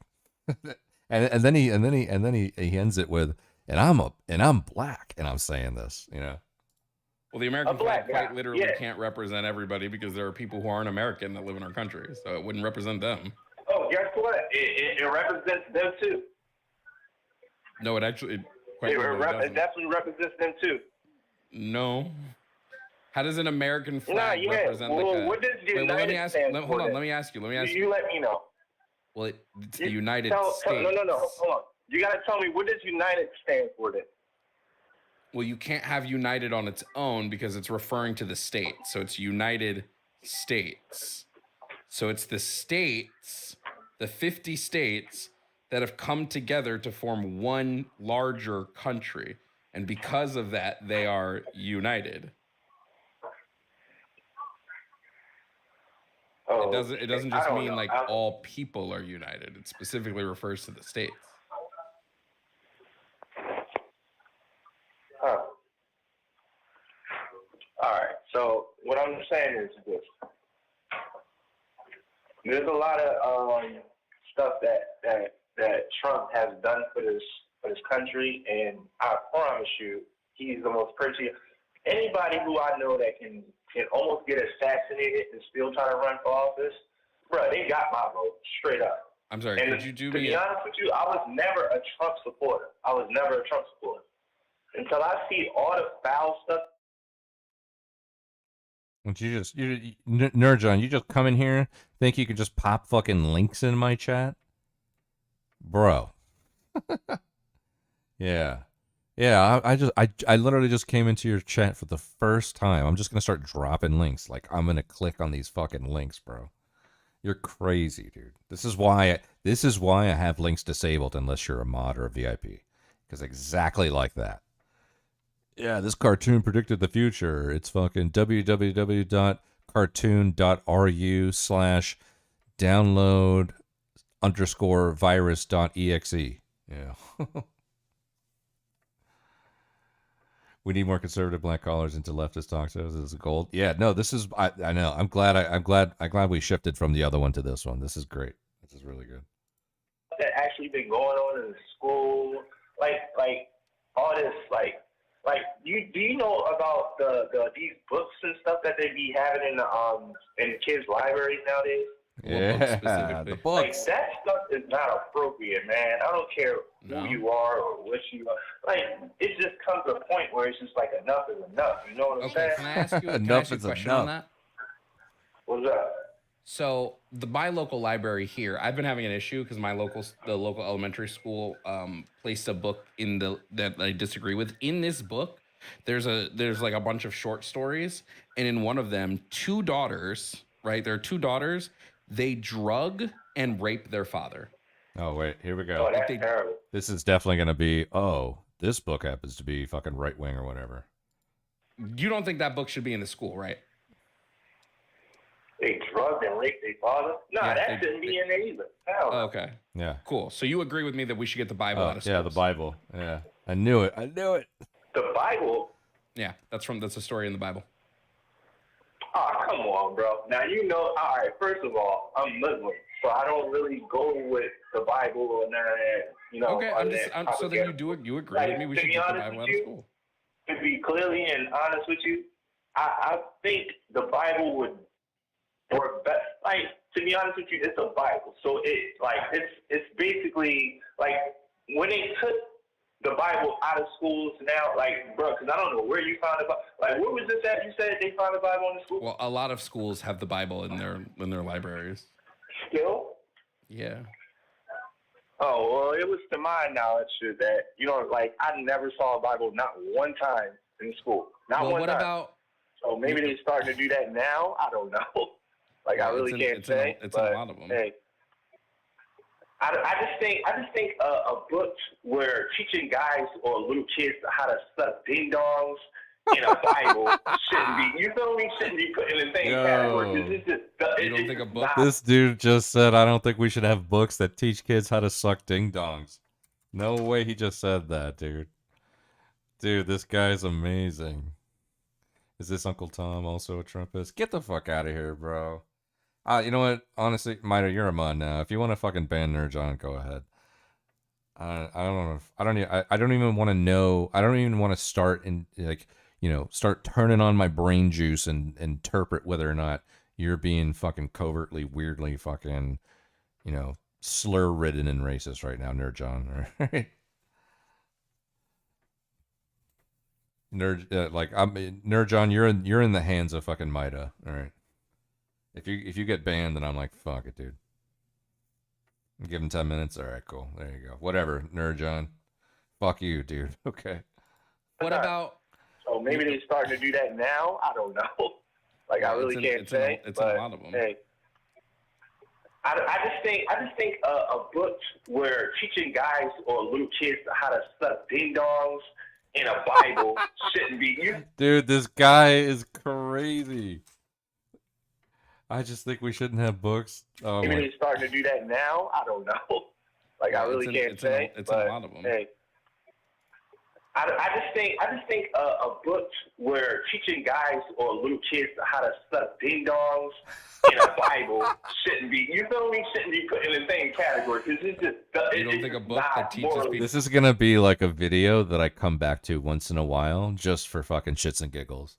Like, I'll probably watch this once a week on the stream. It'll be like, you know what? It's that time. Let's put it on. Let's put it on, man. And we'll just fucking watch Jovan and fucking this Muslim dude go back and forth about fucking vibes versus fucking stats. Stats versus vibes. This is amazing. This is great. People how to drug their dad and rape them should be. Okay, let me just ask you a question then. Let me ask you a question. What book specifically is the one teaching little kids how to perform oral sex? Because I haven't seen this book. To be honest with you, I don't know the book by name, but I have read up on some research about a few elementaries that, like, in the state of California, like a few places around. I don't even know if they're around this area. I think it's a few places in Chicago. I don't know. But all I know is there was a lot of mad parents at these PTA conferences, and, they even had the little boy read the book to all the staff members or the board. Oh my God! It's like they had no compassion. They didn't care, or whatever the case may be. It's just like that's shocking to me. I just don't get it, bro. I really don't get it. Yeah, I just think most of this book nonsense is blown out of proportion. Like, I think most people haven't read the books they claim are bad. They just don't want any books that have anybody that's gay in them in the school. And that's what they want. It's not just that, because it's like if you want to do that, I'll be honest with you. How about like buy your kid that type of stuff for them to read at home? You know what I'm saying? Well, what's If Okay, my well, son, hold on. let me tell you this. Let me tell you this. Friend, Let me tell really you quickly, this. If really my quickly. son, no. Hold on. Hold on. Let me say this. Let me say this, and I'm gonna give it back to you. If my son came home and told me he read some gay stuff in a book at his school, it would be a problem. Trust me. Bro, this guy. Okay, would it be a problem? This Would it be a guy. problem if your son came home and said, "Dad, I got this really great book You know from what the I do? elementary school"? I wonder this though. I wonder if Joven right now is like handling him with kid gloves or kids gloves, whatever the saying is, because if this was like this person sounded like a normal black American person, but the moment that he mentioned he was Muslim, it made me think, okay, this interaction might be different, because if this was a Christian saying this, if somebody came in and said, "I'm a God-fearing Christian," I guarantee you he would turn on the juice. I guarantee you he'd be fucking, revving up the Joven, the Christian God is evil engines. Wrong, wrong, fucking like it, but I wonder, because we now know that this guy's Muslim, if he's like having this like respectful tone with him. Now, granted, that's me being a little skeptical and uncharitable, because I think for the most part Joven does have like a pretty neutral tone, so I have to give him that. What's up, Yomi? How you doing? Kid is a baby goat, so gloves made of kid are very okay. I do wonder if he's like treating him differently because because I don't know. I'm just wondering. I saw this thing. Where was this? There was some kind of festival. Where was it? We'll find it because I'm gonna watch it right now. But it's a quick little reel that I found here. Where was it? It was some kind of festival, and it was Mardi Gras. It was Mardi Gras, but it wasn't in America. It was in another country, and I think it was in another country. Maybe it wasn't in another country. I'm not sure. But it was like a Mardi Gras kind of festival, and this guy caught a whole bunch of shit because he dressed up like Jesus, but he was like, fucking, he was not doing Jesus-like things. Let's put it that way. It was very like a pride, like a pride parade version of Jesus, and Christians were like outraged, but the thing, I think it wasn't in another country because the context of the conversation, no, maybe it wasn't either way. The context of the conversation was these people wouldn't do this if it involved Islam or Allah or anything like that. Where was it? This is it right here. It's repulsive. It's Australia. That's what it was. Slammed a controversial Mardi Gras display and questions why taxpayers are funding it. disgusting. It is a photograph of the mock crucifixion of Christ, and it is a man wearing what looks to be, it's quite clear to Christians observing this photograph, clothing that resembles Jesus Christ on the cross.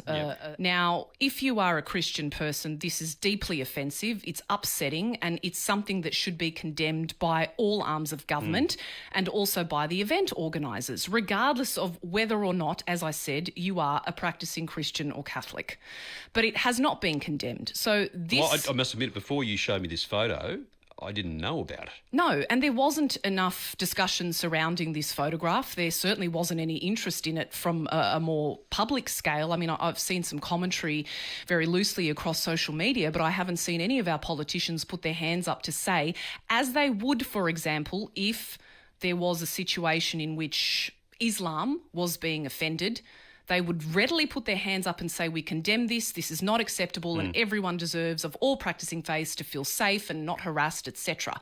But when it comes to Christianity, for some reason, Clinton, our leaders go very, very silent and are very reticent to stand up and condemn any acts mocking Christianity. It's repulsive. Yeah. So I'm wondering if there's a little bit of this going on there. Now, I'm gonna give Joven here the benefit of the doubt. All right, I'm gonna give him the benefit of the doubt. Why is showing a mock crucifixion of Jesus offensive? We do the Stations of the Cross at my church every year, where they do the mock crucifixion. Yeah, that's true. Yeah, I grew up in. I grew up a fucking Catholic. I went to Catholic school and everything. We did the Stations of the Cross every year too. Yeah. The use of the word mock, obviously, dual meanings there, But the gist of it, I guess the gist of her point is that if this was certainly another specific religion, it would be fucking outrightly condemned. It would be fucking this and that. Imagine if they dressed as Muhammad, how many beheadings? Yeah. But I'm gonna be charitable to Jovan. I'm not gonna lie. It crossed my mind. All right, crossed my mind. And it's about a penguin, and the penguin has two dads. Oh, be a problem? What? Oh wait, hold on. Two dads. Here we go. He read some gay stuff in a book at his. You know what I'm saying? Well, what's the? Okay, hold on. Let me tell you this. Wait, friend, really quickly. No. Hold on. Hold on. Let me say this. And I'm gonna give it back to you. If my son came home and told me he read some gay stuff in a book at his school, it would be a problem. Trust me. It would be a problem. Would it be a problem? Would it be a problem if your son came home and said, "Dad, I got this really great book from the elementary school, and it's about a penguin, and the penguin has two dads"? Would this be a problem? What? Hello? I'm sorry. Say that again. If your son came home and said, "Dad, I got this really great book in school about a penguin, and this penguin about a penguin." Yeah. Okay. And this penguin has two dads. Is this a problem? Yeah, that's gonna have to. Yeah, that's a no for me. I'm okay, sorry. bro, you're just homophobic. That is a big no for me. You're just a homophobe. Bro. I'm so sorry. You're just a homophobe, bro. Y'all can do what y'all do what y'all dog, you are literally just homophobic. You are literally just homophobic. My child is not gonna Yes, because you don't like gay people. It's because you don't like gay people. Nah, that's not even it. That's yes, not even it, bro. Yes, it is. I have a gay brother. You wouldn't I have like a gay brother. Put him on the phone, and I'll tell your gay brother that you're homophobic. Make me homophobic. You literally just said you wouldn't let your child. You wouldn't let your child. Homie. No, you're coding the question. No, I'm not coding the question. No, I'm not. I'm not trying to get you in a gotcha. I asked you very specifically. Yeah, you is. Your son takes home a book about a penguin. Yeah. Right? Like, let's say that book is about how this penguin builds a kite. So the book is about the penguin building a kite, but that penguin happens to have two dads. Building a kite versus two penguins thinking that. Like, nah, bro. Come on now. Answer the question. That's great. It's a book about a penguin who builds a kite, but that penguin happens to have two dads in the book. He has two gay dads in the book. Two gay dads in the book? Yep, but the book is about the penguin building the kite. That's where you lose me at, right there. Two gay dads, bro. That is homophobic. There's no such thing, bro. You're a homophobe. Yeah. I'm not a homophobe, bro. Yes, you are. The book is fine unless gay people are in it, and then all of a sudden the book is bad, just because there's gay people in the book. That's homophobic. I never said it was bad. I just said my son won't be reading. Yes, you don't want your son to read a book because there are gay people in it. Homophobic. Man, hell no. Homophobic. Nah, not homophobic. You don't like gay people. See, homophobic, and y'all got that wrong anyway. See, a phobic is when you're scared of something. I ain't scared of y'all. No. I ain't scared of y'all. Means you have a fear or aversion. Phobia is a fear. Nope. I'm not scared of y'all. Or it's an aversion. It's a fear or aversion. You gotta aversion. choose your words wisely. These words have meaning. All right? Sure. Hold on. Let me just ask you a question. If I spray my shoes with hydrophobic stuff so water falls off of them, are my shoes afraid of water? Oh, here we go. Bruh. Here we You don't know go. what phobia. You don't even know what phobic means. Listen, my name is Chauncey Finch. I'm from Baltimore. Yeah, what's up, Khmer?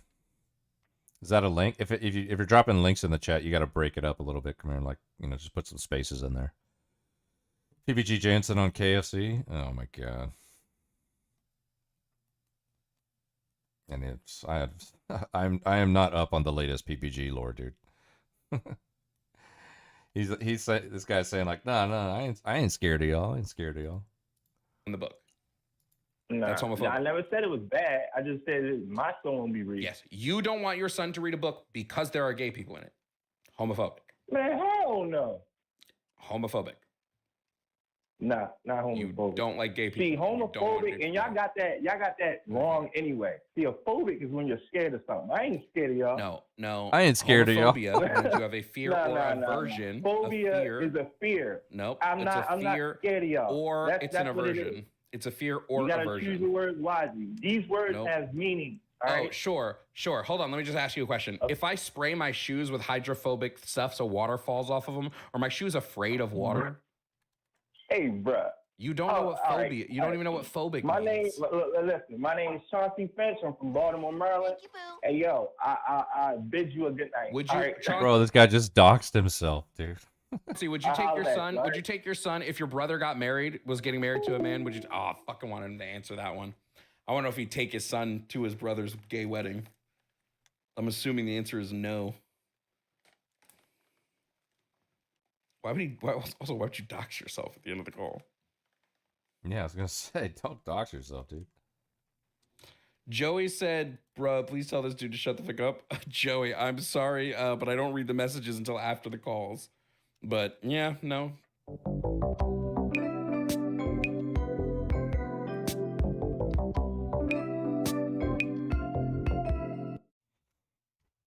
That was awesome. I'm keeping that one in the playlist. All right, we're gonna come back to that one once in a while. That was awesome. Oh man.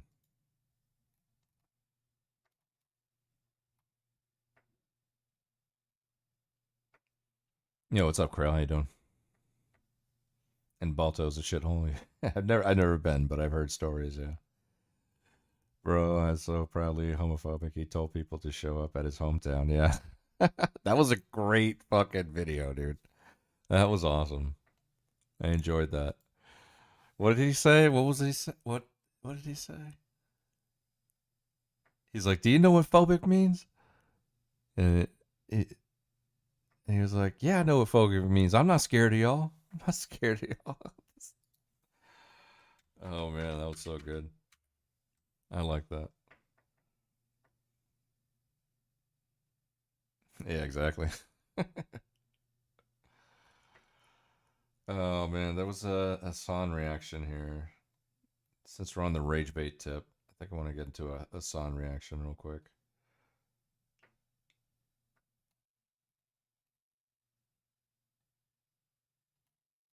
No, I'm gonna save that one.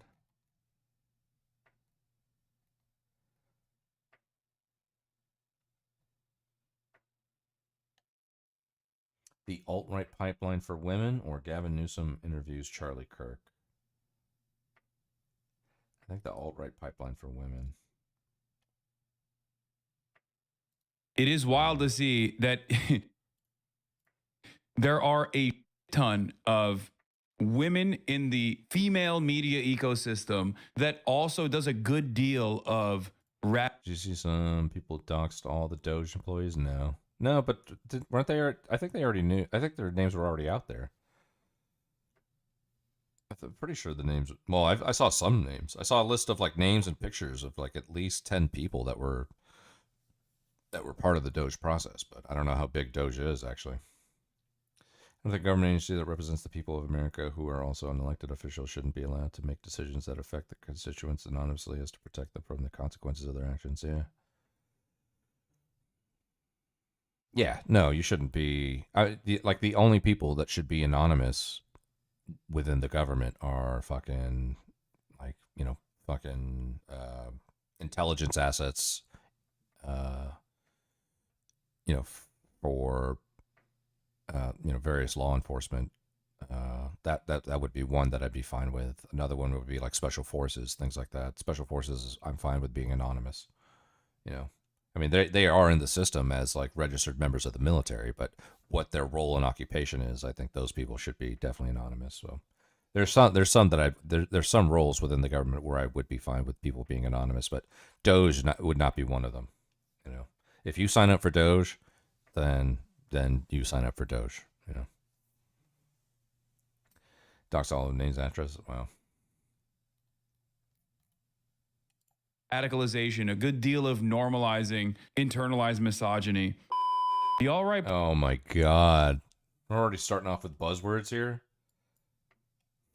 Normalized internal misogyny. It is wild to see that there are a ton of women. I think he even laughed right there because he knew he was gonna fucking say some shit like that. Wild to see that there are a ton of women in the female media ecosystem that also does a good deal of radicalization, a good deal of normalizing internalized misogyny. The all right pipeline for women, the misogyny slop ecosystem. I feel like Taylor is brilliant, and this is a real. That is a crazy thing to say, dude. He's talking about Taylor Lorenz, who's like a Washington Post contributor, or was a Washington Post contributor. I don't know if she still is, but she's the one that essentially like was at war with libs of TikTok. Hot civil war, yeah. Issue. This like the gender war shit pisses me off to no end online. I really, really, really, really despise it. And it is the most successful meta, and I hate it. I hate it so much. Partially because like no matter what I say, because of my position as someone who's just like be normal to women, all the people on the men rule girls drool side be normal say, to women. I'm gay as okay, say I'm soy and I'm super gay, or I'm a male feminist who's just trying to get a crumb of pussy or whatever and then all the rat fems on the other side, by virtue of my maleness, okay, and also because I have a decent be normal dose to of women like Destiny, toxicity attached to my performative masculinity, will call me the worst shit you've ever heard. Okay? Oh. You're gay, you're gay. What? Entertainment journalist, True Crime Universe, React Bros, how MSE is inherently right-wing, Megyn Kelly, Candace Owens, parallels with the manosphere. What's been going on? I'm not really up on it. I know that, so tonight, or last night actually, Not So Erudite did a stream, and it's the first stream that she had done in a long time, and she got a lot of super chats like, "Are you still friends with Destiny? Are you doing the Bridges podcast with Destiny? What's your relationship like with Destiny?" She's still talking to him. She said on the stream, she was like, "Yeah, like I sent a message to him, like we're not doing Bridges anymore, but we're still friends," and which is weird because she's also fucking friends with Pixie. I met them both at fucking DebateCon when Progressive Victory was there, and I went out there to meet fucking Chud. Fucking, I fucking DM'd fucking Chud, and I was like, yo, where you at? After his debate, he's like, I'm at this bar with the Progressive Victory fucking people, which was Destiny, Not So Erudite, Pixie, fucking a whole crew of people. And I was like, oh, you cool? Is it cool if I slide by? He's like, yeah, sure. So I went over there. Destiny had already left. But Pixie and Not So Erudite were both there, and I met both of them. And I know they're good friends. But so Not So Erudite is still maintaining a friendship or, some kind of relationship with Destiny. So there's that. But in terms of like where he's at with his case, I'm not sure. I've heard that they're trying to work on some kind of, well, actually no, maybe she like walked back the 15 mil to like 150,000 or something like that. I've heard that number thrown out there. But I think Destiny's just going to fight it, and I think he's actually going to win because, for one, he can afford the legal fees. Maybe Pixie will have enough representation that they won't even care about the legal fees. But it'll likely get. I honestly, I think it's likely going to get settled, and then fucking Destiny's just going to have to lick his wounds and put up the fortress arc like Bosch did for a while.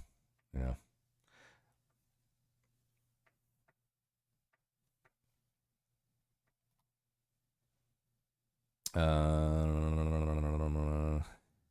keep their mouth shut till the trial's over.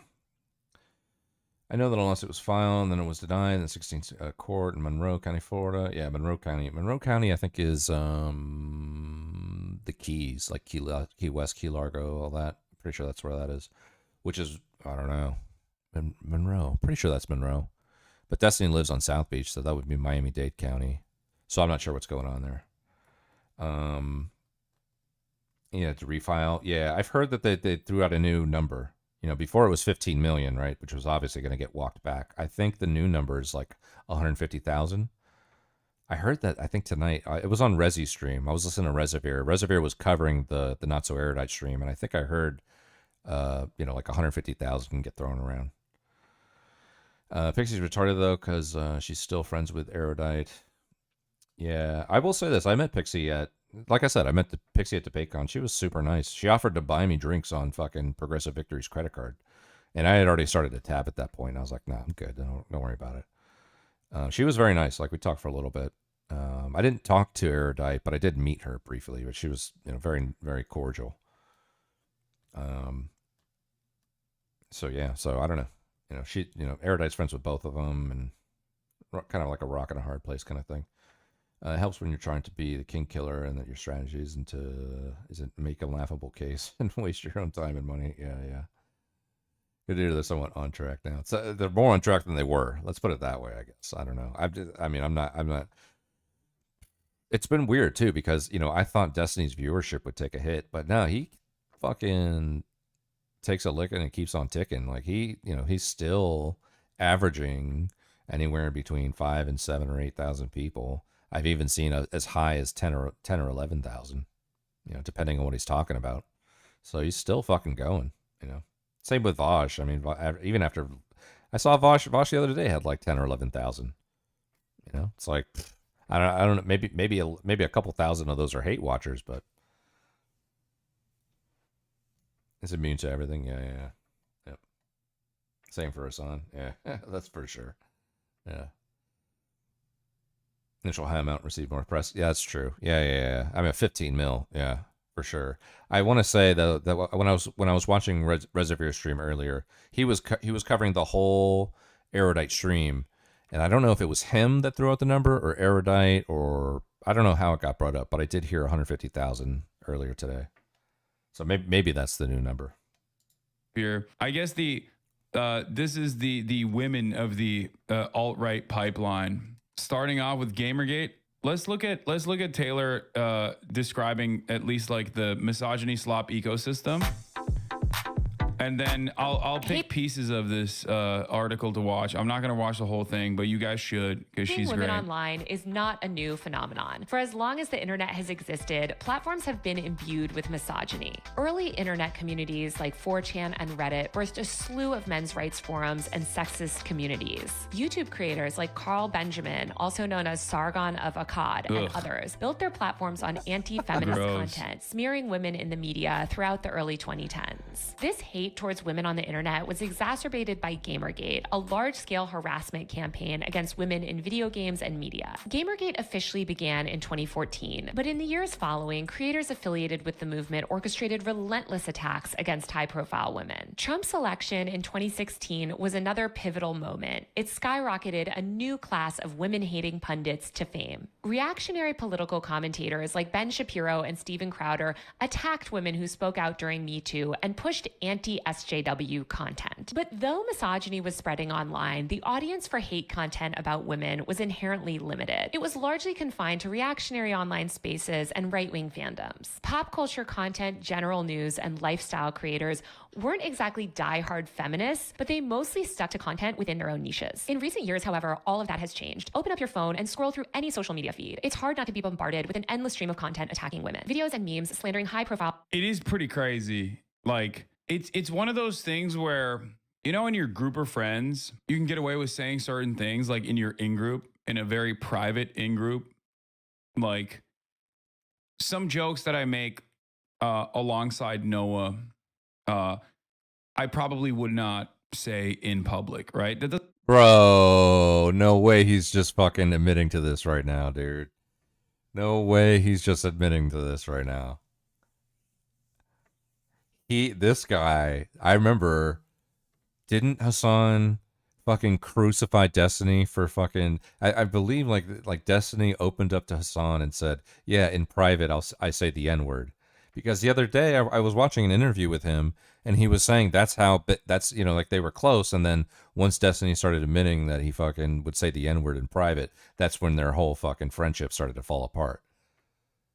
So he'll fucking crucify. I mean, like don't say the N-word, okay? I don't recommend anybody. I'm not a slur. I fucking hate slurs, period. I'm not a fucking fan of slurs.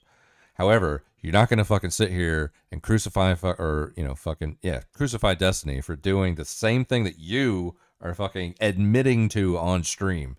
Not necessarily, again, it's not, maybe it's not the same thing as the N-word, but I'm sure there's some fucking spicy Israel jokes going around in Hassan's fucking inner circle.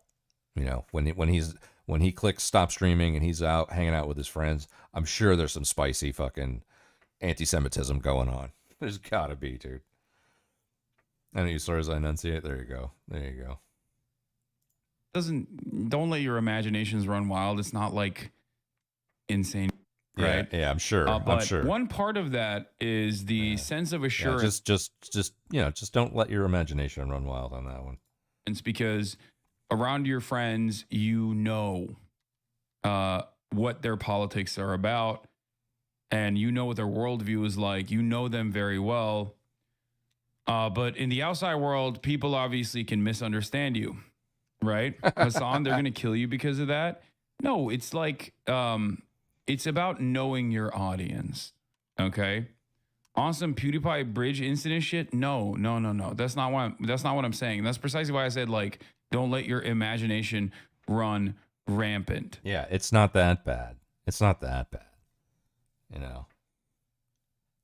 The things that I say in private with the people I'm very comfortable with, they're not bad things. I promise. Don't let your imagination run wild. Right? A loving usage of the F slur towards Austin. Like, the reason why I brought that up is because even if there was like some semblance of like permissible joking, like misogyny or whatever, there is no way that you can do that anymore. Okay. I was even thinking about it when I was talking to Theo Vaughn, when we were talking about the weather machine, right? Like Jews owning a weather machine or Jews owning the media or whatever. Like, even as a joke, it's not something that it's not something that you can just like comfortably say, because there are believe it, there is like, you just can't do it. And I'm not saying like, oh, you can't say anything anymore, they'll cancel you. Like, that's not my fear at all. I don't give people misunderstand me all the time. They yell about their misunderstandings all the time. But what I mean is, like, there are legitimately people out there who are just like, yeah, no, that's right. They did the dam breaking or the levees breaking. And I hope whatever he's fucking subconsciously admitting to right now fucking comes back to bite him in the ass. And there's like some leaked audio of him saying some extra spicy shit. I really hope this fucking comes back, dude, bro. K and F slurs. Yeah, I don't know. He said something about fucking F at least. So I really hope this fucking clip comes back to bite him in the ass. And this is definitely recent, because the interview with Theo Vaughn was like a day or two ago, or sometime in the past few days. So this is definitely recent. I want to know what Hassan says in private. That's what I want to know. Him and Frogan and fucking Denims and all this fucking Sabra hummus and all that shit. I want to know what they're really talking about when the camera's off. Tell us your dark secrets, fucking Hassan. Let's go. And the hurricanes in North Carolina and all around the South. And it's just, it sucks. And the same thing goes for even like jokingly saying, it's the same thing that goes for jokingly saying like women be shopping. Like, there are so many unfiltered, unrestricted. By the way, I'm fine with misogyny. Okay. I am definitely anti-bigotry, but I don't consider fucking misogyny bigotry. So, so do with that what you will. But I'm just a fucking old school kind of guy. All right.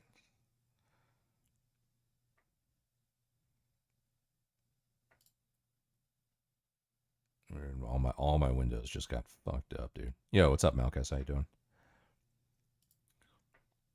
I think even I remember. I think I remember, I think it was during, when was it? It might have been during the Cat Black fucking saga with Vosh. I don't remember what it was. Maybe it was Anna Kasparian. I don't remember.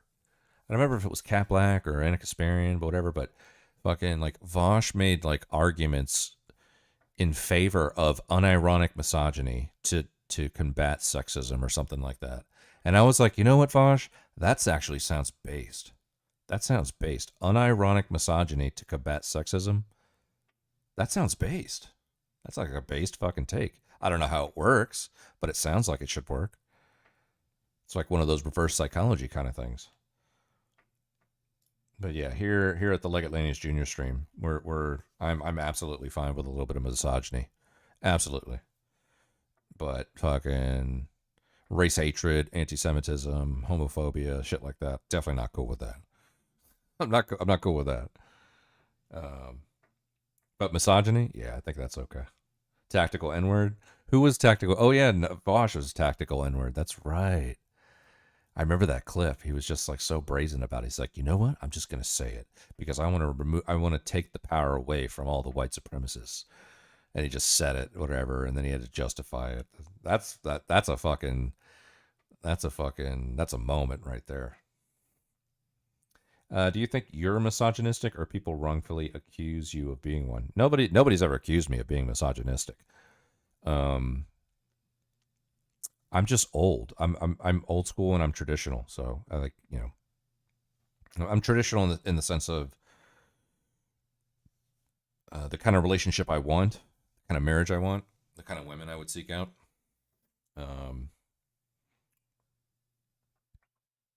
Yeah, it's and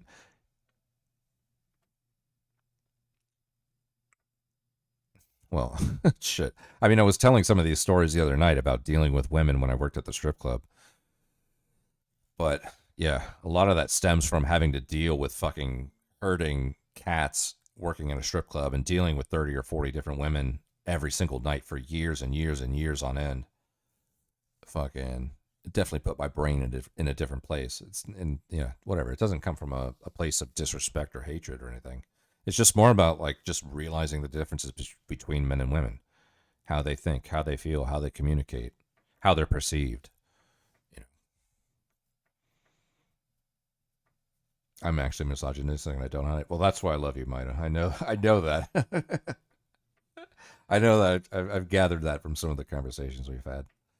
Patriarchal rather than misogyny would be a better descriptor. No.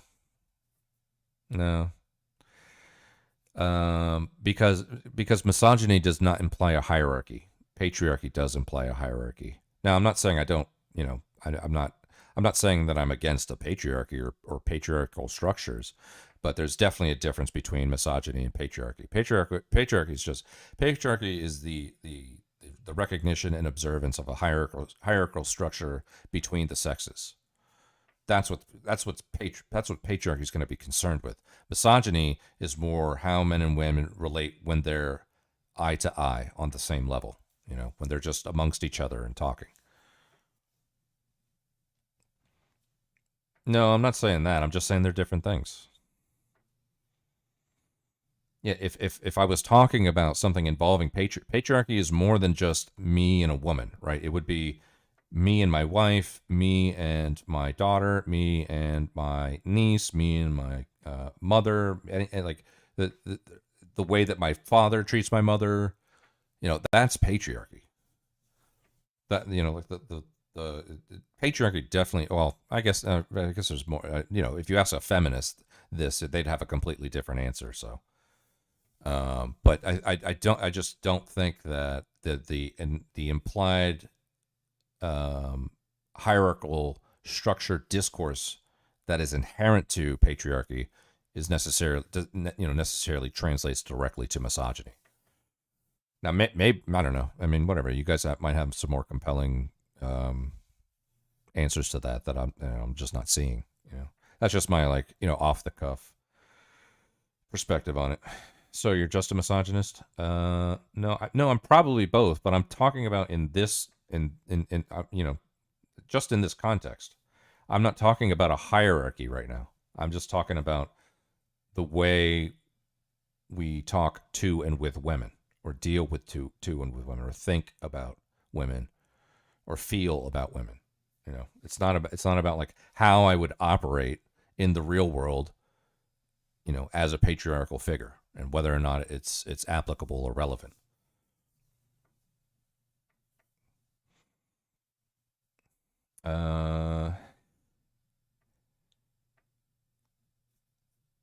You're wrangling the folds kind of implies a hierarchy. No.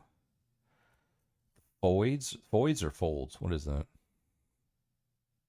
Is that femoid?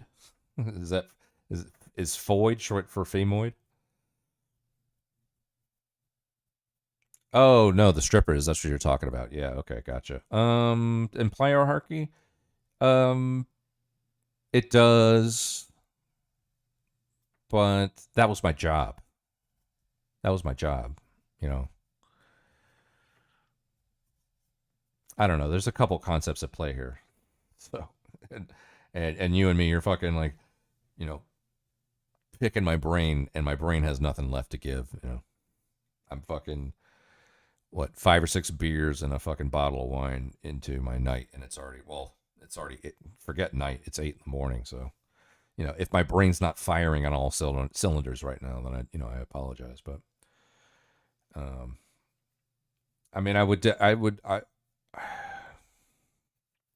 wouldn't say that I'm a misogynist, but if somebody called me a misogynist, I would be like, that's fine. I'm fine with that, you know. You change your clock? No, I just noticed that like an hour ago that the fucking clocks went forward. You know, I was asking earlier if it was fucking daylight saving time because I've only been streaming for a couple hours, and then I look down at my fucking phone here and it's like 8 in the morning, and I'm like, oh shit, it must be daylight savings time. So, but yeah, I mean, you know, if it, like I said, I wouldn't go around saying I'm a misogynist, but if somebody called me a misogynist, I'd be like, okay, that's fine. I'm fine with that. I'm totally cool. We woke up to 9. Yeah, well, here in Texas, it's 8. So, yeah. All right, let's see. Let's see what he got. Insanely misogynistic content creators out there that make a ton of money just by saying women ain't. And it's very frustrating. It's very, very frustrating. It's crazy. Women like Blake Lively, Meghan Markle, or Amber Heard have become inescapable thanks to the rise of what's being called the misogyny slop ecosystem. The misogyny slop ecosystem is a sprawling network of online content creators and communities that manufacture and boost smear campaigns against women. They target women who speak up for women's rights or have been victims of gender-based crimes like assault, harassment, and abuse. The misogyny slop ecosystem has I call them misogyny tourists. You guys remember? This was a term I coined. This is a term I coined during the Tory Lanez criminal saga. If you remember, Tory Lanez briefly shot. Sounds like an AI voice. Yeah, I can't stand Taylor Lorenz as a person. I can't stand her voice. Ugh, fucking A. That's Not My Neighbor is coming out on Steam in 2 days. That's Not My Neighbor is coming out on Steam in 2 days. Definitely something to check out. Okay, cool. Remind me. I'm gonna forget. What is that? I don't think I've played it before. Let's see.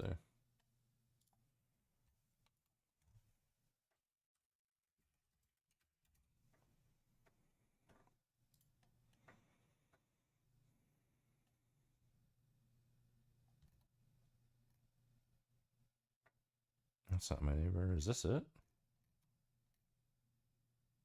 Game Theory. Is there a trailer?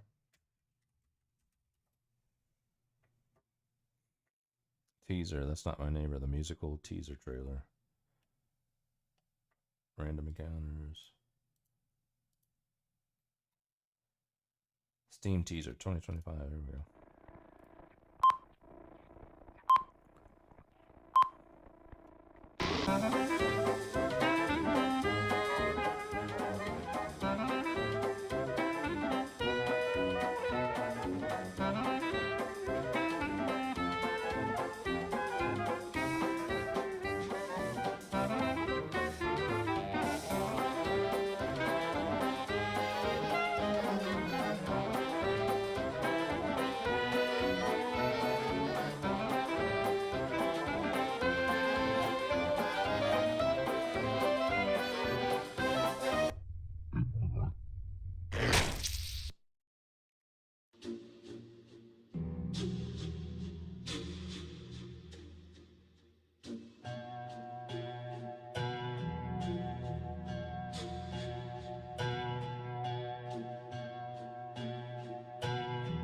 What is this game? I haven't heard of it.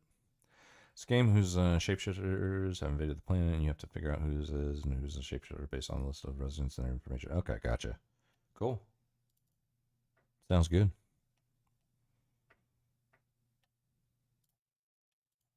Right here. Okay. Yeah, but I can't stand Taylor Renz. I can't stand her voice. Does I can't look. I can't. There's a lot of like female influencers that I can't stand their voice at all. That actually, and okay, and I've talked about this before. Fucking like influencer voice. Fucking can't stand it. She's chock full of it. Megan Thee Stallion, and in that process, there were a lot of people who didn't even care about Tory Lanez necessarily, but just like got on the Tory Lanez tip.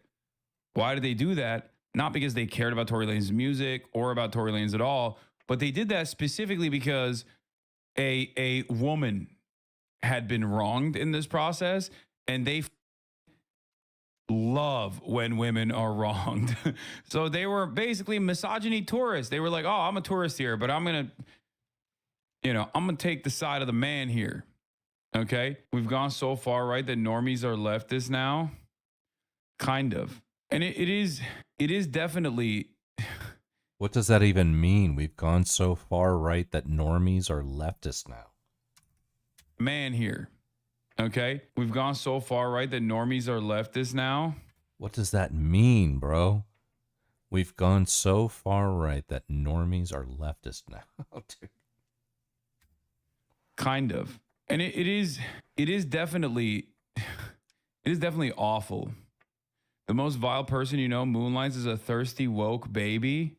What? I don't know what you mean by that, but I do think that there are a lot of accounts that have boosted that, because most people see this stuff and they take note of it and they go, Your exact words were, people don't like Tory Lanez, they like that he shot Megan Thee Stallion. Yes, exactly. Radically transform the online landscape and the content that you see. Today, I'm going to be talking to Ofi Dogi, the brilliant cultural commentator and content creator who coined the term. We're going to discuss the origins of misogyny slap, what creators make up this ecosystem, how it became insanely profitable, and how all of it funnels people directly into the far-right media machine. Ofi, welcome to Power User. Thank you so much for having me on. Okay, so to start off, how would you define misogyny slop? So I think there's always been an element of this online, right? But I think for me, the thing that makes it slop is when it has very, very low quality standards for what you're making. Somebody who's making something that I just disagree with and they don't like a woman, that's not always going to be misogyny slop. But I think it's algorithmically driven at this point now, where we're already primed to dislike, distrust, and disbelieve women, and especially women who have come forward about being victims of something. This is already the idea that is most easy for people to pick up on and think has been what's been in their head all along. It's not introduced. All right, I'm gonna. She gave an introduction to the Gamergate, creator funds role, law tubers. So she goes through like body language experts, T channels, law tubers, deep divers, and there are many different entertainment journalists. I thought it was like the other way around. Normies by the standards of 20 years ago would be considered right wing today. Yeah, that's what I was thinking. You know, the way that I'm viewing this concept of where we're at in terms of the Overton window now is like, it's basically like fucking, if you are a Democrat, you're right wing. If you're a libertarian, then you're basically a Republican. If you're a Republican, you're a conservative. If you're a conservative, you're a Nazi. Right? So there's that. And then if you're Bernie Sanders, then you're a centrist. And then if you're left of Bernie Sanders, then you're a leftist. That's my view of where we're at with the current state of the Overton window. So, but I don't even know what he means. He said, you know, we've gone so far right that normies are leftists now. We've gone so far right that normies are leftists now. So if that's the case, then what are actual leftists? Does that mean they're like Antifa on steroids or something? Or just you interviewed Lisa Bloom, a feminist attorney out of LA, and got her to storm off the stage last week. I'm sure. I've seen many many a JLP interview where somebody stormed off. Yeah. True Crime Universe, React Bros. And what's interesting about this is that like a lot of this space plays a role in developing and normalizing right-wing perspectives, like anti-women perspectives. And then you have some very prominent female content creators such as Megyn Kelly, Candace Owens, and also Brett Cooper, who genuinely lean into this meta. They always assume the position that like the guy is right, okay, and they utilize the pre-existing social battles that are happening by garnering that, by generating the attention, by focusing on like popular subjects, especially like gossip and drama and things of that nature, and develop audiences. There are a lot of people. Andrew Tate, I think, is a obvious example of this. Like, misogyny is so poppin' that you can become one. Bro, I'm gonna clip that. I gotta make that a sound alert. Misogyny is so poppin'. Andrew Tate, I think, is a obvious example of this. Like, misogyny. Yeah, what's up, bud? I love this. He said, misogyny is so poppin'. I am gonna fucking. That's gonna be a sound alert for sure. Andrew Tate, I think, is a obvious example of this. Like, misogyny is so poppin' that that is gonna be a sound alert, bro. Misogyny is so poppin'. You can become one of the most famous people virtually overnight. Like, he rode that misogyny spaceship basically to superstardom. Went from a guy who was getting clowned on online for saying, if you like Star Wars, you're gay, to a dude that was in front of every person under the age of 18, every young man under the age of 18 that was just like, this is my guy, he's my GOAT. Okay? The dynamic of this space, like right-wing commentary, has also changed. I think misogyny has always been popping, I fear. Okay, it has been, but I don't think that in the... That's going in the clip too. I'm gonna fucking splice them together. That's going in the sound alert bank. Past like 2-3 decades, did we ever have people who were actively saying, one, women ain't, and two, actively physically and emotionally harming people to a degree where they get in trouble with the law, and yet they are still seen as like heroes by the right? Do you understand what I mean by that? Like, it is definitely a little weird. Yes, misogyny has always existed, and it certainly was worse in the past as well. I mean, listen, women can work, you know what I mean? Like, that, not that long ago. When you think about it, the like women's right to vote is a relatively new phenomena. Do you understand how insane that is? That's insane. Okay, we act like, oh no, it's over. Like, gender equality is here. It's always been here, but it's like, it wasn't that long ago where women straight up could not vote, dude. That is psychotic. Same with black people. Like, oh, dude, what are you talking about? Slavery is abolished. Okay, like segregation still in maybe not fully legal ways exists in this country, but it was completely legalized until also not that long ago. So we have a lot of growing to do. All right. Having said that, I do feel like there was like a decade of kind of moving in the right direction, and there has been this massive backlash towards that, and now we are bouldering towards the exact opposite direction actively. If only we could acknowledge feminism, and also white feminism being a big problem against race. What? Feminism against race? What does that even mean? Brother, my grandfather alive was in an Indian boarding school taken from his family. Yeah, there's that too. God, there's so much awful shit the country has done to its citizens and continues to do to its people. Holy. Okay. Oh my God. The point I'm trying to make is that there's a lot. There's definitely still a lot of room to grow. But I do think that we have, like, our trajectory has shifted and perhaps maybe even moved in the opposite direction. especially in these last couple of years post-COVID too. Or like phishing content, right? And then they're led down this like right-wing rabbit hole. I think that the misogyny slop ecosystem is that for women. I think that it is basically this ecosystem of content that's celebrity news adjacent, where maybe you're a woman that loves gossip, entertainment, reality TV, beauty content. You start to watch some of these tea channels, like you said, a makeup, tutorial that's talking about true crime, and suddenly you're right down this rabbit hole, right? Right. And a lot of people will get kind of frustrated with me when I point this out, because a lot of my content, I do sort of like swing a baseball bat at a hornet's nest and say, this person is telling you that they're a feminist and they're not. And people will get mad at me and they'll say, well, like, why are you saying that? And it's like, because I'm actually looking at what they're making. I'm actually noticing what they're asking me to believe, and I'm noticing that it is completely. Yeah, this is like maybe a bit too much. She's noticing. She's noticing. No. Fuck. Stay out of women's business for a guy like me, especially a guy like me that constantly gets yelled at by the loudest of turfs and the loudest of swerves who adorn the fake shield of feminism. Women weren't even allowed in bars here in Quebec only 40 years ago. Yeah, I saw actually like an old school clip. That was actually the case in Australia as well. Like I think women weren't even allowed in bars in Australia until like the 70s. When they're clearly not.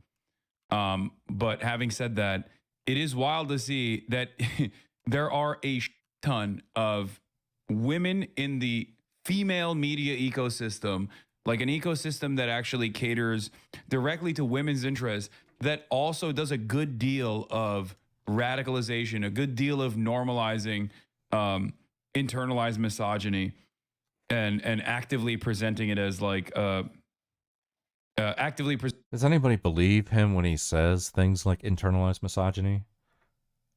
I'm not even claiming that he is a misogynist, but I don't fucking believe him when he says things like he actually thinks, stop streaming, cameras are off, nobody's looking. Is he actually ever fucking considering organically, really, things like internalized misogyny? No, definitely not.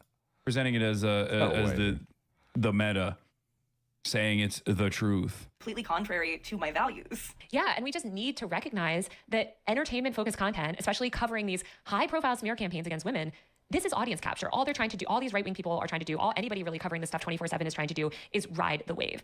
And so many of these accounts, too, very quickly pivot to other things as soon as it's done. As soon as this Blake Lively, Justin Baldoni thing is over, they'll pivot to covering the next thing. It's just about getting those clicks and eyeballs and then monetizing them. And I think what's also important about the audience capture is that I think it kind of works both ways. Because like you said, they'll move on to the next thing, but it's not that just any next thing that they move on to will still have that whole audience that they just amassed. They have to be making the right kind of thing. If they go from being really like anti-woman in a way that their audience loves to taking a woman's side in their next video, they're going to get eaten up in the comments. Right, exactly. You have to kind of keep the anti-woman train going, right? Like if there is a woman, you have to be against her because now you've fed into these narratives. And and then they get audience captured and they basically pump out that shit. Caroline talked about it as well. As a female content creator who covers pop culture news from a leftist perspective, it is alarming to see the proliferation of reactionary female content creators who fully realize that pop culture / celebrity newscape is ripe for right-wing dominance. We talk about the manosphere and online radicalization of men and boys, but we are not talking enough about the women who are also being radicalized, often via these reactionary female content creators who utilize entertainment industry cases of sexual harassment to push a regressive agenda. There's absolutely a celeb gossip to the alt-right pipeline. Sexual harassment cases are not gossip, to be clear, but is often framed this way, and it attracts the attention of people who seek this type of news and content. Yeah. Deb V. Heard was a catalyst for this type of content and was rewarded immensely and absolutely dominated the internet. Tons of content creators seized on the burgeoning backlash to the Me Too movement and have continued to make content that is not even remotely subtle in its misogynistic framing. This is what Candace Owens have been cooking up in an attempt to publicly exonerate Harvey Weinstein. Harvey is the reason that the Me Too movement exploded in 2017. The end goal for someone like Candace is to completely destroy the social movement by exonerating the serial rapist and abuser who kicked it off. And she has gained even more followers because of the rabid wall-to-wall coverage of Lively Baldoni, which she uses as evidence that the Me Too movement must be destroyed. It's additionally interesting because it seems Candace Owens, who is a grifter, okay, through and through, not that it matters whether she has a genuinely held conviction towards this sort of reactionary slop that she produces, or if she's simply faking it for money. That doesn't change the dynamic at all. But Candace Owens doing this is extra funny because she's also a rabid anti-Semite.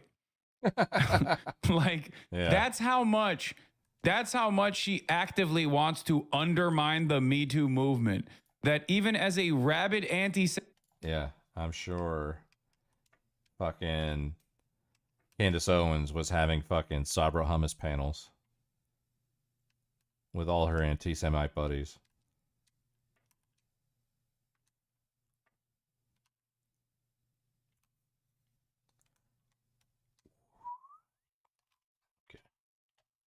Semite, she's like, I am going to free Harvey Weinstein. She also started as a Me Too person. Yeah, 2016, Candace Owens was literally anti-Trump. Dude, hummus or baba ganoush? Yeah, I love both. Yeah, love hummus, love baba ganoush. Why? Why do you ask?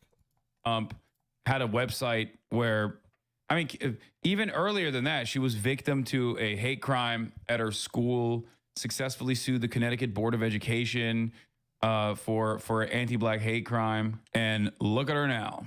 You're talking for a very privileged way. What? Feminism is real. You lived in a society so disgusting, but women are human. All laws we have fight. Is a law question have the same right? We live and die.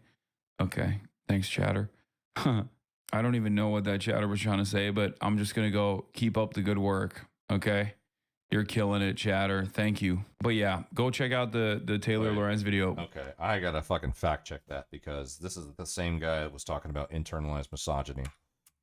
What did they just say? Feminism is real. We live in a society so disgusting, but women are human. All the laws we have fight. It's a law question. Have the same right. We live and die. You're talking for a very privileged way. Right? It just sounds like somebody who's it's like ESL. And it sounds like they're speaking on behalf of women. And this guy just fucking literally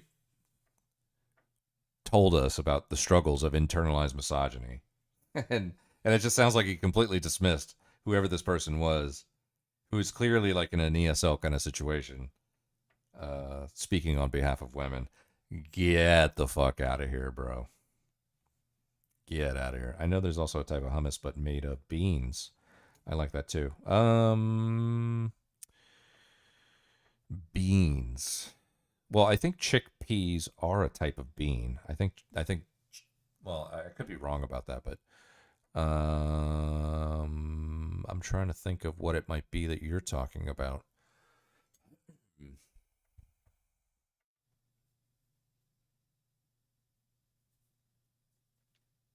Soybeans, like edamame or something like that. I've seen like smashed edamame, you know. Track this VOD down. Someone came around asking Twitch poll about men's issues. It has Gorp and I in it. What is that? Wait, this is a VOD or is this like a clip?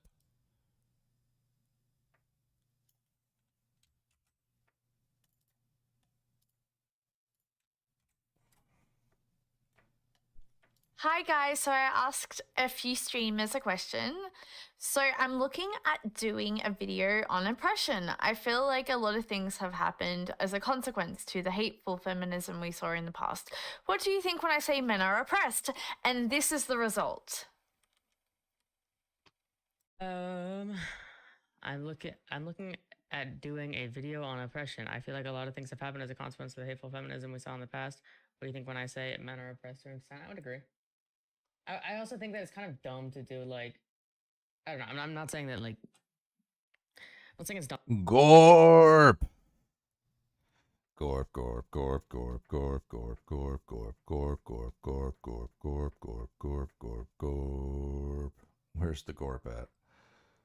Where's that fucking gorp at? Where's the gorp? Well, first of all, let's get that going. Bam. Bam. Bam, bam, bam, bam. Little bit of that.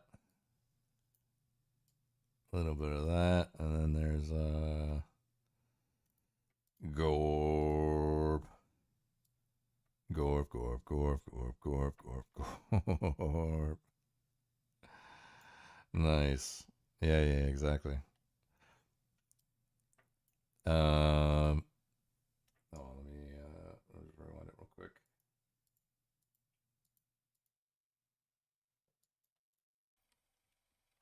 I'm looking at doing a video on oppression. I feel like a lot of things have happened as a consequence of the hateful feminism we saw in the past. What do you think when I say men are oppressed to an extent? I would agree. I also think that it's kind of dumb to do like, I don't know. I'm not saying that like, I'm not saying it's dumb to talk about, but I think that trying to play the whole, oh, this group is oppressed and this group is oppressed, you can find a way that any group is oppressed. Literally any group in America. You can find a way that. What about, wait, cishet white men too? Cishet white men? Next time I talk to Gorb, I'm gonna ask him that, because I'm gonna pull up this clip. That trying to play the whole, oh, this group is oppressed and this group is oppressed, you can find a way that any group is oppressed. Literally any group in America. You can find a way that they are oppressed. So, I don't know. But yes, men are oppressed in certain ways. Everybody's oppressed. Yeah, exactly. Comrade, everyone is and everyone is oppressed. It's so simple, guys. We have figured out America. Just ask a question. So I'm looking at doing a video on oppression. I feel like a lot of things have happened as a consequence to the hateful feminism we saw in the past. Can I please ask a question? So I'm looking at doing a video on how men are oppressed. I feel like a lot of things have happened as a... Who is this person? Bambi Bot.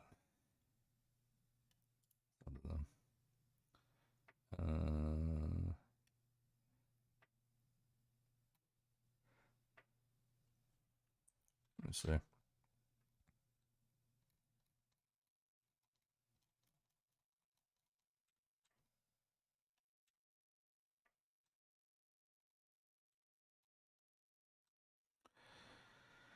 I feel like most men's issues are working class issues and vice versa. I feel like being hit with a girder and dying is definitely a bigger point of oppression than a lot of more superficial stuff we see on social media and in the mainstream as being big issues, but it's not thought of as men's issues. Maybe for the best. I think we need to address each situation, and when we can each individually separate to assess if they're oppressed. That's when I have a complaint with modern feminism. In a cut and dry way, the law favors women.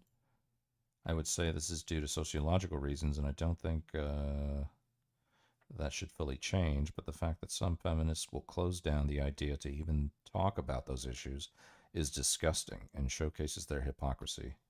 I personally find the discussion of male depression being closed down by feminists extremely disgusting. It's like I don't expect women who don't have anything intelligent to say on the topic to talk of.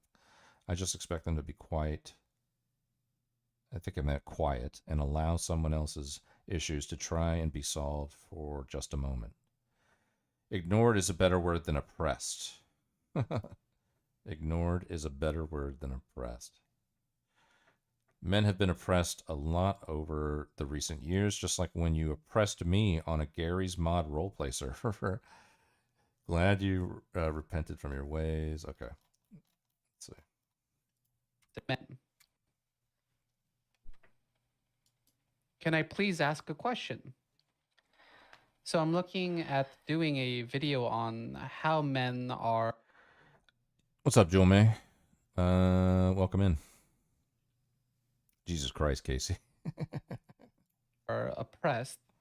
I feel like a lot of things have happened as a consequence to the hateful feminism we saw in the past. What do you think when I say, quote, men are oppressed to an extent? I don't, well, before that, How long ago was this?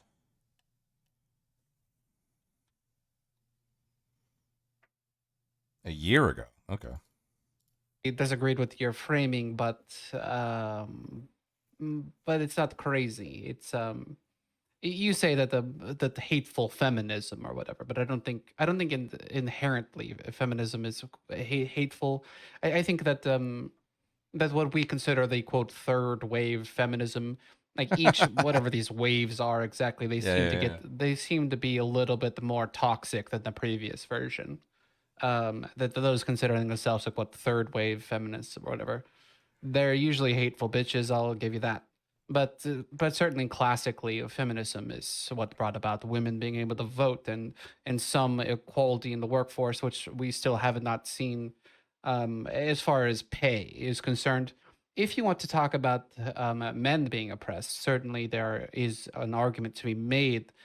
In modernity, it's almost like an overreaction, and because we live in a mostly a society mostly run by men still, whether we're speaking about the leaders of companies or in government. It is still a patriarchy. So we don't always respond to cries of unfairness towards men as I think we should. It's certainly, yeah, in that we could sort of be overreact to that fact that for so long for so many years that men basically ran society, and is somewhat still true, but much less than it used to be. Certainly when we're speaking about statistics relating to mostly education is what which it stands out for me. The fact that there are 2 women for every man in college today in the U.S. at least. Oh, That he is an knows the outrageous 60 statistic, point. is it not? Oh, And they know. yeah, and that there's 2 girls for every 1 boy. The Yes. 60-40 ratio. That's interesting that they've said that. Yeah, so so to say, I think that a lot of people are sort of laughed at or laughed out of the conversation when they're saying stuff like that the men are oppressed or whatever. But I think as long as you focus the conversation and that there is demonstrable evidence of unfairness in certain aspects of our society that we shouldn't ignore. Just like we shouldn't ignore if that statistic was flipped. If there was 2 guys for every girl going to college, as I'm sure was the case. Hold on. Fuck, man. Oh.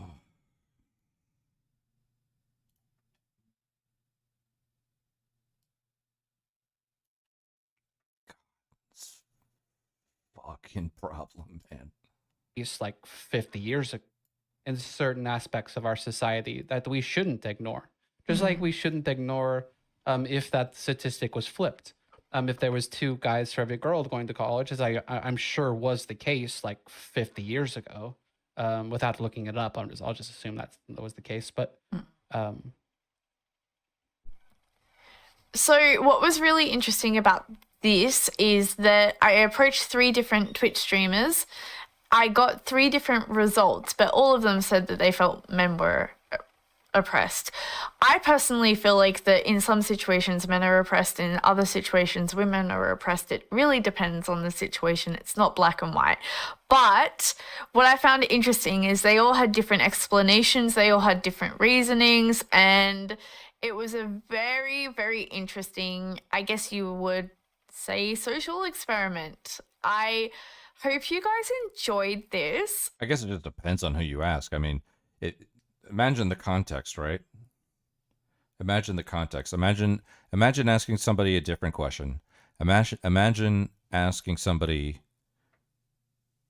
if there is oppression out there, who does the oppressing, right?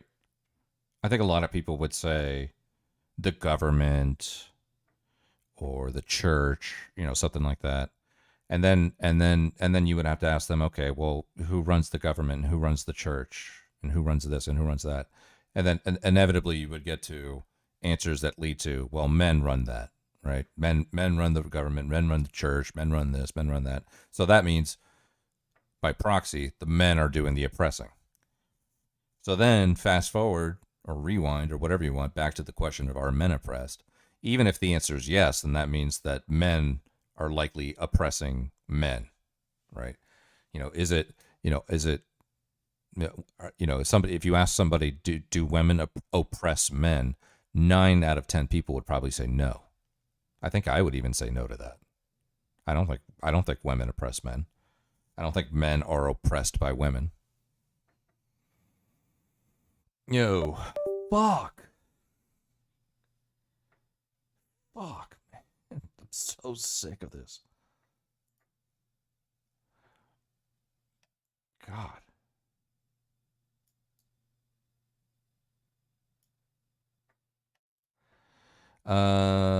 I got clue what I'm saying. Okay. Does a beard that long bother you? How long do you have it? How long you had it for? Do you need to apply oils and conditioner to it? So I'm thinking of growing a beard. No, I don't apply oils to it. I just wash it. I wash it and condition it. That's the thing. If you wash a beard, you should condition it too, because like when you get out of the shower and it's just washed, you know, if you towel dry it, it's gonna be kind of like raggedy and dry. If you condition it and then blow dry it, it stays riding clean for days. It doesn't bother me. No, it is a little bit to work when you have like certain things that you eat. Like if you had like chips and queso, right? If you just trust that the queso is going to stay on the chip, that would be a mistake, because there will be some drips of queso that will get into your beard. So you have to like at least like push it back a little bit and eat the chip. Same thing with like crab legs and butter or soup, things like that. So there's a little bit, you know, you have to like, you know, when you're eating, it's a little bit to manage, but outside of that, it's fine. But I recommend everybody grow a beard. Everybody.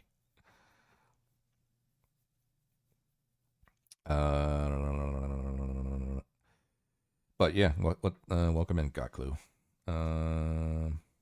According to intersectional logic, I don't see how they wouldn't be oppressed. So there's a video that exists of calling me in to NOK stream and talking to a radical feminist who said they'd be taking questions from the audience, and I don't think and I think even NOK was surprised when I went at her throat. I bet that stuttery rant went on for at least 5 more minutes, and she cut it off. Probably, yeah. What was it, a year ago? Do you still got that VOD? That'd be fucking banger. I'd be curious about that.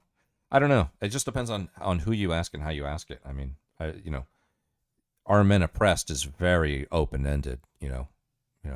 Even if somebody answered yes, then the question is, okay, well, who is oppressing men? And I think anybody that were to say women oppress men is just fucking like an incel, basically. Women don't oppress men. If they are oppressed. I don't think that men are oppressed. I think if there is oppression out there, it's mostly maybe men doing the oppression. Are men oppressed? No, I don't think so. You know, I don't know. Maybe it's a little bit daunting to be expected for the majority of men over the course of centuries, including now and possibly forever into the future, being expected to be fucking providers. You know, maybe that's a role that we're just destined to have, and maybe that's oppression. You know, we're just fucking wallets. You know, we're resources for women and children to extract from us. Maybe that's oppression, or a gender role. I don't know.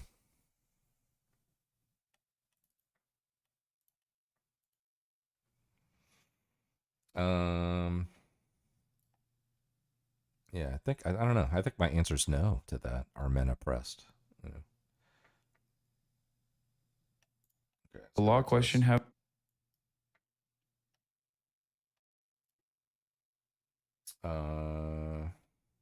Who's the person in the video, by the way? Maybe type it in the chat if possible, because at this point I almost can't load the stream at all. Okay. It is BambiBot.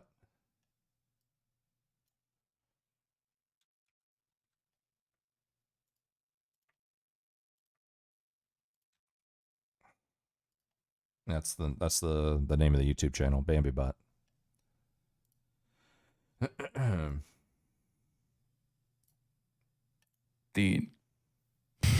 She also started as a Me Too person. Yeah, 2016, Candace Owens was literally anti-Trump, had a website where, I mean, even earlier than that, she was victim to a hate crime at her school, successfully sued the Connecticut Board of Education for anti-Black hate crime. And look at her now. How many years you grew it? I mean, I got out of the Army almost 4 years ago. Actually, I'm coming up on my 4-year anniversary where I'm actually at the end of my independent ready reserve portion of my active duty contract. So it's ending in like a week and a half, 2 weeks. But I got out of the Army 4 years ago and I just stopped shaving. So it does what it do. It has its own mind. It has a mind of its own. So, it might be longer if I didn't fuck with it. I'm always like doing this to it and like, pulling a hair out once in a while. That'll take another 6 months to grow back and whatever. But, I would probably say I got to this point in 6 months, 6 to 9 months, maybe. It'll get to like this long. I got to think like,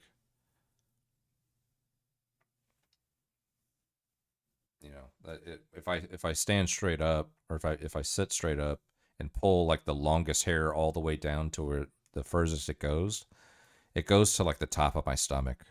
So I don't know, but it's probably like 6 to 9 months. You're talking for a very privileged way. What? Feminism is real. You lived in a society so disgusting, but women are human. All laws we have fight. Is a law question have the same right? We live and die. Okay. Thanks, chatter. I don't even know what that chatter was trying to say, but I'm just going to go keep up the good work. Okay. You're killing it, chatter. Thank you. But yeah, go check out the Taylor Lorenz video. Why am I talking about this though? The reason why I'm talking about this is because of Doechii. For those of you who don't know, Doechii's been kind of having a really good year, okay? A really good year. She is a very talented female rapper, okay? Also known as Swamp Princess on Twitter. And recently, she was doing like a fake Hot Ones thing, and she jokingly had this to say. Or not fake Hot Ones. I guess First We Feast is what she was doing. What's my biggest dating red flag? Is it being on the DL? You're on the right track. I have my answer.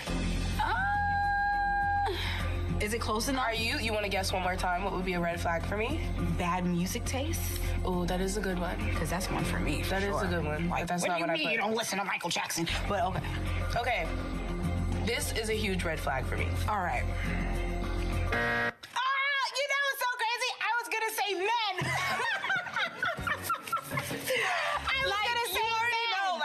Strike one. You're a man. Yeah. And you're heterosexual. Yeah. I was going to say, so technically, because my mind was already there, I don't think I deserve to eat a wing. I think you do, friend. Obviously, this is supposed to be like humorous, okay? It's not supposed to be, a direct shot across the bow against straight men, okay? And yet, it's a classic. It's not even like men are trash tropes at this point. It's just like who cares, dude? Can you calm down?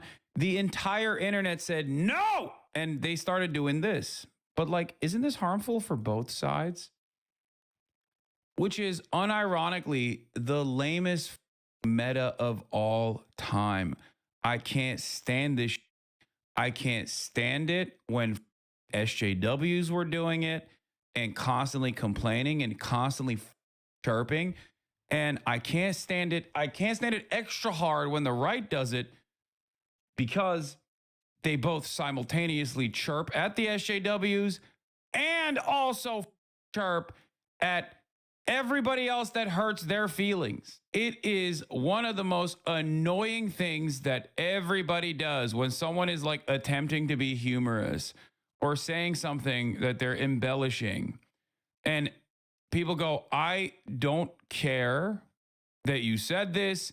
I am going to take this very seriously, and I am going to tell you how sensitive I am. Oh, I hate it. And it's like the gender wars have greatly tuned this up to 11. Battle lines are drawn. Everybody gets in on it. Everybody talks. Wait, so was that misogyny essentially what she said? Because I'm trying to discern whether or not he's trying to excuse misogyny, or excuse me, misandry. Was it misandry that she was talking about? I'm trying to discern whether or not he has no problem excusing misandry, but will rail against internalized misogyny. Strike one. You're a man. Yeah. And you're heterosexual. Yeah. I was gonna say, so technically, because my mind was already there. So crazy. I was gonna say men. Misandry, yeah. Michael Jackson, but okay. Okay. This is a huge red flag for me. All right. You know what's so crazy? I was gonna say men. I was gonna say men. No, like, I mean, strike one. You're a man. Yeah. And you're heterosexual. Yeah. I was gonna say, so It's gotta be lesbian. technically, because my mind was already there, I don't think I deserve to eat a wing. I think you do, friend. Obviously, this is supposed to be like humorous. Okay, it's not supposed. Okay, let's maybe he's cooking. Let's see. Let him cook. Supposed to be, you know, a direct shot across the bow against straight men. Okay, and yet, it's a classic. It's not even like men are trash tropes at this point. It's just like who cares, dude? Can you calm down? The entire internet said no, and they started doing this. But like, isn't this harmful for both sides? Which is unironically the lamest meta of all time. I can't stand this. I can't stand it when SJWs were doing it and constantly complaining and constantly chirping. And I can't stand it. I can't stand it extra hard when the right does it, because they both simultaneously chirp at the SJWs and also chirp at everybody else that hurts their feelings. It is one of the most annoying things that everybody does when someone is like attempting to be humorous or saying something that they're embellishing. And people go, I don't care that you said this. I am going to take this very seriously, and I am going to tell you how sensitive I am. Oh, I hate it. And it's like the gender wars have greatly tuned this up to 11. Battle lines are drawn. Everybody gets in on it. Everybody talks about how unacceptable this is. Okay? Everybody loses their mind over it. And I hate it. I hate it. She's not being serious. Okay? And even if she was being serious, who cares? To make a counter to this, the dumbest guy you know is going to go. It almost sounds sexist when he's saying this. It almost sounds like he's saying, don't take her seriously. You know? Like, do you think that she wanted to be taken seriously there? Do you think women want to be taken seriously? It sounds kind of fucking like subconsciously sexist, bro. Funny, it does this all the time. Yeah. Well, Hassan, what if a man said gay women was his red flag? Okay. And the difference there is that we still very much live in a... Having your cake eating it too. I'm not being serious, but if I was, then you deserved it. Yeah. Yeah. It's like that same thing where it's like, you know, this is not happening, or that is not happening. And if it is, that's a good thing. Fuck, man. A patriarchal society where men do dominate. Okay. There are so many unexamined issues that women have to go through. Okay. Systematic forms of discrimination. And Doji, being both queer and black, gets the intersection of a lot of those different forms of systemic violence and systemic violence, and also systemic forms of discrimination. So a role reversal is not the same. It's like saying, why a gay pride parade? Why no straight pride parade? that came up earlier with that guy that called into Joven. He was like, y'all got a whole month. All right, where's my street pride parade? Normal adults look at that and go, you're a clown. You're a loser for demanding a straight pride parade. What is wrong with you? Who gives a shit? Okay. But when it comes down to gender related issues, I think that because there's so much underlying resentment in the gender wars that people lose their minds. So straight women make tweets about how they would never date a bisexual man. Straight men make tweets about how they can't stand queer men and alphabet people. But Dochi, a bisexual woman, basically says the feeling is mutual, Lamau, and y'all are in shambles. It's not even that, okay? The problem is every parade is gay. Also, yes, that is a real issue, okay? The real issue is it's impossible to have a parade that's straight. Parades are gay as, okay? You can't do a straight pride parade. Every parade is gay. You're absolutely correct. I didn't really think about that. I'm so tired of the unnecessary hostility that people have online. I find it so strange. Everybody basically leans into it. Yeah, as if you don't fucking inspire or foster any of that. Yeah, you're completely fucking removed from that, aren't you? Very hostility thinking that's straight. Parades are gay as, okay? You can't do a straight pride parade. Every parade is gay. You're absolutely correct. I didn't really think about that. I'm so tired of the unnecessary hostility that people have online. I find it so strange. Everybody basically leans into it. Battle lines are always drawn. I don't get it. I don't understand what compels you to get mad about this. Like, you have to have a lot going on in your life that is really, I mean, that's just dishonest. But battle lines are always drawn. I don't get it. I don't understand what compels you to get mad about this. Like, you have to have a lot. I mean, what don't you get?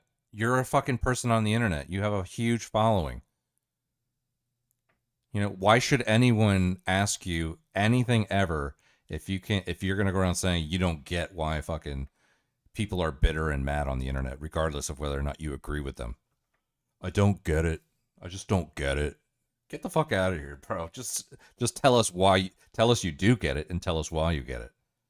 You know, I'm sure the other answer to that would be, these are just fucking incels. You know, these are guys that are fucking sitting in their basement. They got nothing going for them. And you would say that in another context because you know it. You know, it's not, or you get it, you know. Don't fucking sit here and tell me you don't get it, bro. Don't tell me you don't get it. And he had another fucking video here. What was it? I don't know if it's probably too long though. Oh, it was the Charlie Kirk thing. Yeah, let's do it. It is deeply frustrating. Like the last video I did when I'm going to bed.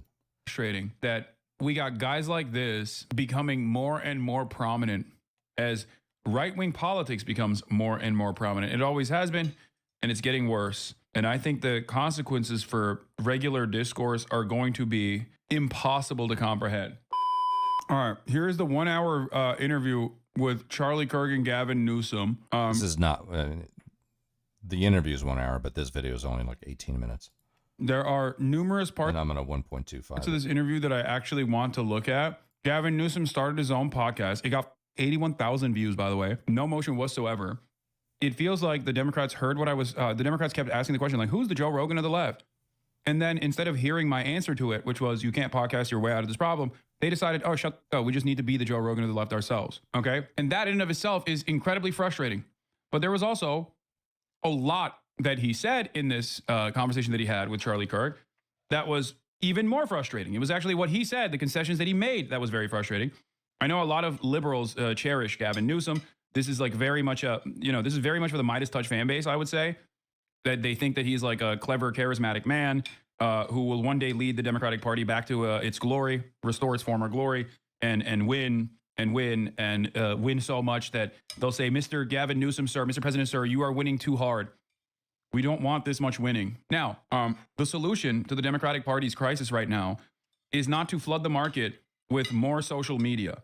The solution to the Democratic Party's problem right now is to change its policies, okay, and address the real material harm that people are experiencing every single day. Recognize the hurt and showcase the ways in which the Republicans are not helping people. Do you understand? So for someone like myself, this is endlessly frustrating to watch because I know what must be done, and I see this, and I recognize that Dems are just like unable to read the room and do what's right. They think they can message their way out of this. They think if they have more charismatic podcasts and podcasters, or if the elected representatives themselves become the podcasters, that this will be fine. This will be enough. That's not going to happen. It's very, very frustrating to watch. He's like, no, Dad, what time? What time's Charlie going to be here? What time? I will say I agree with Hassan on that. The fact that fucking Gavin Newsom came out with a podcast is fucking just pathetic, bro. Pathetic. Everyone knows, and I called it, I will say, I don't pat myself on the fucking back for much in life. But NOK is my witness. When Joe Biden was still the fucking nominee, way, way before the election, not way before, but like in the early stages of the election, I was like, if Trump can survive all of his legal bullshit, he is walking right into the White House. And then fucking Biden dropped out, and then that theory went to shit. So then my next prediction was, if Trump goes on to fucking Joe Rogan's podcast, the election's over. He's walking right into the White House. And that's exactly what happened. And they're all fucking following this fucking strategy. I fucking, oh man, where is it?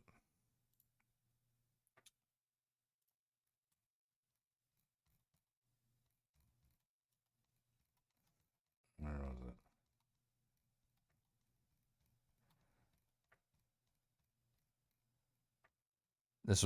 This lady was actually the inspiration to the title of my stream tonight. She's like this 90-year-old fucking ancient fucking congresswoman. And she's running around Congress saying skibidi and aura and big yikes and, you know, go off, but go off. Where's she at?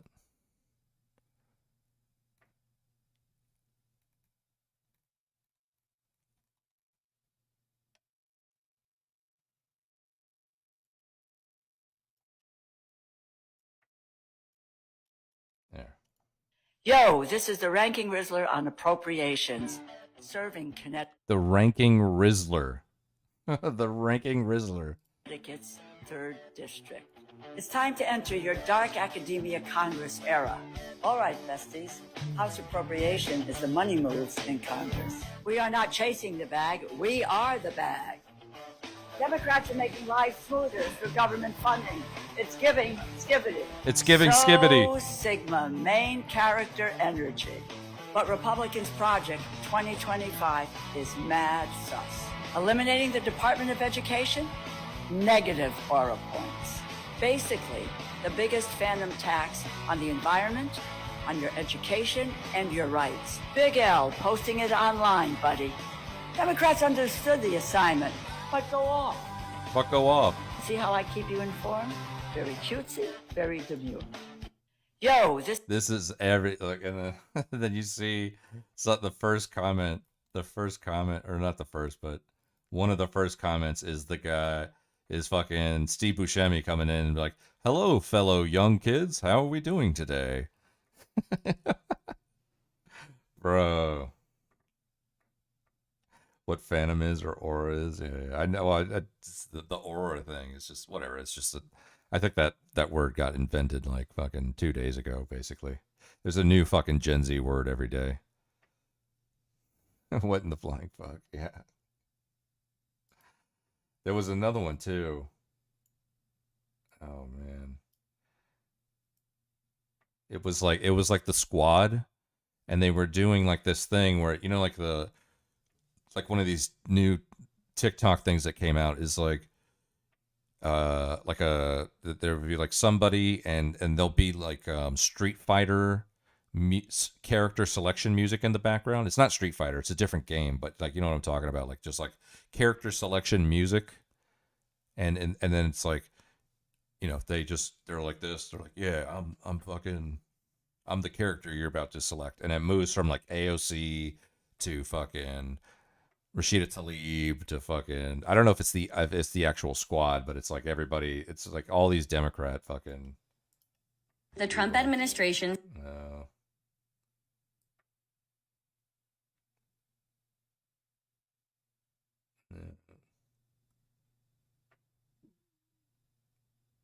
There's that. I've seen a bunch of like just desperate, and then but this like, you know, this shit, this fucking, you know, Gavin Newsom starting a podcast is the most fucking blatant cluelessness about how to be organic about doing it. You know, he's just like, fuck it, I'm going to start doing it.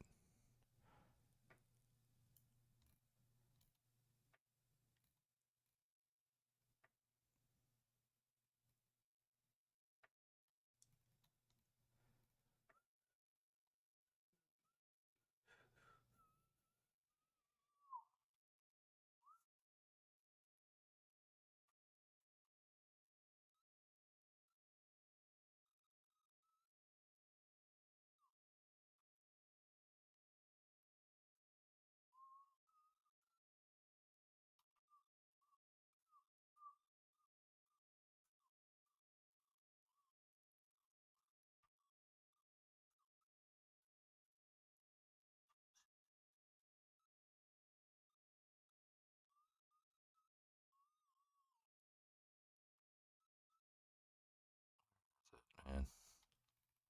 I have some more like really desperate Democrat shit in here.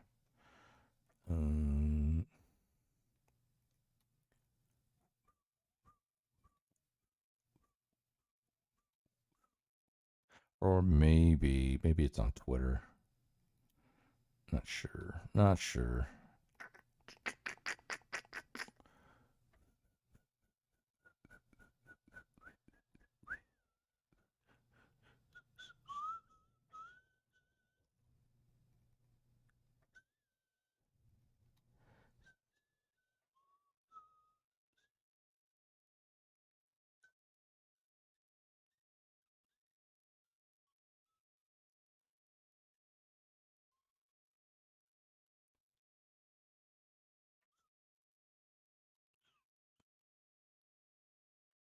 Come on, where you at?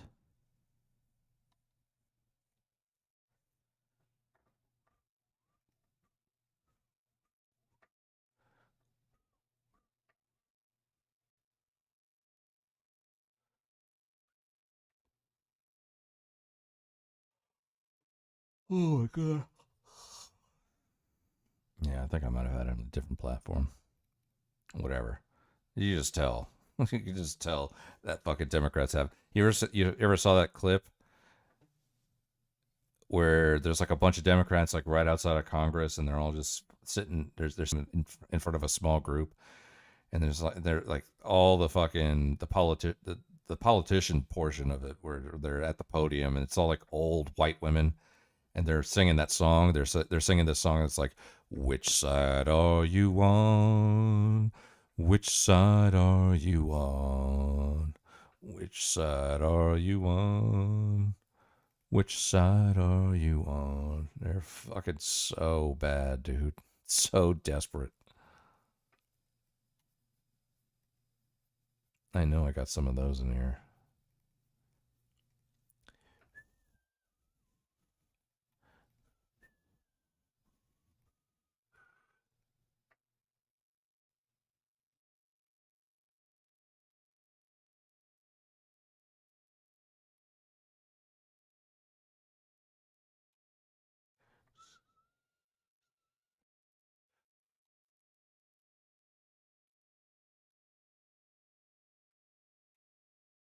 Which side are you on?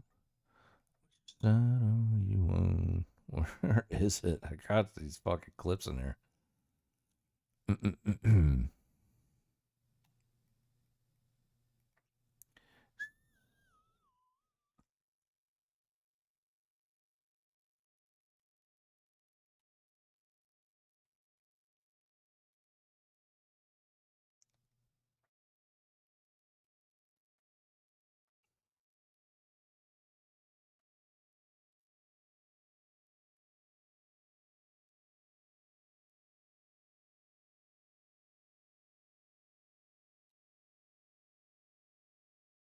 Oh, this is a banger clip right here. Calling for the killing of terrorists straight ahead is a wild drive. To a drive is wild. I call upon all nations to do everything they can to stop these terrorist killers. Thank you. Now watch this drive. Oh, man.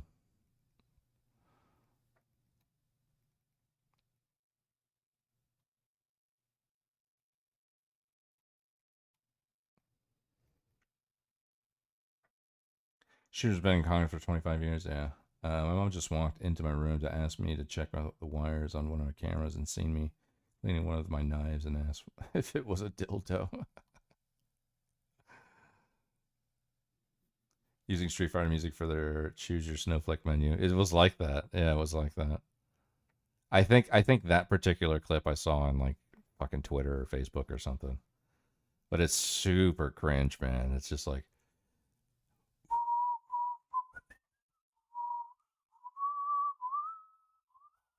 and it's like AOC and fucking Rashida Tlaib and fucking Nancy Pelosi probably. Who knows? It's not like a squad video. It's just Democrats, but I'm looking for the which side are you on? Which side are you on? And then, oh, speaking of Are Men Oppressed? Yeah, Are Men Oppressed? I remember this coming up. Don't steal our rights. Don't take my rights. We're sexy ass ladies. So I was actually eating spoiled eggs to give myself food poisoning so I could feel like I was on my menstruation. Oh, wow. That's Yeah. amazing. It's so hard being a cis white man when people want equal rights. I found my doctor once a month. I'm gonna eat like safe food poisoning, like controlled, so I can feel what it's like to cramp and stuff. Right, that's awesome. What's Yeah. wrong with these people who don't want to be oppressed? I just don't want him to grab him by my pussy. Well, he probably would because you're pretty and you have blonde hair and you're tall and my pussy was expensive. exactly. I would be okay with Trump if he was like, you can pound me. Oh, You. yeah, no, definitely no, definitely no. Don't steal our rights.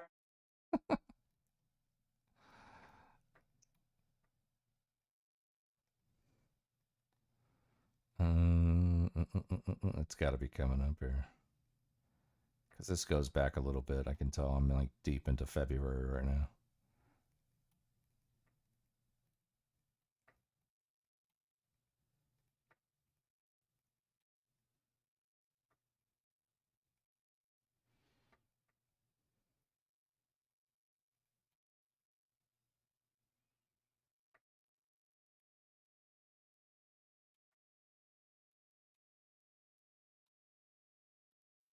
Oh.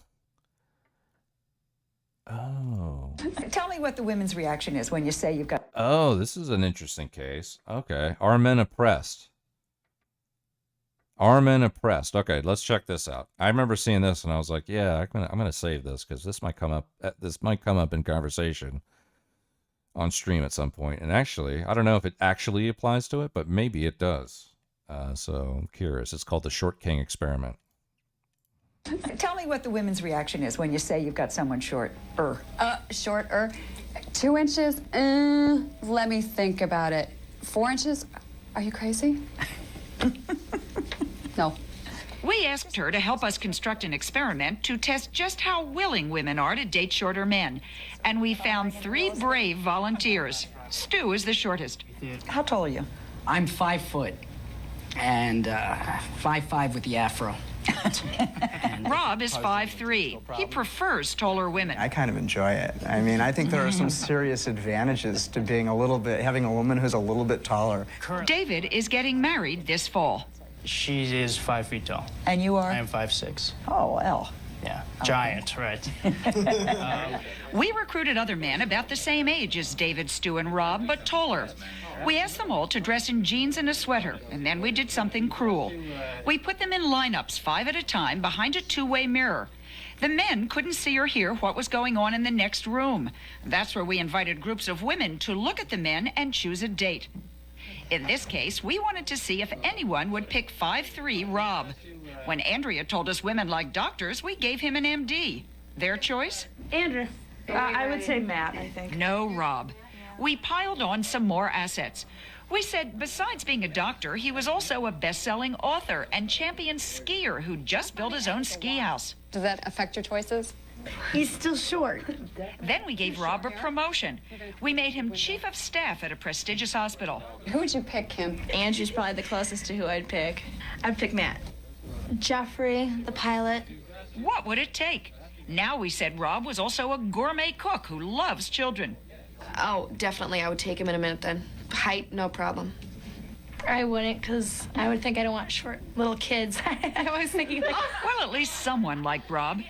But if it was this harsh for him at 5'3", what would it take to get a date for Stu at just 5 feet? First, we made him an up-and-coming actor. No. No. Not. Then we said Stu had made millions by age 25. No. No? Not for me. Nothing worked. How come nobody picked Stu?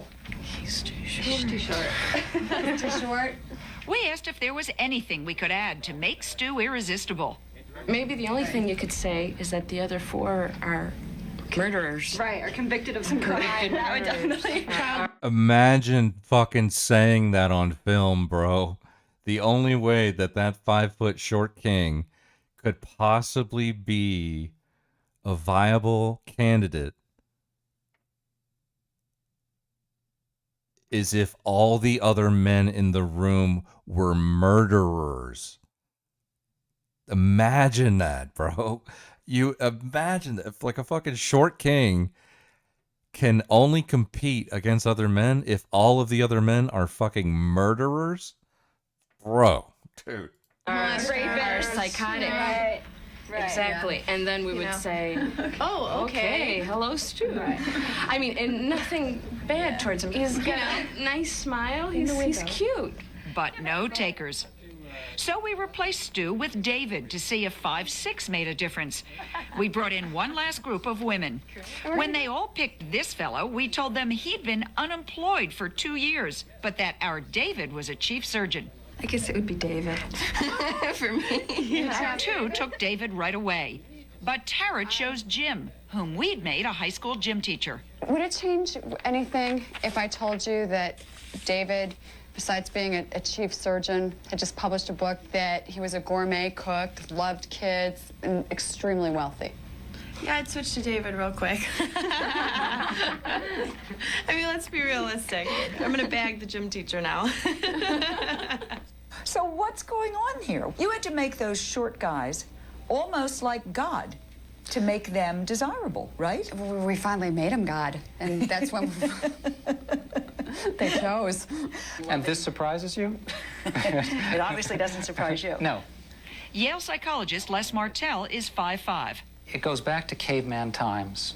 We simply judge people, particularly men, based on their height, on their size, on their physical presence. I feel great best friends because they're very enthusiastic, caring, because they have to make up for their height. But you have no interest in going out with someone shorter than you? No. I'm just attracted to taller men. I'm only 5'5" myself. But I just like taller men. I have to tell you, and it breaks my heart to tell you this, it turned out that being short was not good. Does that surprise anybody? I don't think so. Absolutely not. You want to look up into his eyes, and you want it to be like a movie. There's a stereotype in society that says when you find your mate, the man is bigger and the woman is smaller. You know, Tarzan, Jane. And we made you doctors, chief surgeons, best-selling authors. Stuart, we made you a venture capitalist who made millions by the age of 25. You were a gourmet cook. You loved children. You had ski houses that you built all by yourself. Sometimes all this worked, but most of the time, fellas, Didn't do a darn thing. And we found out how very early it begins. We gave elementary school students a test, asking them to match a small, medium, or large figure of a man with a series of words. Which man is handsome? Which man is yucky? The kids overwhelmingly picked the tall figure for strong, handsome, smart. They circled the short figure for sad, scared, and weak.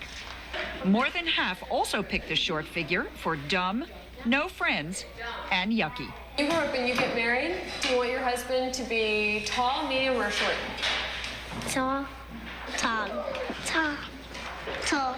Research shows there is discrimination, and not just from dates. One study tracked graduates of a large business school. The taller men got higher salaries, on average, $600 a year more per inch. We put Chris and Debbie, colleagues here at ABC News, in front of our camera, posing at different heights. Half the shots showed Chris as the taller of the pair. The air's kind of thin up here. In the other half, Debbie was taller. Then we gave the photos to students at Fairleigh Dickinson University and asked them to tell us a story about what was going on. When Chris was taller, the adjectives used to describe him were mature and respected. When Chris was shorter than Debbie, they called him submissive, childish, weak. Tell me what the women's reaction is when you say you've got someone shorter. Shorter. 2 inches? Let me think about it. 4 inches? Are you crazy? No. We asked her to help us construct. Short kings are oppressed, okay? That's official. Okay, I think that's fucking pretty definitive right there. I'm fucking cooked. They're out here letting 5-year-old roast our kings. I know, right? I know. Short kings are fucking oppressed, that's for sure. I think that goes without saying. So the real question should be, are some men oppressed? Right? Are some men oppressed? I think the answer there is probably, you know, can you point to who's doing the oppressing directly? I mean, they went from everything from how much you make a year more per inch of height you have versus how selective your mate would be depending on whether or not you were a fucking, you know, best-selling author and fucking board executive at a hospital and fucking loves children and all this shit. Like, even all of those qualifications still don't land you somebody. Would you ever consider booking a plastic surgery on any part of your body, facial feature? No. No, that's not my vibe. I'm happy where I'm at. And I could definitely improve. I could lose like 30 pounds. Lose 30 pounds. That's about it. I could lose 30 pounds. That's about the only thing I would do, but that's me. You know, that's just like post-army weight. But no, I wouldn't get any surgery. A lot of women being a murderer would probably be a plus. Yeah, that's true, Shang. That's true. Guess goes to tell how much women have changed. Even if it was a murderer, most women would take him if he was a millionaire. Yeah. Women are fickle. Yeah. What's up, Terry? How you doing? Yeah. So I guess, you know, if the question had become, are some women oppressed, then I think, or some men oppressed, then I think the answer is probably yes there. Although is it oppression? I don't know. It's preference, really, I guess. It's it's minimally preference. I don't know about oppression, but I do feel for our short kings out there. Short kings got it rough.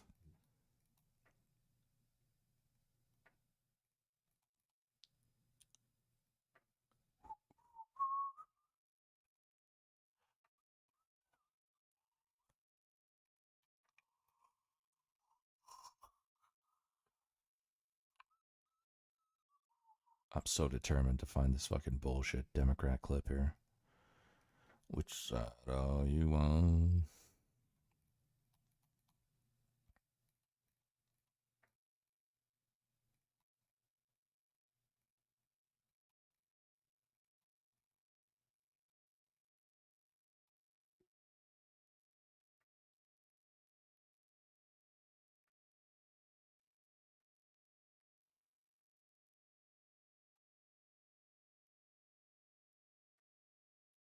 This is around this time, is I could tell right now. This is when my algo started pushing really hard right around here. I could tell just by the clips I'm saving.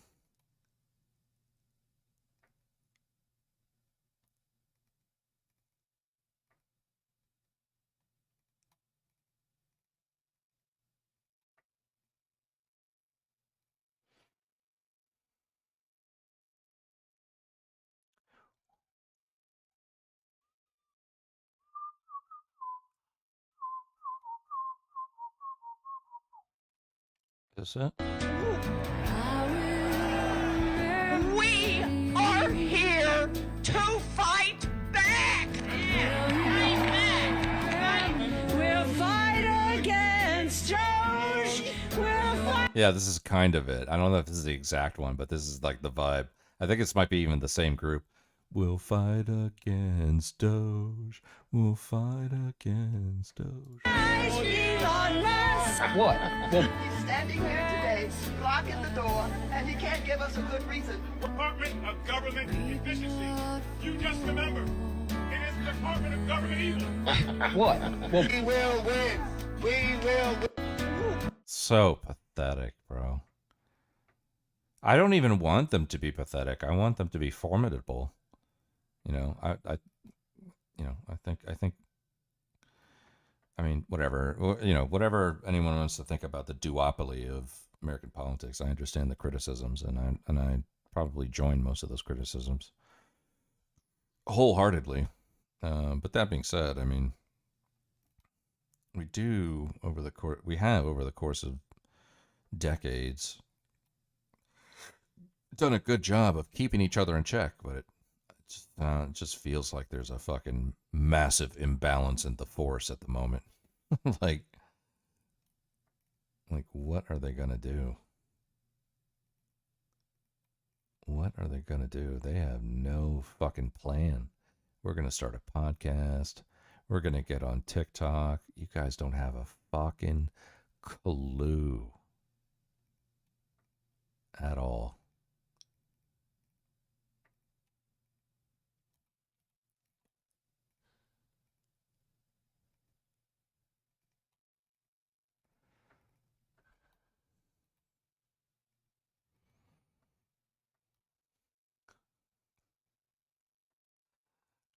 Gotta show that one. That was so stupid.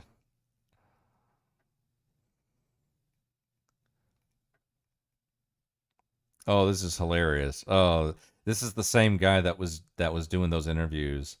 I think this is the same guy. Where he I forget his name, but it was the one that we just saw like a few minutes ago, where he was dressed up like a drag queen, and he was like, "Yeah, so I've been eating like spoiled food so that I can like simulate cramps because I'm a woman." And the woman he was interviewing was like, "Oh, that's so awesome. That's so brave." But this interview is like hilarious. This guy is the master of doing the raised eyebrow. It's amazing. This is amazing right here. Who picked a Kaya? Us. My skin. My ancestors. Who built the buildings? Mexicans. Who planted rice? The Asians.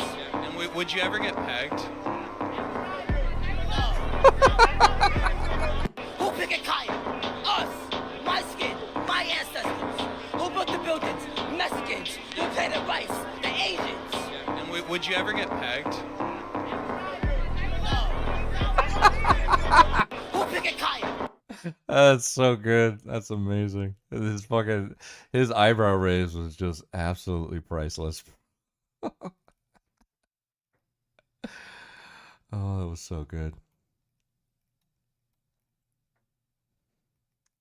Oh, we're way back here. If this woman's coming up, this is that lady that went to Pakistan. Holy shit, we're going back. These are some deep memes.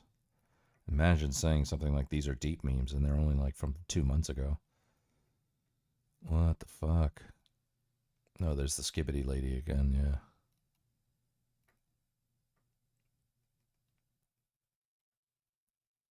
Where are these Democrats at? Where are they? This is a stupid fucking clip I'm looking for. I mean, we basically already saw it with that other one. We'll fight against Doge. We'll fight against Doge. We'll fight Elon Musk. You people don't have a clue, bro. You guys are lost.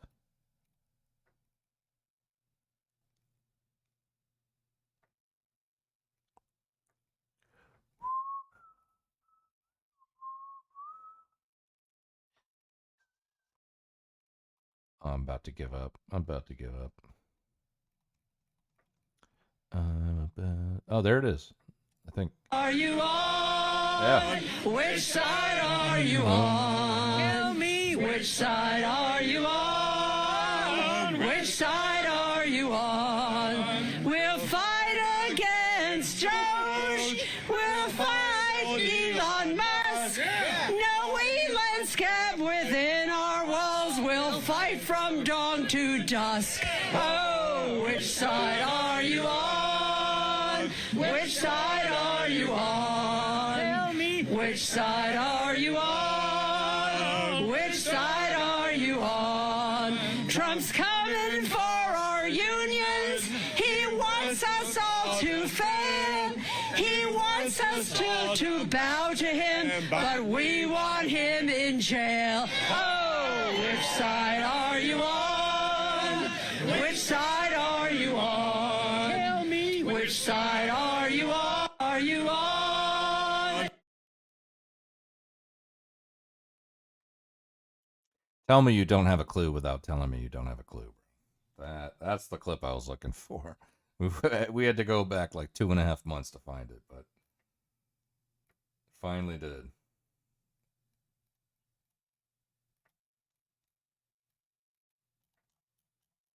I got no clue. And I'm like, dude, you're in school tomorrow. He's 13. He's like, no. This morning, wakes up at 6 something. He's like, I'm coming. I'm like, he literally would not leave the house. Did you let him take off school? No. He Also, nothing better to do is literally just a senior center renting in their local park. Yeah. Oh, an open admission that your 13-year-old is a major Charlie Kirk fan is literally an abdication of responsibility as a parent. You have failed as a parent, Gavin Newsom. Why would you say that? Why would you say that? The man sitting across from you with the tiniest face of all time on the relatively sizable dome is literally anti-MLK, body shaming, body shaming, body shaming, body shaming, body shaming, anti-civil rights, pro Derek Chauvin. Like, he's everything. He is everything bad, okay? Trapped in one weird conservative body. And you're like, yeah, my 13-year-old loves your content. Are you out of your mind? Like, you're admitting to having a Groyper son? What the? Of course not. He's not here for a good reason. But the point is the point. School for like... First of all, Groypers hate Charlie Kirk. Groypers famously trolled Charlie Kirk.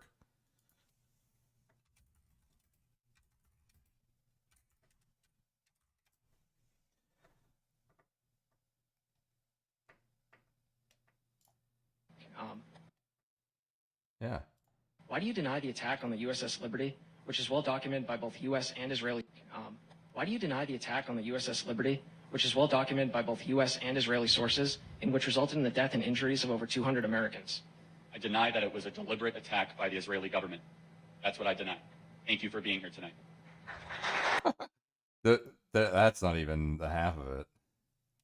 There's this war going on called the Groyper War. So, it actually wasn't even initially a conscious decision. Unlike Turning Point USA and unlike a lot of what goes on in the conservative movement, this was totally organic. It started out with a couple of people who like my show, watch my show. They went to, I think it was in Colorado, I forget which school. 2 people came up during the Q&A and they asked about Charlie Kirk's support for legal immigration. Back then, he had a very different tone on legal immigration. He would, in his speech, say, we should staple green cards to every diploma of a foreign student. And so one of the questions was, hey, how can you support mass legal immigration? Isn't that not very different from illegal immigration? And it turned into a thing. And we said, yeah, this is great. This is good stuff because, Charlie Kirk was up there and didn't have an answer for questions from a right-wing perspective. He wasn't prepared for a young white guy in a MAGA hat and with a rosary in his hand saying, hey, why aren't you America first 100% of the time?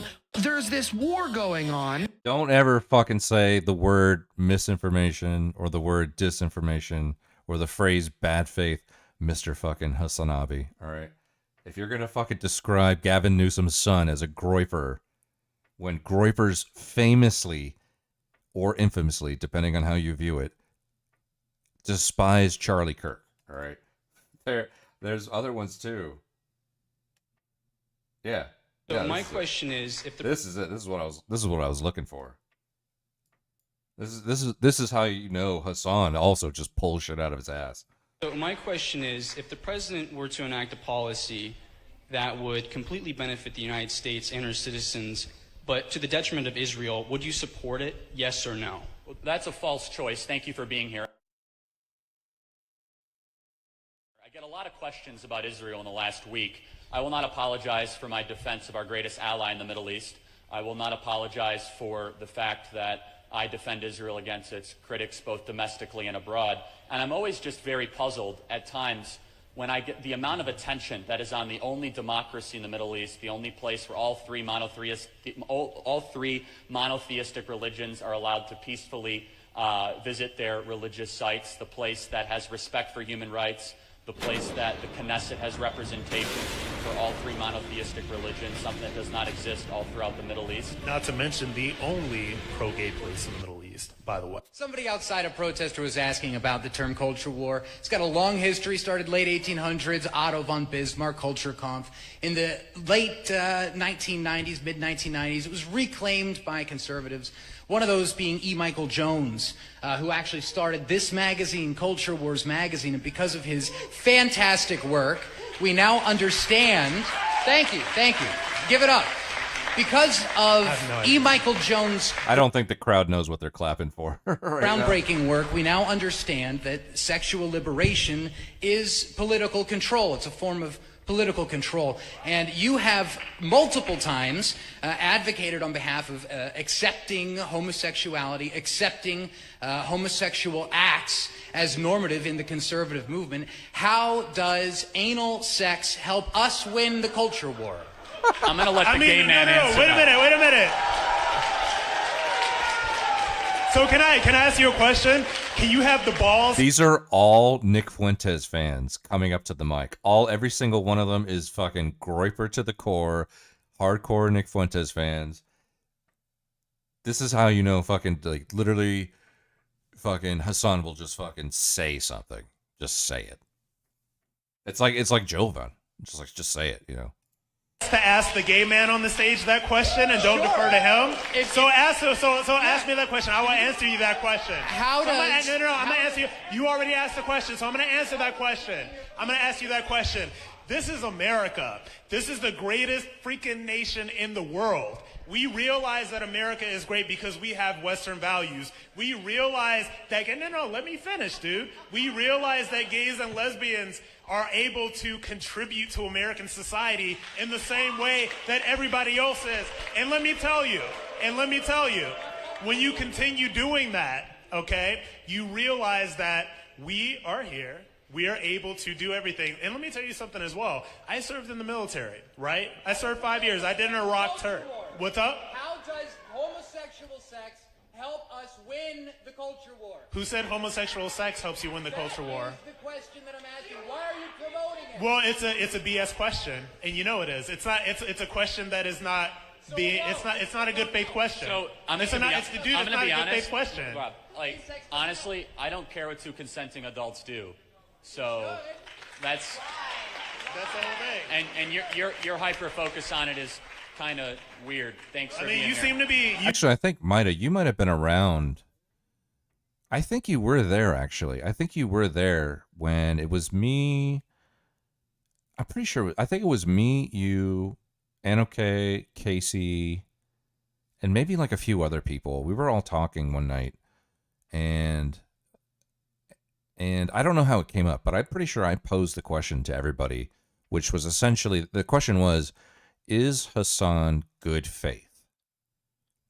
And we went around, and Anoke and I believe Casey both said that he is good faith. And I wasn't sure at the time because I hadn't seen much of Hassan's content. I'm trying to remember why he was even, I mean, he's always relevant, you know, in fucking internet political discourse, but something might have came up where everybody was talking about him an extra special amount. And so I remember asking that, and I think I might have even asked you that, and you said no. I don't think he is. Yeah, no, I think I think like we went around and asked everybody. I think even Kairos might have been there. It was Cairo. If I had to say who I thought was there, I mean, I definitely know Casey and Anoke were there. Kairos might have been there, and I know Kairos would have answered yes, he's good faith. But I remember specifically at least Anoke and Casey saying yes, he's good faith. And then I think I came around to you, and you were like one of the few people that said, no, he's not good faith at all. And then as the conversation continued, I think you were like baffled as to how they could have thought he was good faith. And you know, the only reason I'm bringing that up is because it points back to that idea that he just brought up of fucking Gavin Newsom's son being a groiper, which is, you know, not the case at all if he's a Charlie Kirk fan, because groipers fucking hate Charlie Kirk. And this is exemplary of that. Like, you seem to be really interested in gay sex. I'm pretty sure if you're into that. Actually directed to Mr. Kirk because you were raised as a conservative. Part of the issue I see here is, what's your name, Rob? Yeah. So you're saying, oh, you're behind the times, this isn't conservative. Well, we don't want centrists in the conservative movement. We want to retain our core values. Yeah, but here's the thing. We don't want drag. But here's the thing. It's not about what you want, because here's the thing. The beauty about social media is that I can be me and I can bring myself to the table. And it's not about what you want, it's about what the people want.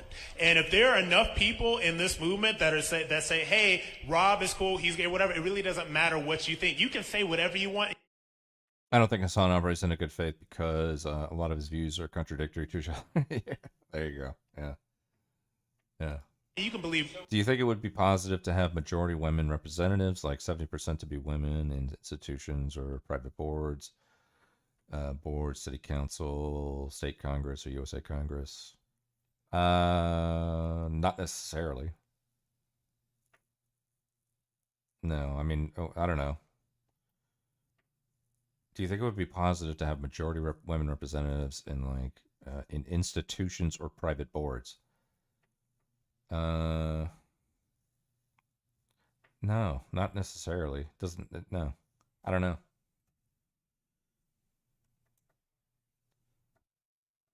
Oh, fuck. Okay. Do you think it would be positive? It could be. If they're super smart, yeah, maybe. But I don't know. Do you think it'd be positive to have 70% women on fucking, oil rigs and underwater welding? I mean, I guess if you want to narrow or tailor the question to institutions and private boards, and only it be that, instead of like making it more of a broad spectrum, as if to say that women are intensely competent and can compete on the same level as men in those environments or in multiple environments. I think that'd be a more interesting question, but you're basically saying, if we gave 70% of women more power in, political and administrative roles or executive roles, would things be better? I mean, maybe, yeah, but But is that a gender thing, or is that a environment kind of thing? Hassan is not good faith. He minimizes issues. I think I'm probably on the same tip as Maida. It's just the consistency thing that is probably drives why I would probably consider him more. I mean, this groiper, calling Charlie Kirk's son a groiper, is fucking beyond me. Like, I cannot believe why he would say that. I think he just wanted to insult his son instead of actually say something. So maybe I'm going a little overboard with it, but it's still like egregious to say that. Anyways, hold on. I'm going to go to the bathroom real quick, but I'll keep this playing. So I'll be right back. You can believe whatever you want to believe. Let me ask my question. But it's not going to stop me from doing what I'm doing. And it's not going to deplatform me. So my question is, again, it's directed to Mr. Kirk because he was raised as a conservative. As the guy before has said, you've advocated for homosexuality, said that there's a place for the gay agenda within the conservative movement. My question is, and you're also comfortable with transgenders and cross-dressers, I understand. So my question is there any point where conservatives should take a moral stance on Christian morality, or should we abandon it altogether? So in other words, what is what is your brand of conservatism doing to actually conserve Christian morality? If we're ceding to the left on transgender gay rights, gay marriage. We don't want that in conservatism. So you don't want him in the conservative movement? I just want to be very clear. Let's just be... Rob. So you don't want me in the movement? No. Hold on a sec. I want to be very clear. Hold on a sec. You're bringing some very charged language. I'm going to try to calm down the temperature in the room, so I can try to rationally understand an irrational position. Why should we Let me finish. compromise our fundamental beliefs? Let me finish. So, I'm a Christian. I believe the Bible is the greatest book ever to exist in the history of the world. And I believe Rob Smith has decency and dignity as an individual in the United States of America. Hold on a second. We're not a theocracy. We never have been. And you know what? And wait a minute. Let me hop in here. Hold on, because I'm in it. He's addressing me. Yeah. The thing that I don't understand. Well, I'm addressing you. How about that? You don't even have the courage to address the gay man on stage. So the problem that I have with as somebody that is a gay Christian, and this is the problem that I have, because my relationship with God and coming back into the church over the past year and a half is one of the greatest gifts that has been given to me in terms of being in this movement. So my question to everybody who tries to say that, oh, you shouldn't be, Christian because you're gay, why are you trying to turn people away from God? So if you love God, and Christianity is so right, because I do love God, so why would you be trying to turn me away? Why would you be trying to turn me away from God? So we're going to get to another thing, and one thing that I don't do, question. And one thing that I don't do is that there is no man that is of this earth that is going to tell me what God has for me and how much God loves me. So goodbye. Thank you for your question. Thank you. Next question. Thank you. So, according to the U.S. Census Bureau population projections, in 2045, whites will account for less than 50% of the population in the United States. Given that the Democratic Party's policies do not point towards the maintaining of our American ideals, and given the most groups other than whites overwhelmingly vote Democrat, how can we be sure that said American ideals will be maintained when millions of immigrants come in with majority Democratic support? Can you prove that our white European ideals can be maintained if the country's majority is no longer made up of white European descendants? If right. Not, should we support mass legal Let immigration? Okay, thank you for being here. I appreciate it. Let me answer, I guess, your question with my perspective. I've been asked this a couple times in the last week and a half. Let me tell you my stance on immigration, then I'm going to tell you where I think you go terribly wrong with your question, okay? I think that we should embrace Senator Tom Cotton's RAISE Act, which is to lower the amount of legal immigrants into our country, but increase the merit base that we let people to come into our country. End the visa lottery, end chain migration, make English the official language of the United States, build the southern border, and restrict the amount of flow of border jumping and line cutting to come into our country. But I'm always perplexed by this argument I'm always interested by this argument, like, oh, how are we going to maintain our white status? So let's play out that racist idea, and all of a sudden we let a bunch of French people in our country. No, let's play that idea. We let a bunch of German or French people who are all socialist and hate our values. The insinuation of your question is that somehow race and ideology are intertwined together. President Donald Trump has been wrongly accused of being a racist president. Do you know that President Donald Trump received more support in the Latino and the black community than John McCain and Mitt Romney? Combined. I will also say that it is a failure of the conservative movement to not be able to communicate to communities in the black community, which I believe the black community is an inherently conservative community. I'm always perplexed by this argument I'm always interested by this argument, like, oh, how are we going to maintain our white status? So let's play out that racist idea, and all of a sudden we let a bunch of French people in our country. No, let's play that idea. We let a bunch of German or French people who are all socialist and hate our values. The insinuation of your question is that somehow race and ideology are intertwined together. To not be able to communicate to communities in the black community, which I believe the black community is an inherently conservative community. The insinuation of your question is that somehow race and ideology are intertwined together. To not be able to communicate to communities in the black community, which I believe the black community is an inherently conservative community that is around the ideas of the Judeo-Christian tradition. It is a pro-life community. It's a hard-working community. And so to reject your premise that, oh, how are we going to keep the white status of this? I find that to be a racist question. I reject the idea behind it. I do not think America should become a white ethno-state as a country. In fact, I think that is a fringe perspective. I appreciate you being here, and I'm going to rationally push back against it every single time I come in contact with it. Thank you for coming tonight. I appreciate it. What a racist question that was. So I got a quick and fun, lighthearted question for you, Charlie. So I know you gave a speech in Jerusalem earlier this year. Yes, I did. Were there any like awesome, fun dance parties that you guys had afterwards? Because I heard that Israelis are some of the best dancers in the world. I mean, if you guys don't believe me, just Google dancing Israelis. It's insane how good their dance moves are. Would you agree or disagree with that? Israel's a beautiful country, a great country, too. It is. They're our greatest ally. Correct. Thanks for being here tonight. Next question.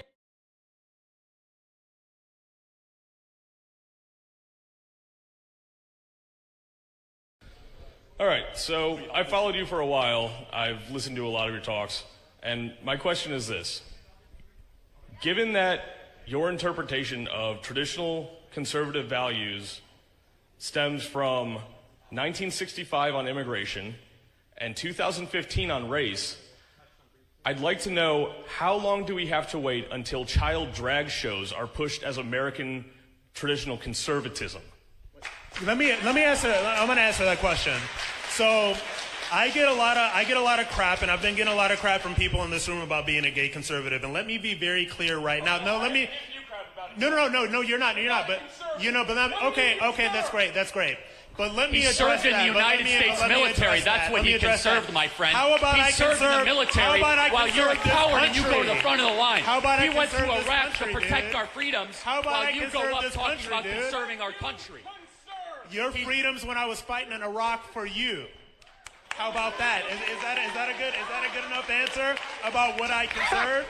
Hello. So my name is Patrick Casey. I'm an American nationalist and America First patriot. And thanks, guys.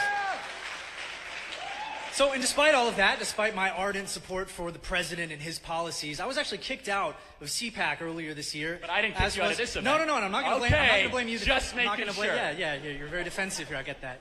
As was my good friend Nicholas J. Fuentes, whom I believe you were just discussing up there. Slurs, what happened? I should have probably not done that. I probably shouldn't have left Groypers to fucking carry my stream while I was using the restroom there. Probably a bad idea. What kind of slurs was it? Was it race related? Was it sexuality related? Was it both? How bad was the slurs? How bad was it? I disavow, by the way, various platforms that I'm... Follow Legate Lineage Jr. on Kick, Twitch, and YouTube. F-slur? Okay. Well, you know what? Honestly, with the amount of conversations I've had with a few people that we know from Kick, who used to formerly be on Twitch, while I was on stream, it's not too bad. It's not too bad. Not too bad. I am adamantly against the F-slur, but you know, fucking, it's happened a bunch of times, and I've had to fucking try to quash it a million times with fucking certain people I have conversations with out there. No matter how many times I tell them, please don't fucking say it, they still say it. So, do you think those who fear replacement by people from abroad in USA should be reminded integration of Mexico and Western states? Latin Americans living in those states were automatically integrated into USA population. I mean, maybe, but I don't know how much of an effect it would have.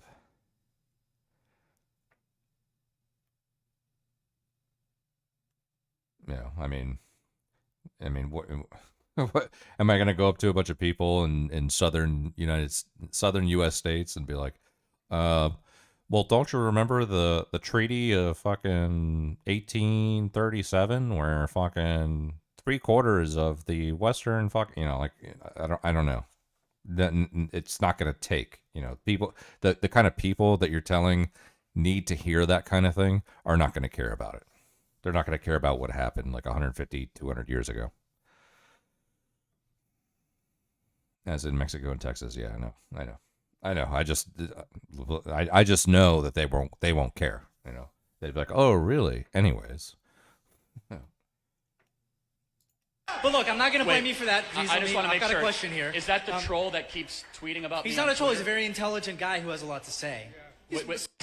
So, and despite all that, so my name is Patrick Casey. I'm an American nationalist and America First patriot. I'm an American nationalist and an America First patriot. Oh my God. Oh my God. Thanks, guys. So, and despite all of that, despite my ardent support for the president and his policies, I was actually kicked out of CPAC earlier this year. But I didn't kick you out of this event. No, I'm not going to blame. I'm not going to blame you. Just making sure. Yeah, you're very defensive here. I get that. As was my good friend Nicholas Shea Fuentes, whom I believe you were just discussing up there. But look, I'm not going to blame you for that. I just want to make sure. I've got a question here. Is that the troll that keeps tweeting about me? He's not a troll. He's a very intelligent guy who has a lot to say.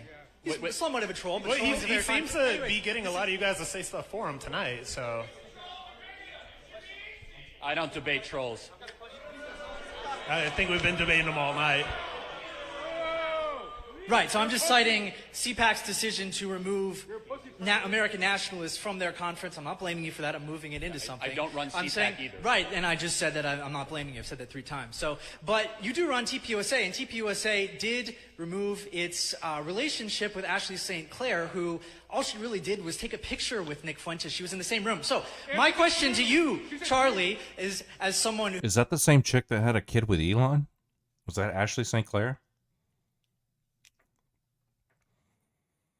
Let me explain. Hassan was asked about Hassan Nasrallah's law that was put in place in conjunction with Hezbollah that made same-sex marriage gay and made same-sex sexual relations punishable by death. And this was Hassan's response word for word. These motherfuckers are more well-read than you by a million. Half of these dudes, Hezbollah, literally get educated in America and in the UK. What the fuck are you guys talking about? This is why it's Orientalist. This is why it's Orientalist. Look at these dudes and go, oh, they're fucking barbaric baboons. And sometimes they get shit right. No, dude, he knows. Dude, man. That's crazy, dude. He's wild, man.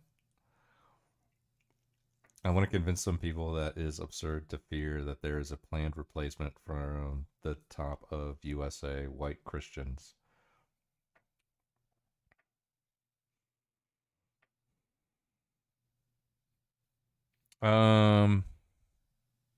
Okay. Well, all right. Well, actually, all right. Grand Designs. I'm gonna play. Let me play a video for you. You tell me what you think of it. Okay.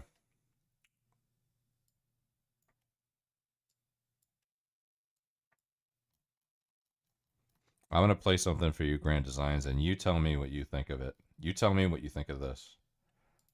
When another white boy or a white girl dies at the hand of an immigrant, we might shake our head, we might let out a sigh, we might even get angry for a minute or two, and then we go on with our lives. We offer the family thoughts and prayers, but nothing ever changes. If we don't start to seriously fight for our continent, for our religion, for our people, our countries, then this time that we live in will go down in history as the time in which Western nations no longer had to get invaded by hostile armies in order to be conquered. This time will then go down in history as the period in which the invader was actively invited in by a corrupt elite. They made the native population pay for it too. The native, white, Christian European population is being replaced at an ever-accelerating rate. Amsterdam currently consists of 56% migrants. The Hague, 58% migrants. Rotterdam, almost 60% migrants. And of course, most of these immigrants come from non-Christian, non-Western African and Middle Eastern countries. Conclusion: the Dutch population is already outnumbered in the majority of our cities. London, 54% migrants. Conclusion: native population outnumbered.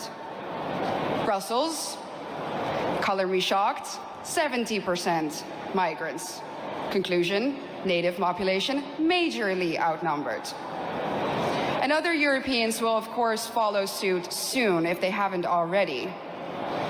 So I'm going to draw the forbidden conclusion here. The Great Replacement theory is no longer a theory, it's reality. And what's interesting about replacement is that the establishment will either deny its existence, or when they admit to it, they say that it's a good thing that the native European population is soon no longer a majority on its own continent. By now, I think we all know what they mean with the word diversity.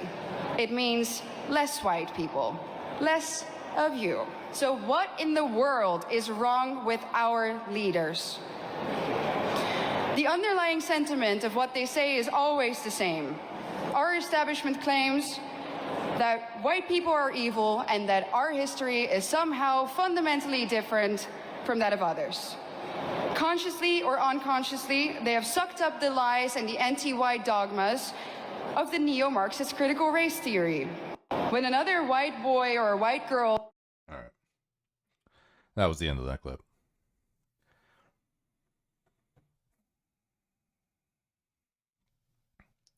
I want to convince some people it is absurd to fear that there is a planned replacement from the top. Okay, yeah, so that was that one. I mean, I don't actively subscribe to the Great Replacement theory. I don't go around saying white people are being replaced. But if fucking 70% of Brussels, I think is what they said, is migrant, that, I mean, if that's an accurate number, I don't know if it is or not. Even if it's not an accurate number, I'm sure it's probably still in the high or the mid tens, right? It's probably 30, 40, 50%, whatever. You know. And you didn't even get to defend the laws that put gay people to death, then say just disagreeing makes you a barbaric baboon is fucking insane rhetoric for Twitch. And he didn't even get banned. Yeah, no, I know. Yeah, he's the golden child. He's the golden child. Yeah. If you want to believe that started by integrating into USA the states with already considerable Native and Latin American populations, and you should blame North for wanting to defeat South in the USA Civil War. You see now why that is nonsense. I mean, look, I've had this like, you know, well, whatever. I was talking about this earlier when Conrad was here. You know, I've always maintained that America is the only country on the face of the planet that has the socio-cultural infrastructure to minimally, at least, gain citizenship and call yourself an American and generally be accepted. You can't do that in Japan. You can't do that in Germany. You can't do that in Colombia. You know, there's certain places where you are Colombian, and if I go to Colombia and I just go to the fucking DMV and surrender, or I go to the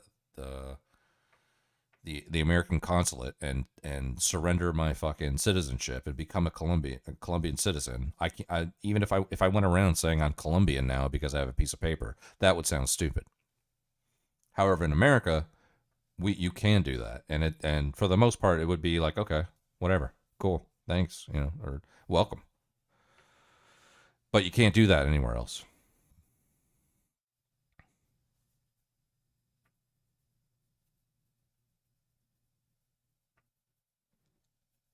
U.S. is made up of people from other places. Yeah, exactly. But that's what I was just saying. You know, like, you know, if you come here and you do the right thing and you go through the process and then you become a citizen, if you walk around and say, I'm an American, most people would be like, okay, cool. Awesome. Way to go. Now, I will say, I think that I probably updated my firmware to include that there needs to be a desire to want to be American as well. You know, you're going to celebrate our holidays. You're going to absorb some of our history. You know, that kind of thing. But for the most part, America is the only place where you can do that. You can't do that anywhere else on the planet. Not even by a long shot. You cannot be from fucking Egypt and move to fucking France and call yourself French. It's not going to work. You know, as fucking, you know, as progressive and accepting as we all would like to be, you're still not going to be French. You know, you're not going to be French. You could be a French citizen, but you won't be French. America is the only place where you can do that. America is the only place where you can be from other places, come here, live here, and call yourself an American, and everyone else in America, or not everyone, but for the most part, people would be like, cool, okay, yeah. You know. Why do you think that, since a lot of USA is composed of undeserved and mismanaged community, why do you think that since a lot of USA is composed of undeserved and why do you think that since a lot of USA is composed of undeserved and mismanaged communities? Well, I mean, look, you know, fucking I'm not saying USA is perfect. I'm not saying that everything works. I'm just saying I'm just talking about being American. That's it. You know. I don't know. I that's not whatever you were just saying right there is not what I'm talking about. I'm just talking about being accepted as American, which I thought is what you were pointing to when you were talking about replacement.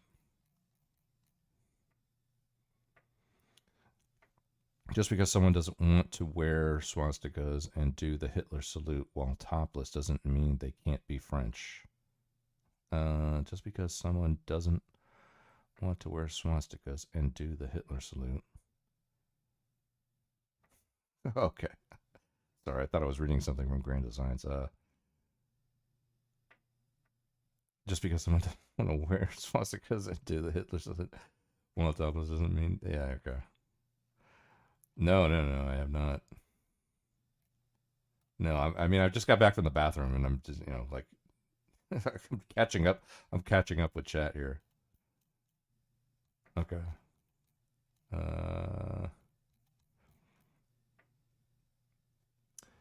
Just let my smoker up, make some slow cook ribs for dinner. Nice, very cool. Very, very cool. I had some ribs yesterday. They were bad, though. I mean, actually, the ribs were good. The brisket was dry, though. There's this place down the road I haven't tried yet, and I'm glad I tried it so I don't go back, but...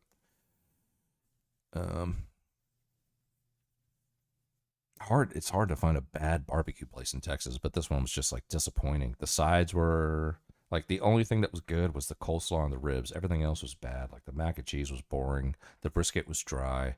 The barbecue sauce was fucking... basic. Fucking the cream corn was atrocious. It's really hard to find bad barbecue in Texas, but somehow I managed to do that. So honey bourbon barbecue sauce, nice, very cool. Dry brisket is crime, yeah, it was bad. I mean, honestly, so I live in San Antonio and we do have some good barbecue. There's a couple really good spots that do barbecue here, but honestly, if I want barbecue, I'm gonna go out of San Antonio. If you want tacos and like authentic Mexican food, come to San Antonio because we definitely do it better than fucking most places in Texas. Except like if you're near the border. If you're near the border, you're probably getting better Mexican food. But if you're in of the major cities in Texas, San Antonio definitely has the bomb Mexican food. But when it comes to barbecue, it's probably a Dallas, Austin kind of thing. Austin has amazing barbecue. Holy shit, man. California is a place to get Mexican food? Yeah, for sure. Oh, for sure. Yeah, I'm not saying we have the best in the country. I'm just saying the best in Texas. San Antonio, definitely the best in Texas, but not the whole country. California is probably way better.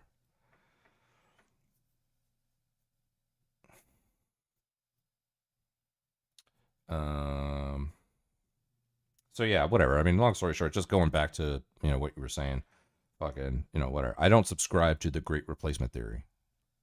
I don't subscribe to it. But I will say, if 70% of Brussels is migrant, how would you explain that? Please explain it to me. What does it mean if 70% of Brussels is migrant? Or if 54% of London is migrant, or Paris, or any other city in Europe, in Western Europe? Like, what is happening there? Forget America. That's the point that I was making is, it doesn't matter if white people think that there is a replacement going on in America, because America is set up for immigration and diversity and all of that. We are set up for that. Europe is not set up for that. And they are seeing record fucking levels of migration. So even if it's not happening in the US, it might be happening somewhere.